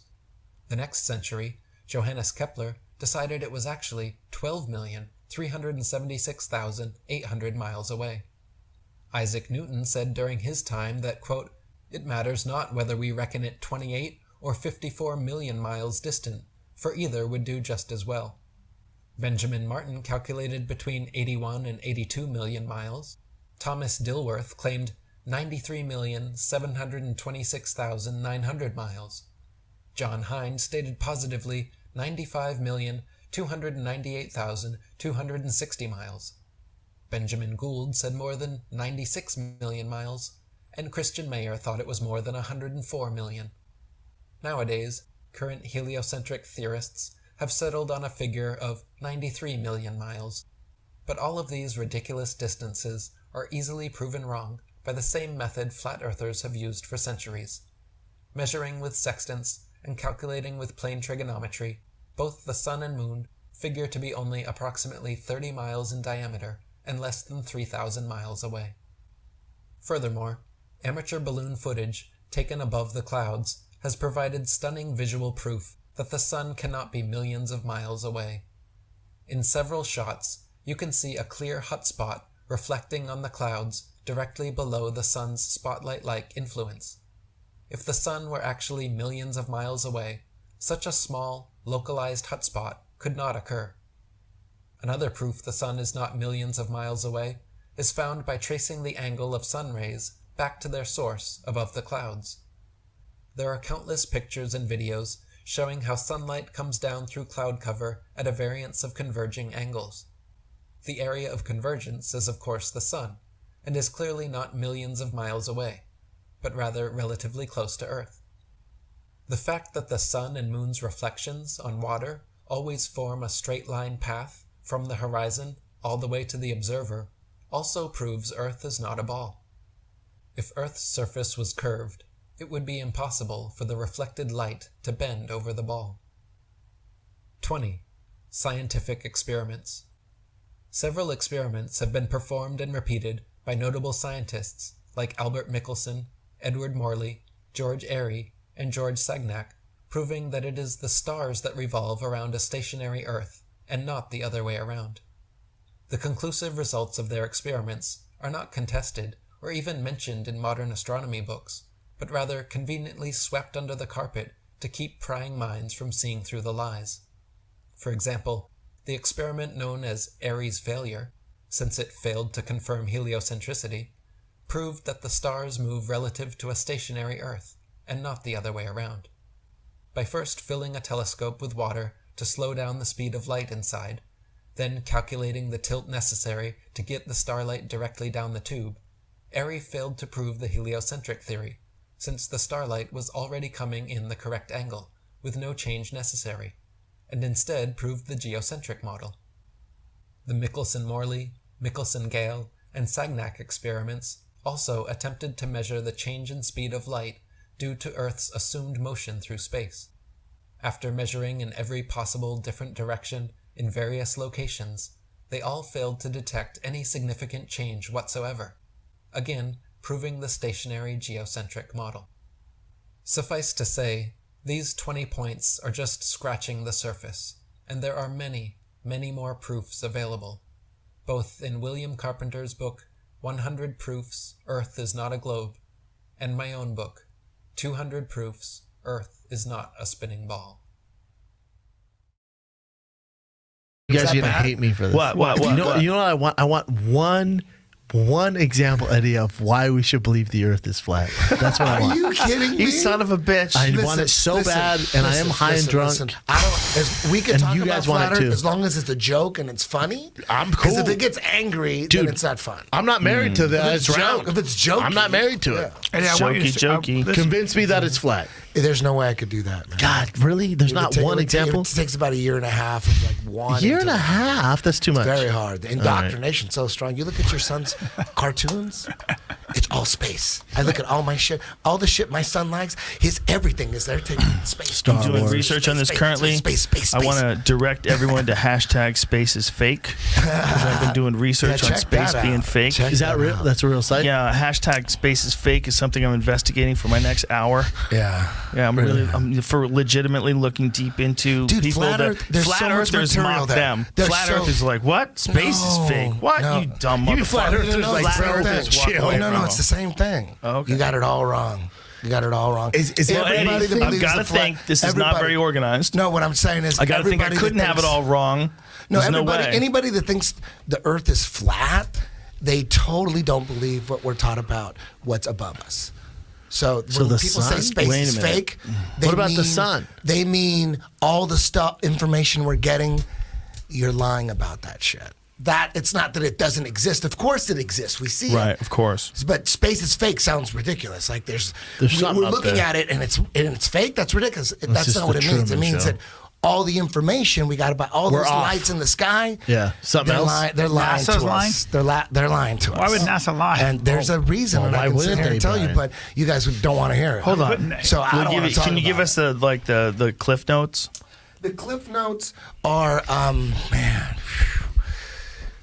Have you studied any kind of a? He doesn't need to from- be. Let's hear just a few of it. The goal has always been for the most powerful emperors is a one world government. They always wanted a one world government. All the Roman emperors, they try to figure out, they try to do different combinations. How about and they would fall, and a new emperor would come and go, you know what?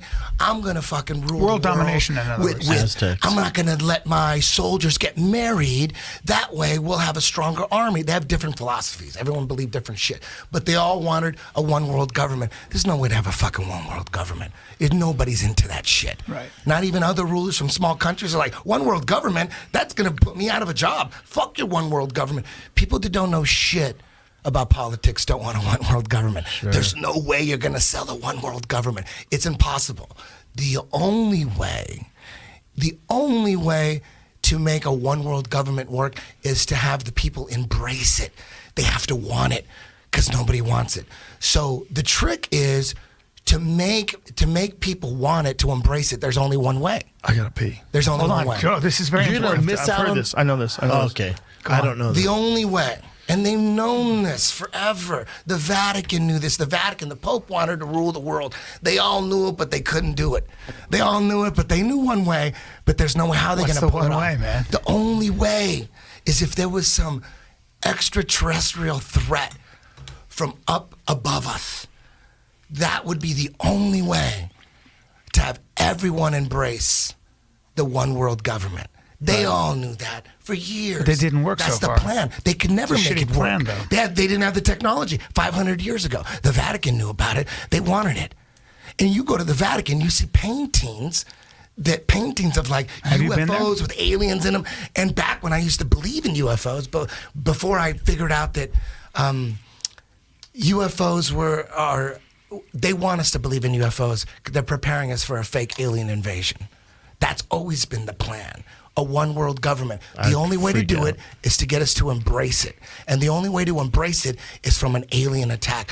Ronald Reagan talked about it many times at the UN, CFR. He talked about it because wouldn't it make, he looked at all the leaders of the nation, of the world, and said, wouldn't it make our lives easier if we just had some kind of extraterrestrial threat? He said that shit. He said that in front of the UN. He's trying to get everybody into I don't think he ever said that, believing. No, he said that many times. It's on video many times. Ronald Reagan? And Ronald Ever Reagan. heard of him, And Brian? Ever heard of I've him? listened to George a lot of Bush speeches. was vice president. Right. He was talking about, and there's many videos of him saying, what lies before us. He's in front of the nation doing a State of the Union address, saying what lies before us is the opportunity to forge a new world order, an order. Because he's talking about like Do you it's think time. that means the space is fake? Yes. No. When people ask me, why would they fake space? It's always been about a fake alien attack. You can't have a fake alien attack. I've never heard a politician ever talk You can't about have a fake alien attack though. without space. But I've never heard a politician You talk have to have about space first. So they always, you know who promoted space more than anybody? Who wanted Nazis. Who wanted Nazis? Russians. But before the Nazis, you know who wanted Cavemen. space? Aztecs. No, the Vatican. Mayans. The Vatican. They have all the biggest. They have all the astronomers. They're all Jesuit Vaticans. All of them. All the ones that are giving us this information about space. They all come from the Vatican. The Vatican has the most But the powerful Vatican said telescope. that the Earth- You know what the name of the Wait a Vatican minute. The telescope Vatican is? doesn't have the most powerful Yes, they telescope. do. You know what its name is? What to is us? it called? The most powerful telescope, the Vatican. And you know what name it is? I've What? done the research on YouTube. on I have the YouTube. links. But You know what the name of this? Do you know Isn't what the the biggest name one in of Chile? this? The most powerful telescope in the world. It's in the Vatican. What Do is you know it? the Lucifer? Lucifer's What? dick balls. Lucifer? Lucifer's dick and balls. I've never seen this fucking telescope. Yeah, it's legit, dude. I think the biggest one's in Chile. I think they have to be in high It's in altitude. the Vatican. Yeah, I don't think it's in the Vatican. You guys didn't. So when people ask me why would they fake all this shit, Well, I don't think that's the biggest telescope, This Eddie. is just a crazy theory. It certainly is. We're Now, talking I've a never theory. heard- It's Here's the funny. thing. It's a funny theory. But Eddie, these new Chile Very Large Array telescopes that they're creating are fucking gigantic, and they This take guy's over enormous pieces of land. Listen, I was with you. Google I the was with Very you. Large Listen, I was with Array. you. It's called the Very Large Telescope. I watched the documentary with you at your house. It was like 2001, and Yeah, it said in 5 years it's a documentary about them putting together the Very Large Telescope in Chile, and they're talking about by the year 2005 we're gonna have 3 telescopes linked with a computer to make us. We're gonna see further into space than ever before. None of that shit came. What are you talking about? None I of think that shit came. Is that They up? said- Is the Very Large Array up yet? No, Nope. it's a very not up? large telescope. But I know they have they have them in Hawaii. What's Isn't that? it weird? Isn't it weird that every space documentary, all the series, I had them all, Joe had them all, we watch them all the time. I try to remember all the shit about a neutron star and a super hypernova. I was balls deep. Me and Joe Hypernova. were balls deep into space. And then So every high. now and then we'd watch this documentary after documentary. Morgan Freeman got the universe. We had Yeah, that all shit that was shit. good. I DVR'd all that shit. Anything that said space. Will Smith I was has a new fucking one. ball. I thought I was better than people and shit because I knew so much about space. And every now and then I'd watch all that shit and wonder what. This is all cartoons. Eddie, why not? This is all hold on a cartoons. second. And then I go, okay, whatever. And then I keep watching. All DVDs on space are all CGI. There's nothing real. And everyone watches that. They believe it. The narration is all programming. What's above us and what we're on, we're being lied to. Once you go flat, you never go back. Listen, This is a campaign. Listen, they're Who lying to is- us about everything, Yes. dude. Who is they, though? It's not about. Who are it's not they, about Eddie? belief. They Eddie, are this is the one they. thing. This is the one thing I want to say. Okay. It's like it's not that we believe something ridiculous and you don't believe it. We're gullible. We're gullible. We believe some weird shit about the flat earth. We believe some weird shit. You don't believe it, you're smart. It's not about that. It's about we actually don't know what we're on, and we always say that. We don't know, but based on all the shit that we got by the mainstream, we don't believe that. Here's what I you think. believe that. I so think- it's not that we believe something crazy and you don't because you smell it, the bullshit. But isn't there a It's like scientific- isn't there a we look at scientific it different. tradition? We look Eddie, at it totally hold on. different. They told We you, look at it as Brian. you believe You use all this. the Hold shit on, from NASA. Bubba, you Hold use- on. And we don't Let him believe any finish. of that Yeah, shit. but you use so that. we don't wait, believe wait, that Eddie, shit. you use that microphone. You use a cell phone, right? It's science. Hold on. I believe in it. That's science. I believe in it. Okay, why do I you believe in it. that? And because why don't you I don't believe? need a study. I don't need to read something to verify. But you benefit It's not from scientism because science. I experience You it. benefit from I know science it. every day. I know. I love listen, So why wouldn't you I believe wanna- that I those- think we I gotta love cut science. this off. It's 10 o'clock. Man, we gotta get out of here. It's I 10 love o'clock. science. Come see me in Vancouver at the Vogue Theater and in Salt Lake City at Wise Guys, March 1 and 2. I love science too. I And, love science. I don't want to fight. I want to laugh about it. I'm an idiot. I believe in flat Earth. I'm crazy. That's all you need to know.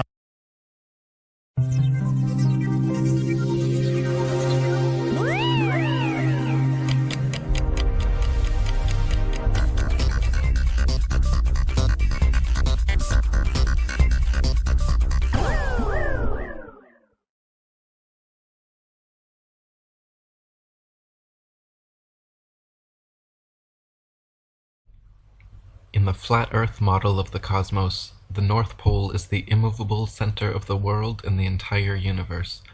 Polaris, the North Star, sits straight over the North Pole at the highest point in the heavens, and like a slowly rotating planetarium dome, all the celestial bodies revolve around Polaris and over the Earth once per day. The Sun circles over and around the circumference of Earth every 24 hours, steadily traveling each day from the equator during the March vernal equinox up to the Tropic of Cancer at the June summer solstice, back down to the equator for the September autumnal equinox, and all the way down to the Tropic of Capricorn on the December winter solstice. In the flat Earth model, the South Pole does not exist at all, and Antarctica is instead a gigantic ice wall extending the circumference of Earth, holding in the oceans like a giant bowl or a world cup. As strange as this concept may sound at first, it is a fact that if you set a bearing due south from anywhere on Earth, Inevitably, at or before 78 degrees southern latitude, you will find yourself face to face with an enormous ice wall towering 100 to 200 feet in the air, extending to the east and west the entire circumference of the world.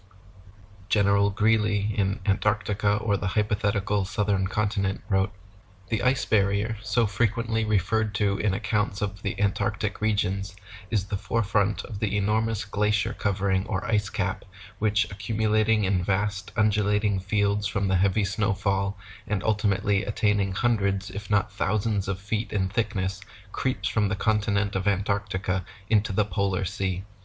The ice barrier, yet a part of the parent ice cap, presents itself to the navigator who has boldness enough to approach its fearful front as a solid perpendicular wall of marble-like ice ranging from 1,000 to 2,000 feet in thickness, of which from 100 to 200 feet rises above, and from 800 to 1,800 feet sinks below the level of the sea." Dr. Samuel Robotham wrote, "It has been demonstrated that the Earth is a plane, the surface center of which is immediately underneath the star called Polaris, and the extremities of which are bounded by a vast region of ice and water and irregular masses of land.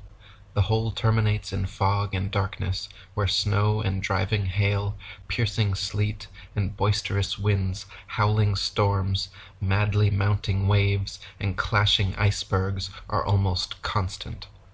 Antarctica is not the tiny ice continent found confined to the underside antipode of astronomers' globes. Quite the contrary, Antarctica literally surrounds us 360 degrees, encircles every continent, and acts as a barrier holding in the oceans. The most commonly asked questions, and the greatest mysteries yet to be solved, are: how far does the Antarctic ice extend outwards? Is there a limit? What lies beyond, or is it just snow and ice forever? Thanks to UN treaties and constant military surveillance, the North Pole and Antarctica remain cloaked in government secrecy, both purported no-fly and no-sail zones, with several reports of civilian pilots and captains being shooed away and escorted back under threats of violence." Dr. Samuel Robotham wrote, "How far the ice extends, how it terminates, and what exists beyond it, are questions to which no present human experience can reply. All we at present know is that snow and hail, howling winds, and indescribable storms and hurricanes prevail, and that in every direction human ingress is barred by unsealed escarpments of perpetual ice, extending farther than the eye or telescope can penetrate, and becoming lost in gloom and darkness." Before reaching the Antarctic ice wall, navigating the increasingly tumultuous southern oceans, explorers encounter the longest, darkest, coldest nights and the most dangerous seas and storms anywhere on Earth.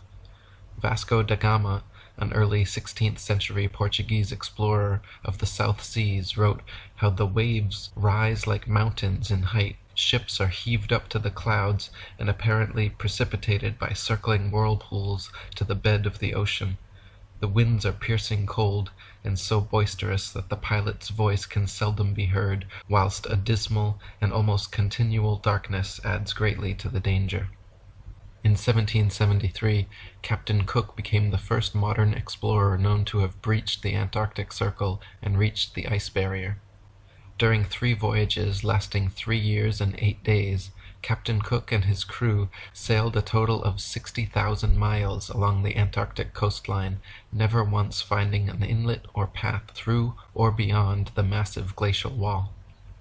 Captain Cook wrote, "The ice extended east and west far beyond the reach of our sight, while the southern half of the horizon was illuminated by rays of light, which were reflected from the ice to a considerable height. It was indeed my opinion that this ice extends quite to the pole, or perhaps joins some land to which it has been fixed since creation." On October 5, 1839, another explorer, James Clark Ross, began a series of Antarctic voyages lasting a total of 4 years and 5 months.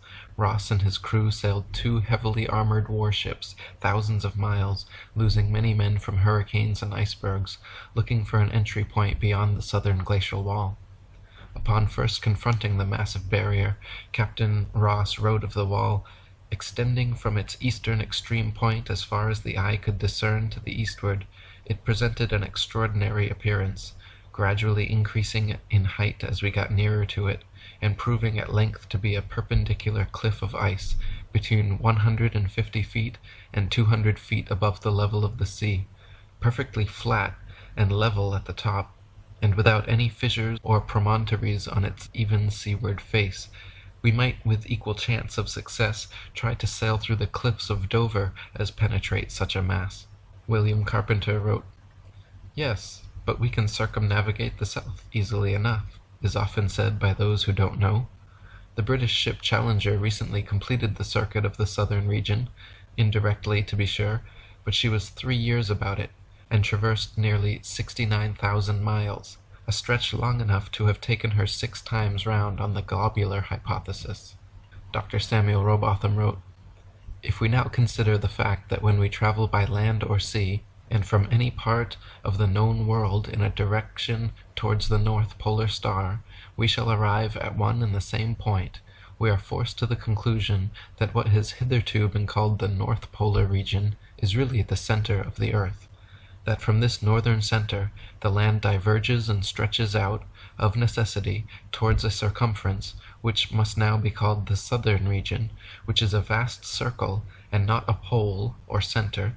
In this and other ways, all the great navigators have been frustrated in their efforts, and have been more or less confounded in their attempts to sail round the earth upon or beyond the Antarctic Circle.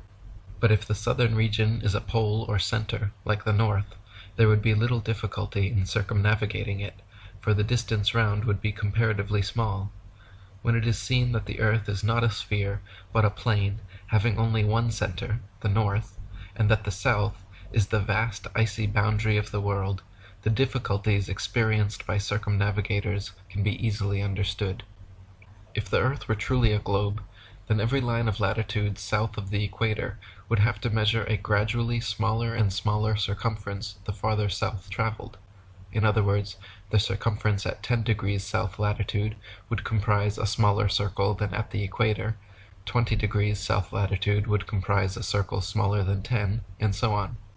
If, however, the earth is an extended plane, then every line of latitude south of the equator should measure a gradually larger and larger circumference the farther south traveled. 10 degrees south latitude will comprise a larger circle than the equator, 20 degrees south latitude will comprise a circle larger than 10, and so on.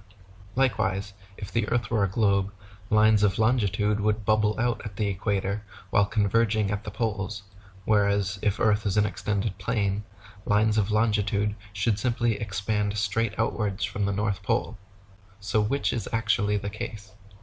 David Wardlaw Scott wrote, "Upon the principle as taught by Scripture and common observation that the world is not a planet but consists of vast masses of land stretched out upon level seas, the north being the center of the system, it is evident that the degrees of longitude will gradually increase in width the whole way from the north center to the icy boundary of the great southern circumference, in consequence of the difference between the actual extent of longitudes and that allowed for them by the nautical authorities, which difference, at the latitude of the Cape of Good Hope, has been estimated to amount to a great number of miles. Many shipmasters have lost their reckoning, and many vessels have been wrecked.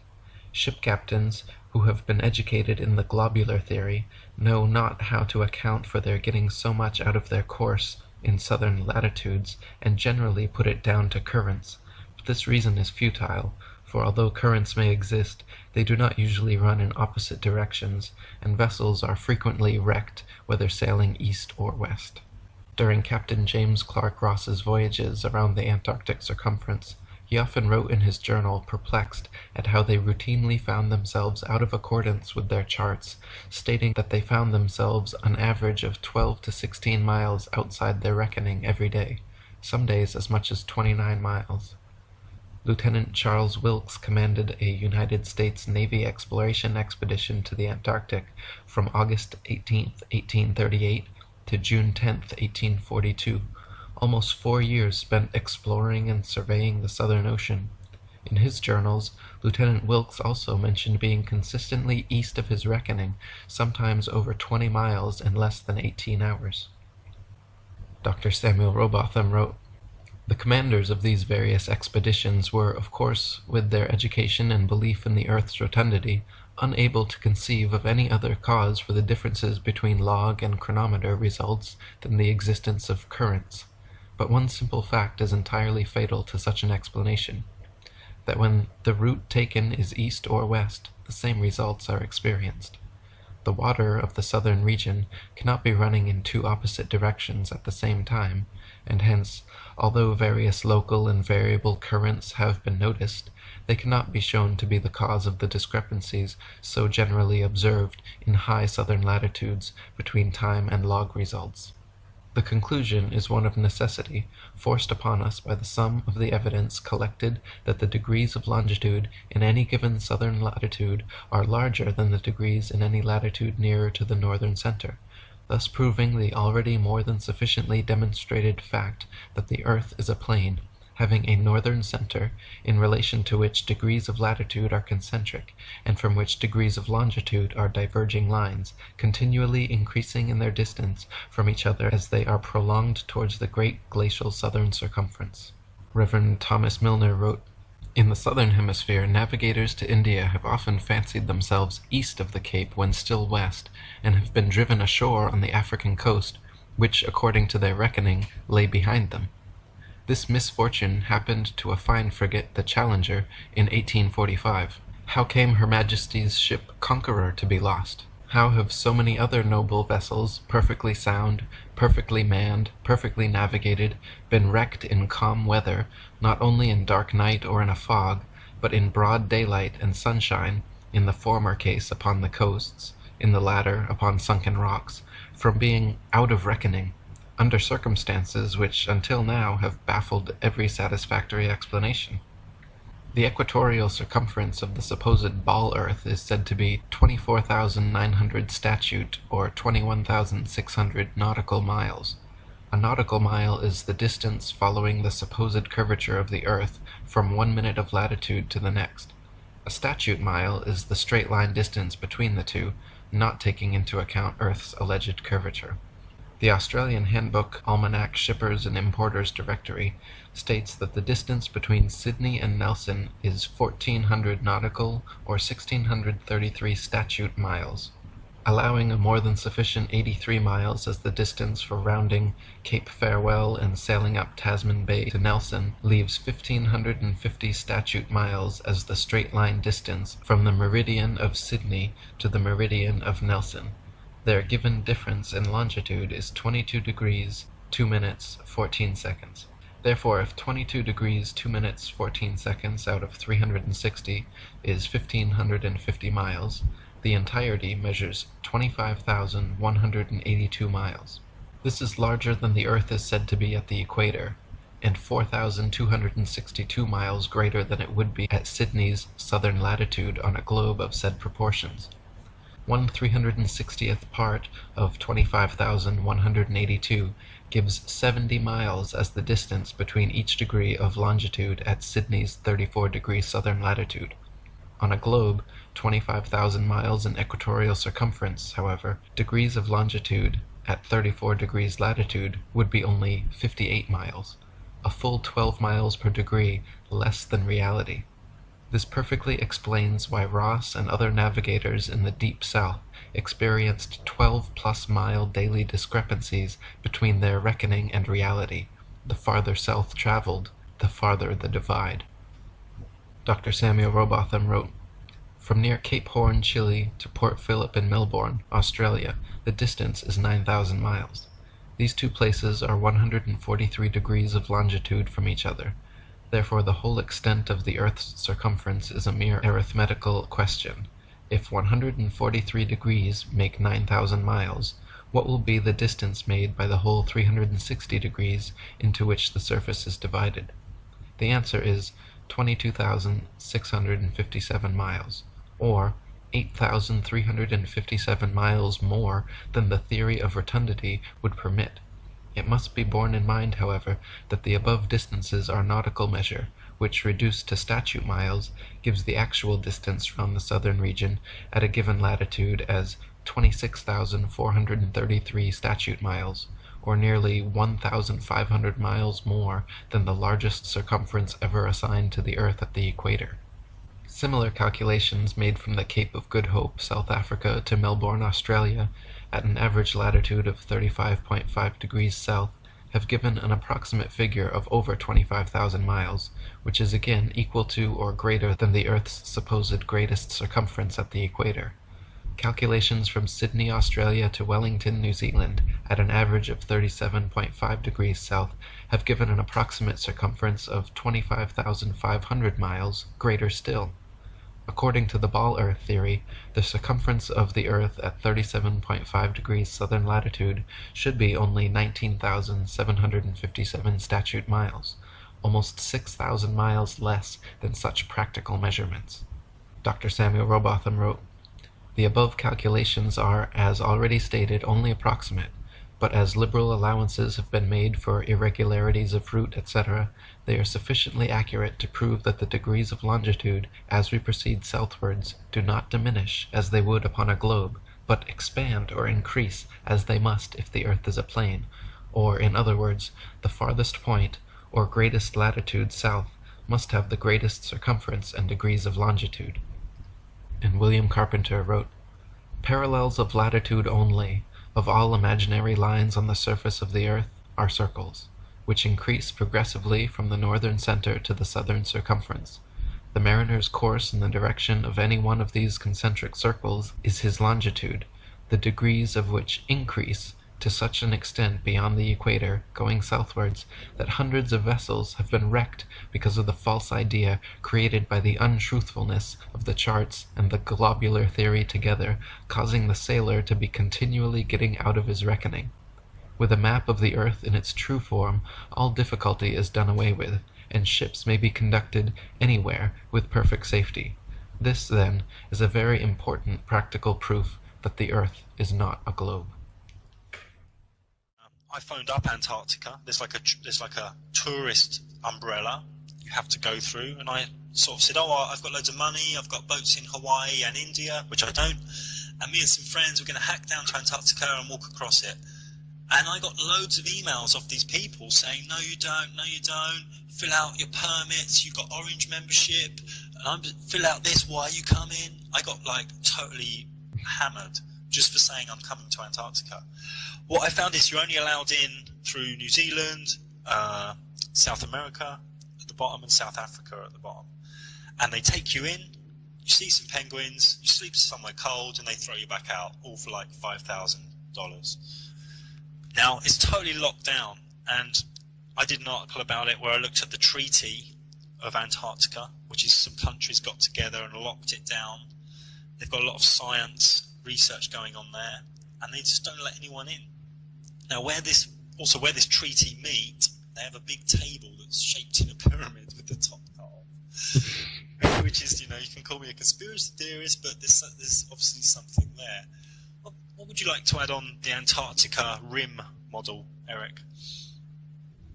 Yeah, so Antarctica is not just the tiny ice continent on the bottom of the globe that it shows, but it is the case that no matter where you are on Earth, if you go southwards from there, you'll hit Antarctica. So if you imagine expanding that little Antarctic continent on the bottom of the globe out to an ice rim all the way across, around the Earth, rather, the North Pole being in the center, anywhere you go in a straight line, you will end up going to the ice wall. Yeah, and many boats through, since the 40s, 50s have talked about my instruments went crazy, there were ice walls for hundreds of miles, I got lost. There's so many of these stories. Yeah, and so they say that there's a South Pole somewhere too on part of that guided tour that you're talking about. They've got an arbitrary point along the Antarctic ice that they've put a red and white barbershop pole with a ball earth on top of it and claim that that's the South Pole. But they even admit that it's not the real South Pole, because the real geomagnetic South Pole is constantly moving. So since it's constantly moving, you're never really going to be able to see it. But the reality is they can't have people going down there with a compass and checking to see if it really is the South Pole. Last year, Prince Harry was down there, and he basically just made some filming. He was with Rupert and Tarquin and a few of his friends, and the story was, it was on all the mainstream news, Prince Harry in Antarctica.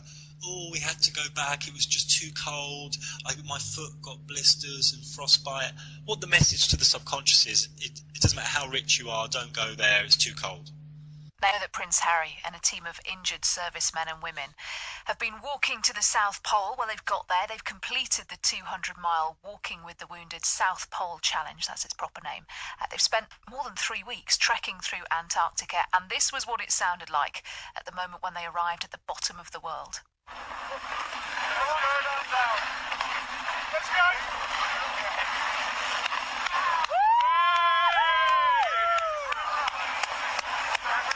Oh, it sounds quite restrained, doesn't it, after all that effort? Well, they spent 20 hours in a cold chamber. This was the prince and the other competitors who were with him to prepare for the conditions that they were going to find down there. The expedition was supposed to be a race. You might remember it being billed that way before it started, but the weather became so bad as they went along that they scrapped the competitive side of things and just joined up as one big team instead.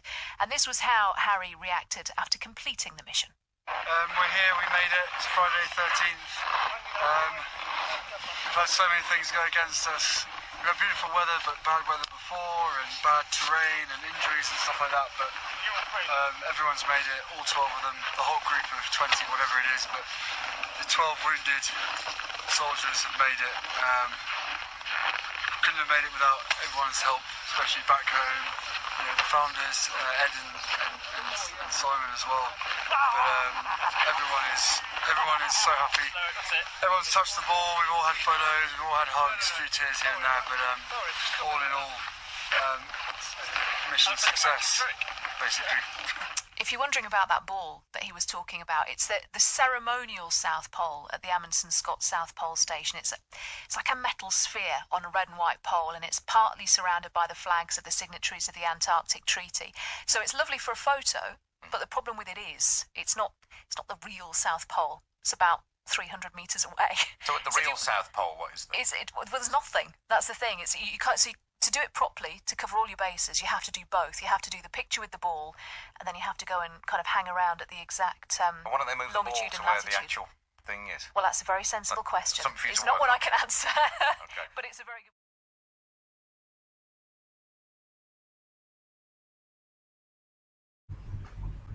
Earth is a level, motionless plane, with the sun, moon, and stars revolving over and around us, just as you experience every day.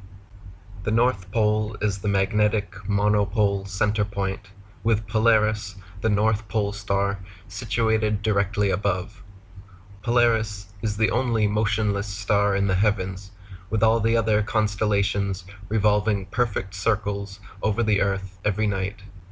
The so-called planets, known to the ancients as wandering stars, were named such because they were observed then, as we can observe today, to wander the heavens, taking their own unique spirograph-like patterns, making both forward and retrograde motions over and around the Earth during their cycles. Meanwhile, the fixed stars were named such because they were observed then, as we can observe today, to stay fixed in their constellation patterns night after night, year after year, century after century, never changing their relative positions.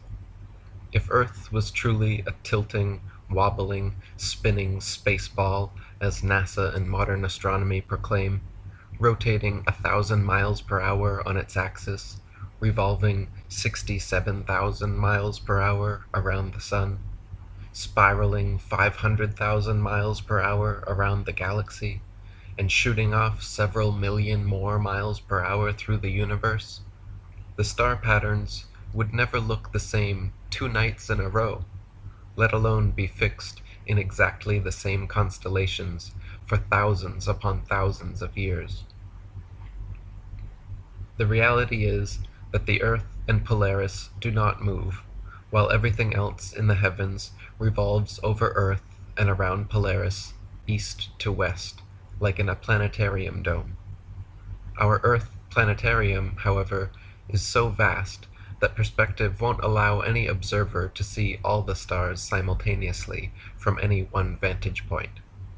We can see Polaris, Ursa Major and Minor, and other northern constellations from every point north of the equator simultaneously, but conversely cannot see the so-called South Pole star, Sigma Octantis, the Southern Cross, or other outer constellations simultaneously from every point south of the equator, because they all sweep over a great southern arc from their rise in the evening to their setting in the morning. Facing north, the stars turn counterclockwise from right to left. Facing south, they turn clockwise from left to right. Facing east, they rise in front and set behind, while facing west, they rise behind and set in front. So their apparent motion, angle, and inclination changes depending where you are on Earth and what direction you are facing. But their actual movement is always east to west.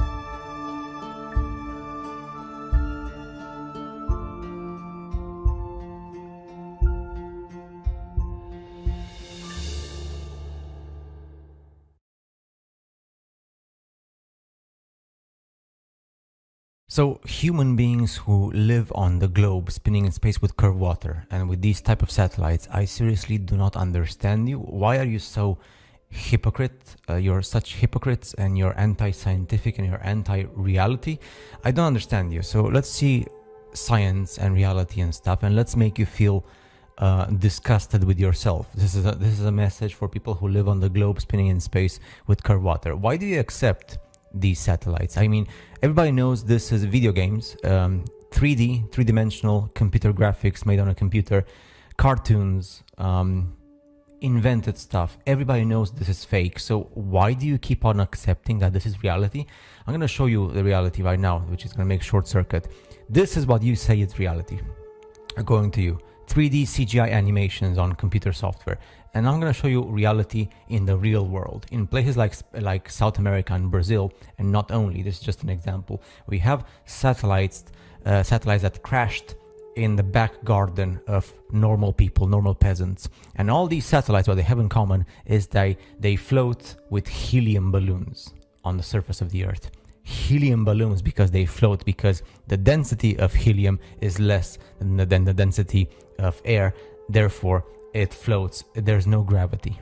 There's no globe Earth. There's nothing. So I understand you're frustrated with your lives and that you only care about insulting and stuff. These are the satellites. I'm going to show you more pictures. Stay tuned. Keep on staying with me, because you're gonna hate me for this, because I'm going to show you reality and the truth. But hey, I don't care. I mean, I am a real human being, not like you. So this is like a crash satellite in Brazil. It's just satellites exist. The thing is, they do not exist the way that you believe it exists. They don't exist floating around the globe, spinning in space, and gravity keeps them. No, everything is helium globes like this. And because helium floats, because the density of helium is less than density of air, there is no gravity. Everything is density and buoyancy. That is pure science. You are anti-scientific, my friend, and that's the truth. So this is NASA.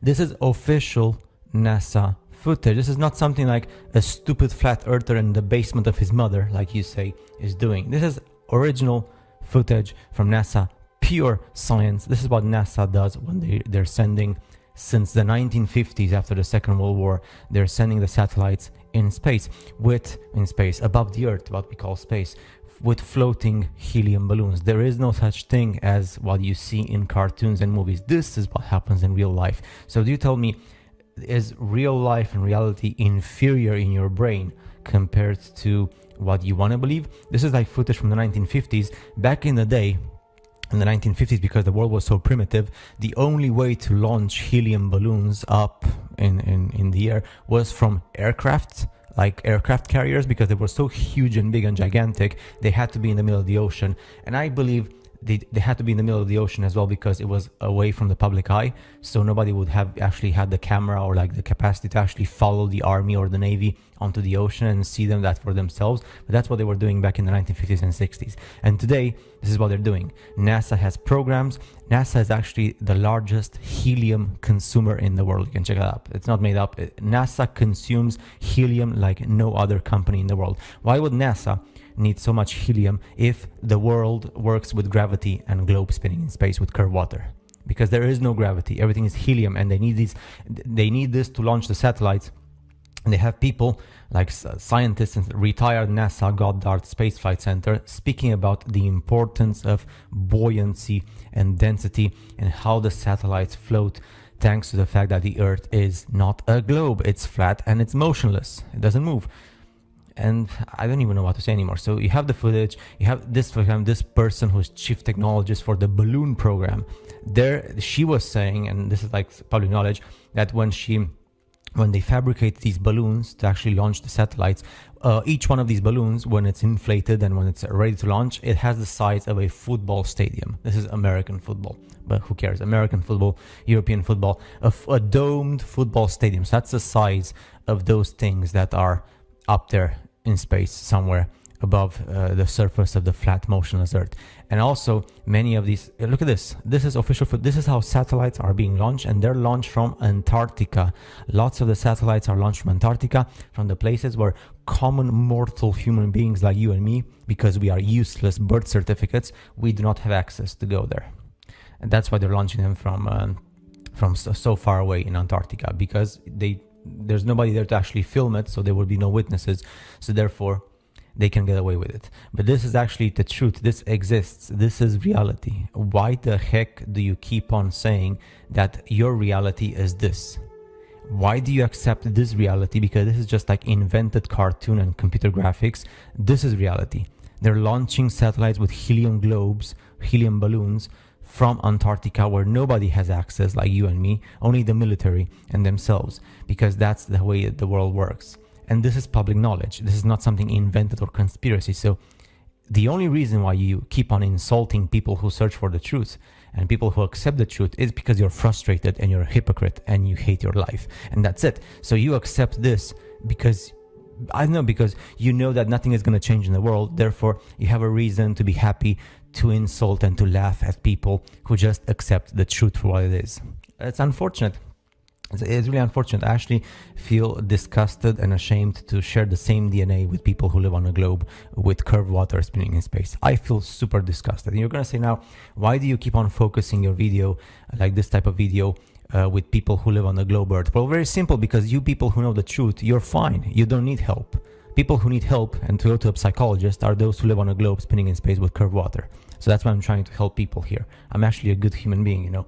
This is what a person with his Nikon P900 camera, those cameras that make super zooms, the P900 and the P1000, and cameras that you just insult because you tell people buy yourself a telescope or something. Well, this is something you can use your camera for, and this is a satellite with a helium balloon or globe floating around in front of the moon. And that's it. That's what you see with 83 times zoom. That's the P900. And the P1000 has 120. And by the way, everywhere you look right now, they're out of stock. Probably there's a reason why these cameras are out of stock, in my opinion. Anyway, so yeah, it's very simple. And this was seen in The Simpsons. It's not like The Simpsons tells you the future. It's more like in The Simpsons, they're actually telling you the truth, because that's the way that politics and the world works. They're showing it to you in cartoons in The Simpsons and stuff. They're showing you reality, and this is reality.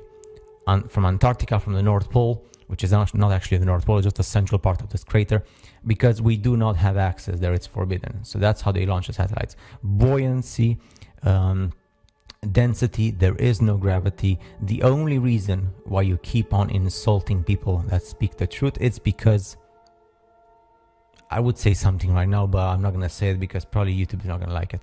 So anyway, that's it, the whole thing. I didn't do anything bad. I'm just showing you reality versus invented cartoons and 3D CGI and video games. I love video games. I love cartoons. I love 3D CGI. But when it comes to the truth, when it comes to actually understand how the world works and what's reality, this is reality. This is not reality. And what else? What else here? And was the other satellite here?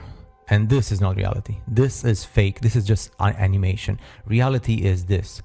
On the moon, reality is what you see in Antarctica when they launch satellites with helium balloons, because helium floats and the Earth does not move. There is no spinning. There is no curvature. There is no gravity. NASA knows this.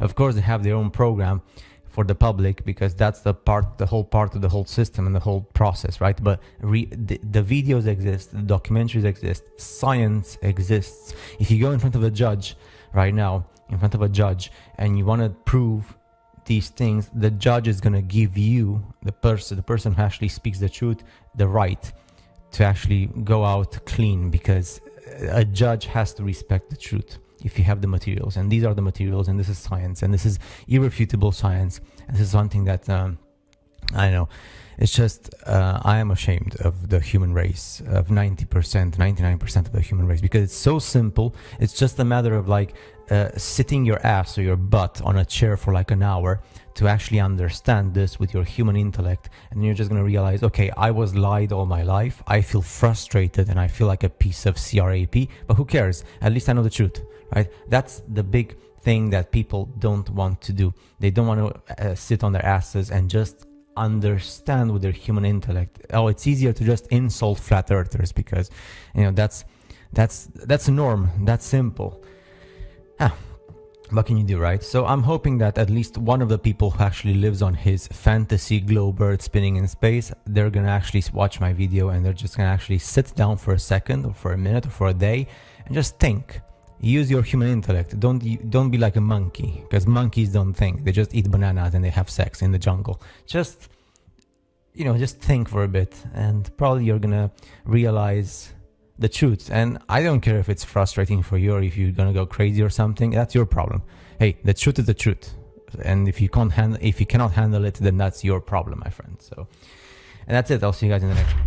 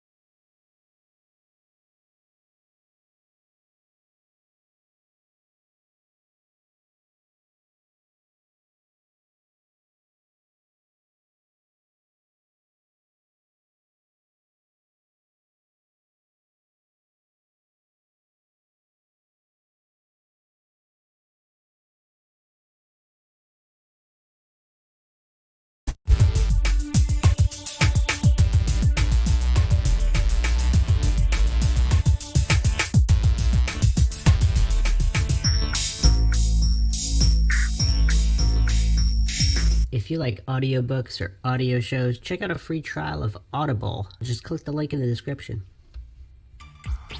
Welcome to Mindshock. This is your host, Bruce McGuire, here with the long-awaited Joe Rogan versus Eddie Bravo Flat Earth Showdown. A logical analysis of this epic and much talked about debate. And the ongoing debate, I mean, this is one of the biggest media influences on the flat earth insanity that has spiraled out of control since then. So this took place on the Joe Rogan Experience 948, which was streamed live on April 18th, 2017. So that's almost 3 years now ongoing out of this flat earth insanity. And Mindshock covers the flat earth debate and other debates. And as I've stated many times, what I find interesting is the flat earthers, even if wrong, they're just mopping the floor with all these globe earthers from a logical debating standpoint, not falling for logical fallacies, using logic, reason, critical thinking, deductive reasoning, all of these things. So it's such a hilarious topic to cover.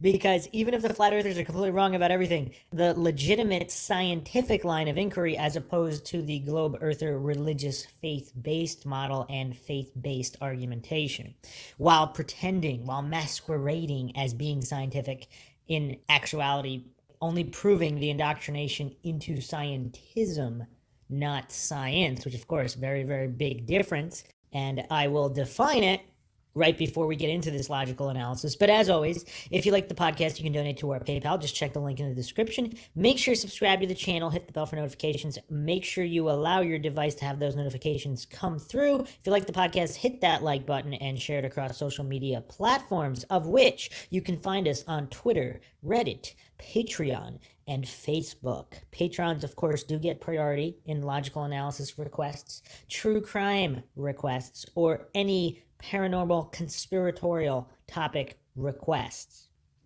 All right, so before we jump in here, I will give the difference between science and scientism.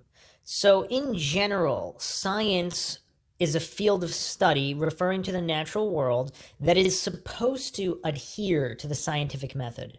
Now, the problem with modern science, of course, is that it's politicized pseudoscientific religious scientism, which basically deals with dogmatic faith-based models presupposed as true, effectively being nothing more than a house of cards. Now, again, that doesn't mean they're wrong. You can make assumptions that are true before all the trolls and cognitive dissonant masses get triggered here and try to pretend that I'm a flat earther or advocating flat earth in any way. Clearly, I am not. I am advocating for the use of scientific method, for the use of logic and reason when discussing any topic. Science is skepticism. Real science is the opposite of taking things on faith, not falling for or justifying one's faith-based religious views like Joe Rogan using nothing but logical fallacies. Now, that doesn't mean that Joe Rogan doesn't happen to believe a priest that happens to have the correct model of the universe. I'm not saying what the correct model of the universe is. That's a topic for another podcast. I am only logically dissecting this debate/conversation on the Joe Rogan Experience 948. Brendan Schwab also guest stars for comedic relief. But the main point is here, and in all Mindshock podcasts, is using logic and reason, not being faith-based, religious, dogmatic. True science is skepticism. True science is not falling for logical fallacies like appeal to authority, because once again, history has shown that whatever was commonly believed or accepted, most things that were accepted actually turned out to not be true. If you just go back through what's available of human history. Now, of course, the victors write the history books and things of that nature, particularly in the field of physics. If you haven't checked out Run Z Cow's dismantling of the theory of relativity, check that out. He presents it in pretty easy to understand terms. I might do a logical analysis on that because I keep bringing it up and many, many people just refuse to even look at it. But any truth seeker is going to seek more information, more data, because why jump to assumptions, jump to conclusions just to conform to the masses, appeal to popularity fallacies galore? Obviously, science is not consensus. It's actually the opposite. Whatever the truth is, that's what it is. And I'm going to define logic as well right here because, I mean, there's some goofballs out there. They're asking a podcast dedicated to examining conspiratorial, supernatural, true crime topics to not use logic. I mean, there are goofballs out there. They didn't understand what was being presented, so they don't want it being presented in a logical fashion. They want something they can keep up with, and because I guess they're that lazy, that cognitive dissonant. They're that ego-dominated. The Dunning-Kruger is so extreme that they don't want to put in the work to actually learn logic. But here is logic defined. You can search this in any dictionary. I'll give you a similar definition to this. Noun, reasoning conducted or assessed according to strict principles of validity. Okay, so we're talking about strict principles of validity. How valid is something in terms of assessing reality or truth if it is religious or faith-based?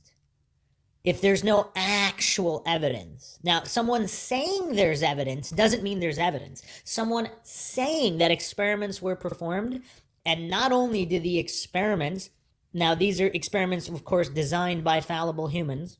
These experiments using fallible technology made by fallible humans, they're giving their conclusions. Now, you would have to assume they're not corrupt. You have to assume they're not only competent, they're competent enough to not have made any errors in their interpretation using fallible technology in setting up fallible experiments. Now, obviously, there are experiments that are not fallible, but you're not going to take it on faith. You're not going to be religious about it. So that's the important thing to note here before I dive into this logical analysis, because sometimes I take for granted that a lot of listeners understand what logic is, understand what science is, understand the differences between science, religion, faith-based dogmatic thinking. And a lot of people don't, and then they get all weird and triggered when I start doing these logical analyses. So hopefully these definitions at the beginning are a little bit more helpful from the outset. So any kind of comments, theories, debunkings, rebuttals, you can leave them in the comment section, but make sure you at least understand the points being presented and the definitions first, because otherwise we're just going to be wasting time. So, and anything that would have any kind of discussion or discourse of value, at least have the correct definitions, and the definitions are empirically verifiable. So this is not a difference in opinion of any kind. The definition is what it is. Whether someone acknowledges that definition, whether someone understands the definition or how it relates to the points being presented, that's their issue. That doesn't affect objective reality, which is, again, another good example of the difference between science and religion. When you're talking about faith-based religious views, those are one's personal faith-based religious views. That doesn't necessarily correlate with objective, verifiable reality. That's the field of real science. So let's jump right in here. Well, if you're talking about carbon dating, there's a lot of science that goes back and forth. Like it ain't shit, or it's real, or it's not legit. No, it's pretty much universally acknowledged that carbon dating is effective. Okay, so he's saying Joe Rogan right off the bat with a fallacy. It's universally acknowledged that carbon dating is effective. Now, they're talking about dinosaurs. That's the lead-in. I'll start here, but in general, I don't really want to address the dinosaur aspect of this because that's just an entirely different rabbit hole and a subject for another podcast. But Joe Rogan's go-to fallacies are appeal to authority and appeal to popularity. So he is so bereft of cognitive ability that he always defaults to these two things, which is beyond silly. So if someone doesn't believe in God, you're not going to default, oh, well, it's universally accepted by priests that God is real, therefore it's real. If you don't believe it, go to a seminary school, get an education in this. And that's the extent of his argument with Eddie Bravo on basically any topic. Joe Rogan just is not a high-functioning logical individual at this point. Now, in the past, he made some interesting points about the moon landing conspiracy and things of that nature, where he did exhibit critical thinking, deductive reasoning, not falling for fallacies. He exhibited some decent cognitive ability back in the day. Now, I don't know if he just did so many drugs that he just can't anymore. I don't know what the deal is, but now his go-to is just defaulting to these two particular logical fallacies, but he defaults to other logical fallacies as well. So universally accepted carbon dating, just real quick, obviously it was all fallible human technology was universally accepted as true at one point. Same thing with, let's say, DNA testing technology. I bring up this example all the time. There's a lot of people being exonerated now because previously universally accepted DNA technology as being true or accurate, efficient, effective, whatever you want to call it, it wasn't as purported. So particularly, again, with carbon dating, what humans understand about the nature of the universe, the fallible human minds in a politicized field of science, archaeology, however you want to examine it, status quo is maintained. I mean, these are basics. If you just study a little bit of logic and psychology, how ego works, how institutions function in the world, and how they have always functioned. So when you have this amount of control over institutions, academic, so-called scientific, connected with the government, they have grants, they have all these things, protecting status quo is a given. So carbon, how much do humans truly understand about carbon dating and how accurate is it? Because all these new results are showing that if you do a carbon dating test on something, they were doing tests and the results were coming back drastically different every time. So how accurate is it really? I mean, Joe Rogan's taking on faith. Like, let's say it is accurate. Joe Rogan doesn't know that. He took it on faith. Like, just for the sake of argument, let's say it is accurate. Joe Rogan took it on faith. So he's just preaching his religion that he believes these particular set of priests. Now, again, doesn't mean the priests are wrong. Let's assume they're correct, just to get the point across here, to see how religious Joe Rogan is in his faith-based indoctrinated thinking process. All he can do is appeal to these authorities. He's taking it on blind faith as gospel truth that these so-called scientists, effective priests, they said the correct information. Now, he has no proof adhering to the scientific method. There are priests that might have said they adhere to the scientific method, but big mind shock here, humans, fallible humans, might lie or simply be mistaken. Again, we have all of human history to fall back upon, and yet Rogan just cannot comprehend these basics that a child can comprehend. It's very interesting. It's mind-shocking. I don't know whether it's sad or funny. I mean, it's bizarre. I oscillate between the two because on one hand, Joe Rogan is supposedly a functioning adult, yet on the other hand, he doesn't seem to understand these basic principles of logic that a small child could understand. Or, as some people theorize, he's simply a shill of some kind, and he's pretending here. He knows, but he's pretending to further an agenda. All right, let's continue. Okay, well, not the stuff that I'm looking into. I don't know. I'm looking on YouTube now. Remember, I'm getting all my shit from YouTube. Stuff I'm looking so at, don't take my word for it. I know, but I don't know. I think you chase your tail with this shit. But you chase your tail with this shit. So what does chase your tail mean? So basically, Joe Rogan is attacking the scientific process. He's saying you should just take things on faith. If you haven't heard the previous Joe Rogan podcast, Logical Analysis, when Joe Rogan and Eddie Bravo go at it about nuclear weapons and things of that nature, I did a logical analysis on that podcast. It was very interesting. Joe Rogan does a lot of projecting. So his subconscious does recognize the legitimacy of Eddie Bravo's inquiries. Now, we're not saying Eddie Bravo is right about anything at all. No, we're saying a neutral, objective, logical, scientific inquiry into any topic is legitimate, because why would you take something on blind faith? And if something really is true, what's the harm in verifying it? I mean, it's very, very strange how anti-science Joe Rogan is. He doesn't want legitimate, scientific, neutral inquiry. He doesn't understand that science is skepticism. He doesn't understand that not everybody has been indoctrinated into this cult of authority worship. I mean, everybody kind of has, but some people broke that indoctrination. They're learning how to be truly scientific, which is to be truly skeptical, to only accept evidence that adheres to the scientific method, not to this religion of authority worship, which Joe Rogan is part of and advocates. And I don't know if that's, again, due to mental weakness or due to the fact that he might be a shill. It's just, it's kind of bizarre. But so he's saying Eddie's chasing his tail. I mean, isn't all of science chasing your tail? Because if you're interested in the truth of the world, you're not just going to take something on blind faith and never examine. There's no such thing as settled science. I mean, this is a point that's peddled by propagandists of politicized climate change, these tax lobbyists, all of these corrupt individuals pretending to be scientific. Now, again, I'm not saying they're wrong about a conclusion. I'm saying that they're peddling religious dogma. It could be about something that's true. That's not the point here. The point is to be logical. I know some people are so anti-logic, anti-science, that they only want to talk about conclusions. They don't want to address whether conclusions were reached logically or not.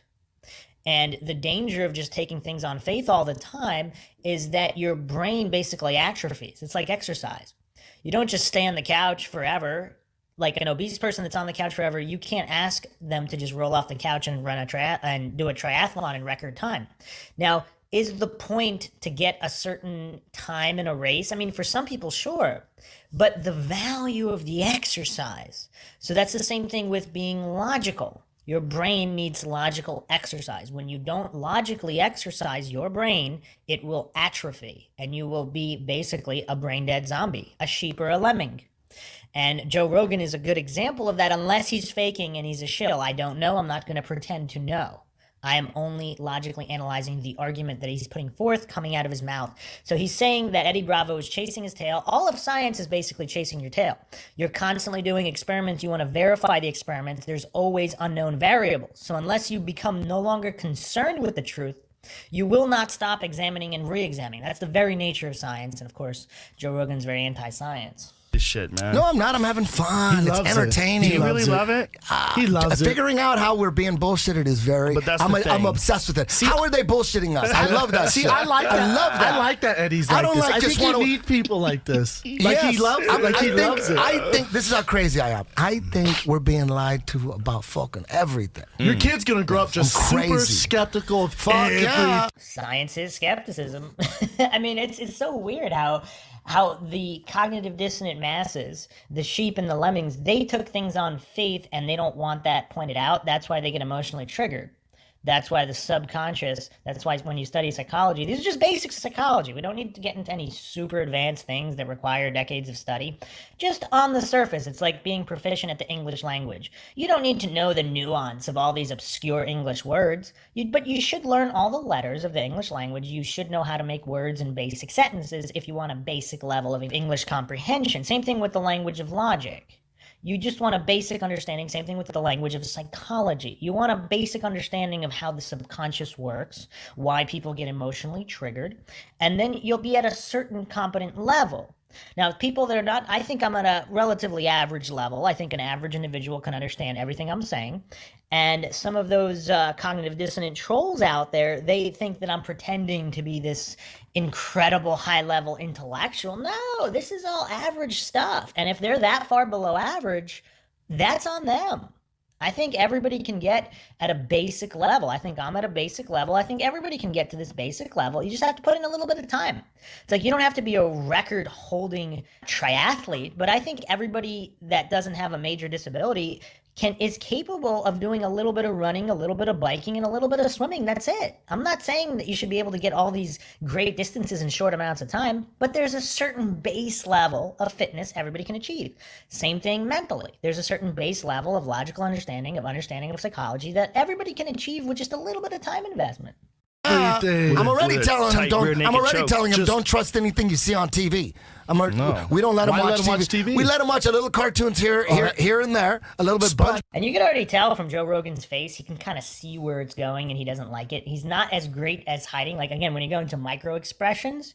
So just the basic definition of a micro expression, right from Wikipedia, I mean, there's nothing advanced here. It's the innate result of a voluntary and involuntary emotional response occurring simultaneously and conflicting with one another. This occurs when the amygdala responds appropriately to the stimuli that the individual experiences and the individual wishes to conceal this specific emotion. Now, what's interesting about micro expression, of course, it doesn't last long, but someone involved in the entertainment industry, like even actors or politicians, they're very good at controlling their emotions. They're very good at lying and pushing forth propaganda and a certain narrative.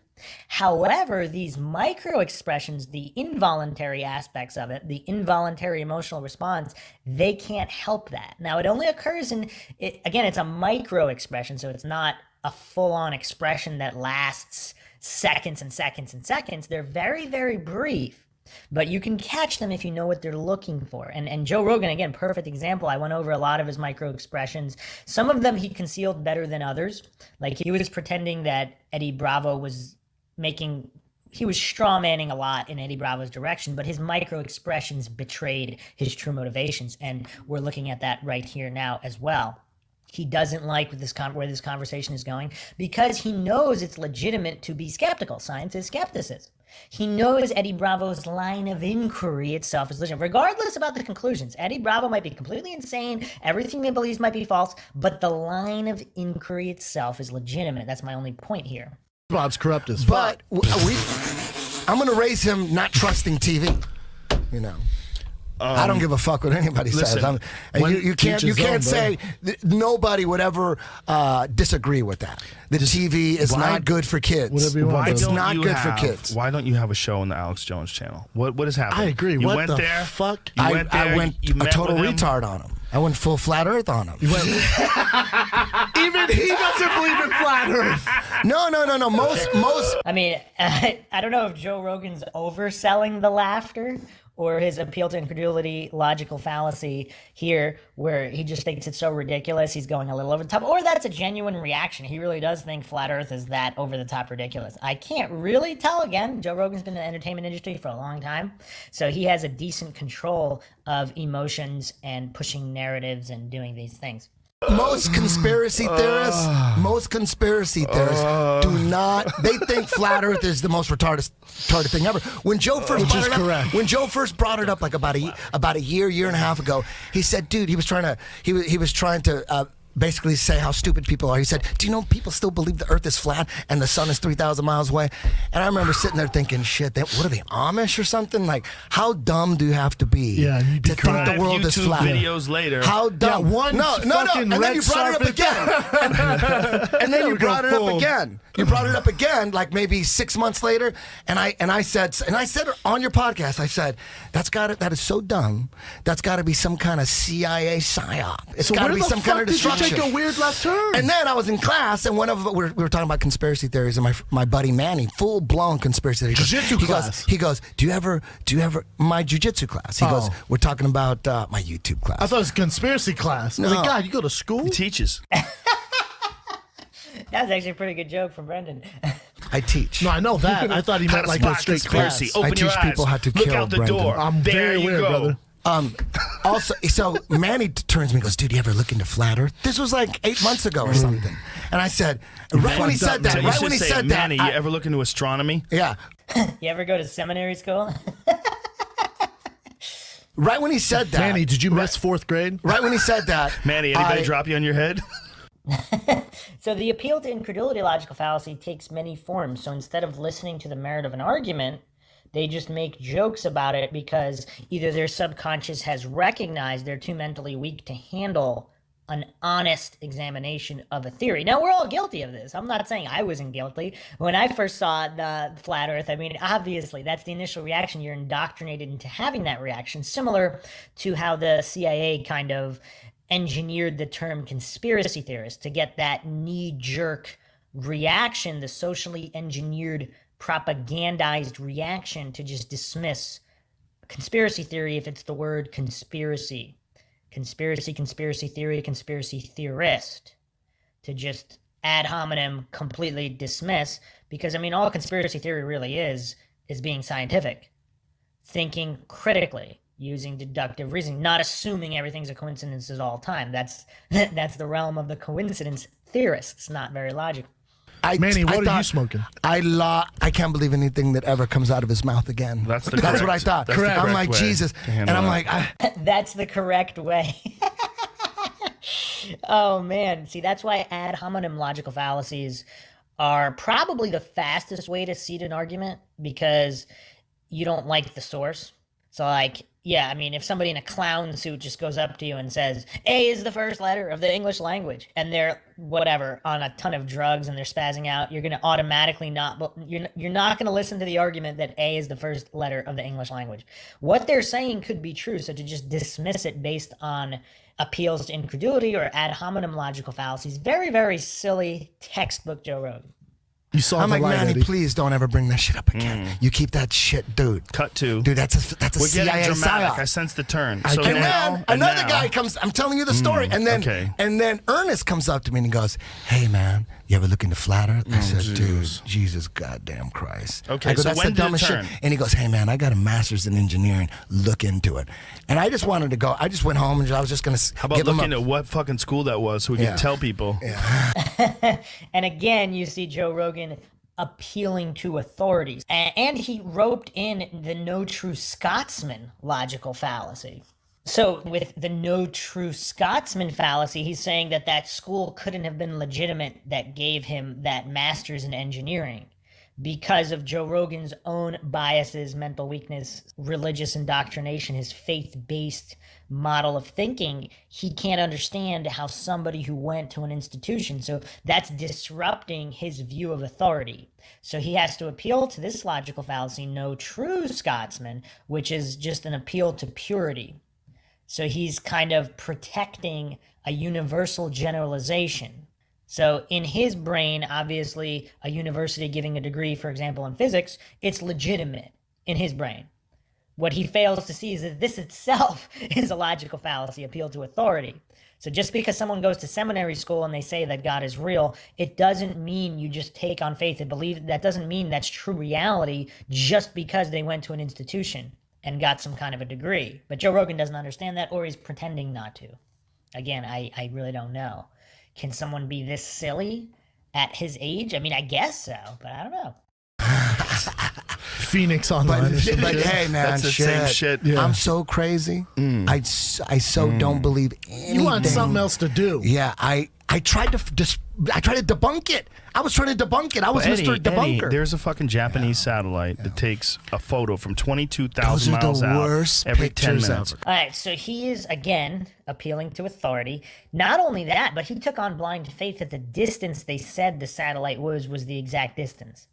Like, let's say they were off by a couple miles, but Joe Rogan would never know that because he took as gospel truth on blind faith. So even if that is a real satellite taking real photos of the Earth, the way that Rogan presents it, completely illogical and faith-based. That's the point of this logical analysis. Come on, those Japanese It doesn't pictures. show that it's flat, though, even if the pixel Young is all Jamie, fucked pull up. up those pictures. It does Those not the worst Japanese- pictures. put up those Eddie, Japanese pictures. It's from 22,000 miles away. And he just keeps repeating ad nauseum. So again, this is a proof by assertion, logical fallacy, or argument from repetition. So Joe Rogan thinks if he repeats it enough times and puts inflection on the distance, which again, he accepted on blind faith as gospel truth. He's making faith-based claims.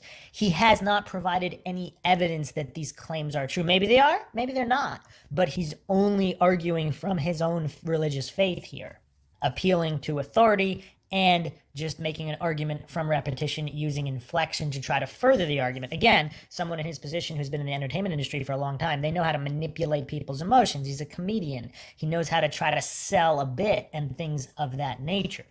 I don't know how, if he thinks that Eddie Bravo is just that stupid or his listeners are that stupid, they're not going to pick up on these basic logical fallacies. And he just reeks of desperation in trying to get people to accept his own religious faith-based views, pretending to be scientific, masquerading as science. He wants everybody to get on board with that. Anybody pointing that out, unless of course he's a shill and this is all a dishonest plot, but we don't know. I can't believe you believe those pictures. Do you remember when you had a flip pictures, phone? man. I You can't remember when believe you had it. a flip phone, dude, and you had the front-facing cameras were always dog shit. Always. And the back-facing one was pretty legit. They're all, yeah, that's how it works, man. 22,000 miles away. It's hard to take a good Fake iPhone pictures. 7. So have you ever seen a picture of it flat, Hold though? on. Eddie, No, but I hold didn't on, say Eddie, that. but I didn't hold say on, that. Eddie. But the crazy thing, I'm not saying it's flat. I'm just You're saying, saying it's not damn, when you round? look into it, I'm saying we don't know what the fuck we're on. But wait a minute, Eddie. And so this is a shifting the burden of proof fallacy. So the illogic cognitive dissonant masses and the very indoctrinated faith-based sheep like Joe Rogan, they always want to pretend, they always want to straw man and pretend that Eddie Bravo is saying it's flat and then turn the argument around and shift that burden of proof to try to make Eddie wrong or whoever they're arguing with. He's trying to get them to scientifically defend their position, which they can't do. So they have to immediately shift that burden of proof and strawman like crazy. I mean, it's a very limited playbook of the cognitive dissonant coincidence theorist. Eddie, That's what I'm saying. We don't know what we're on. This Japanese Look into satellite. it. Hold on, Eddie.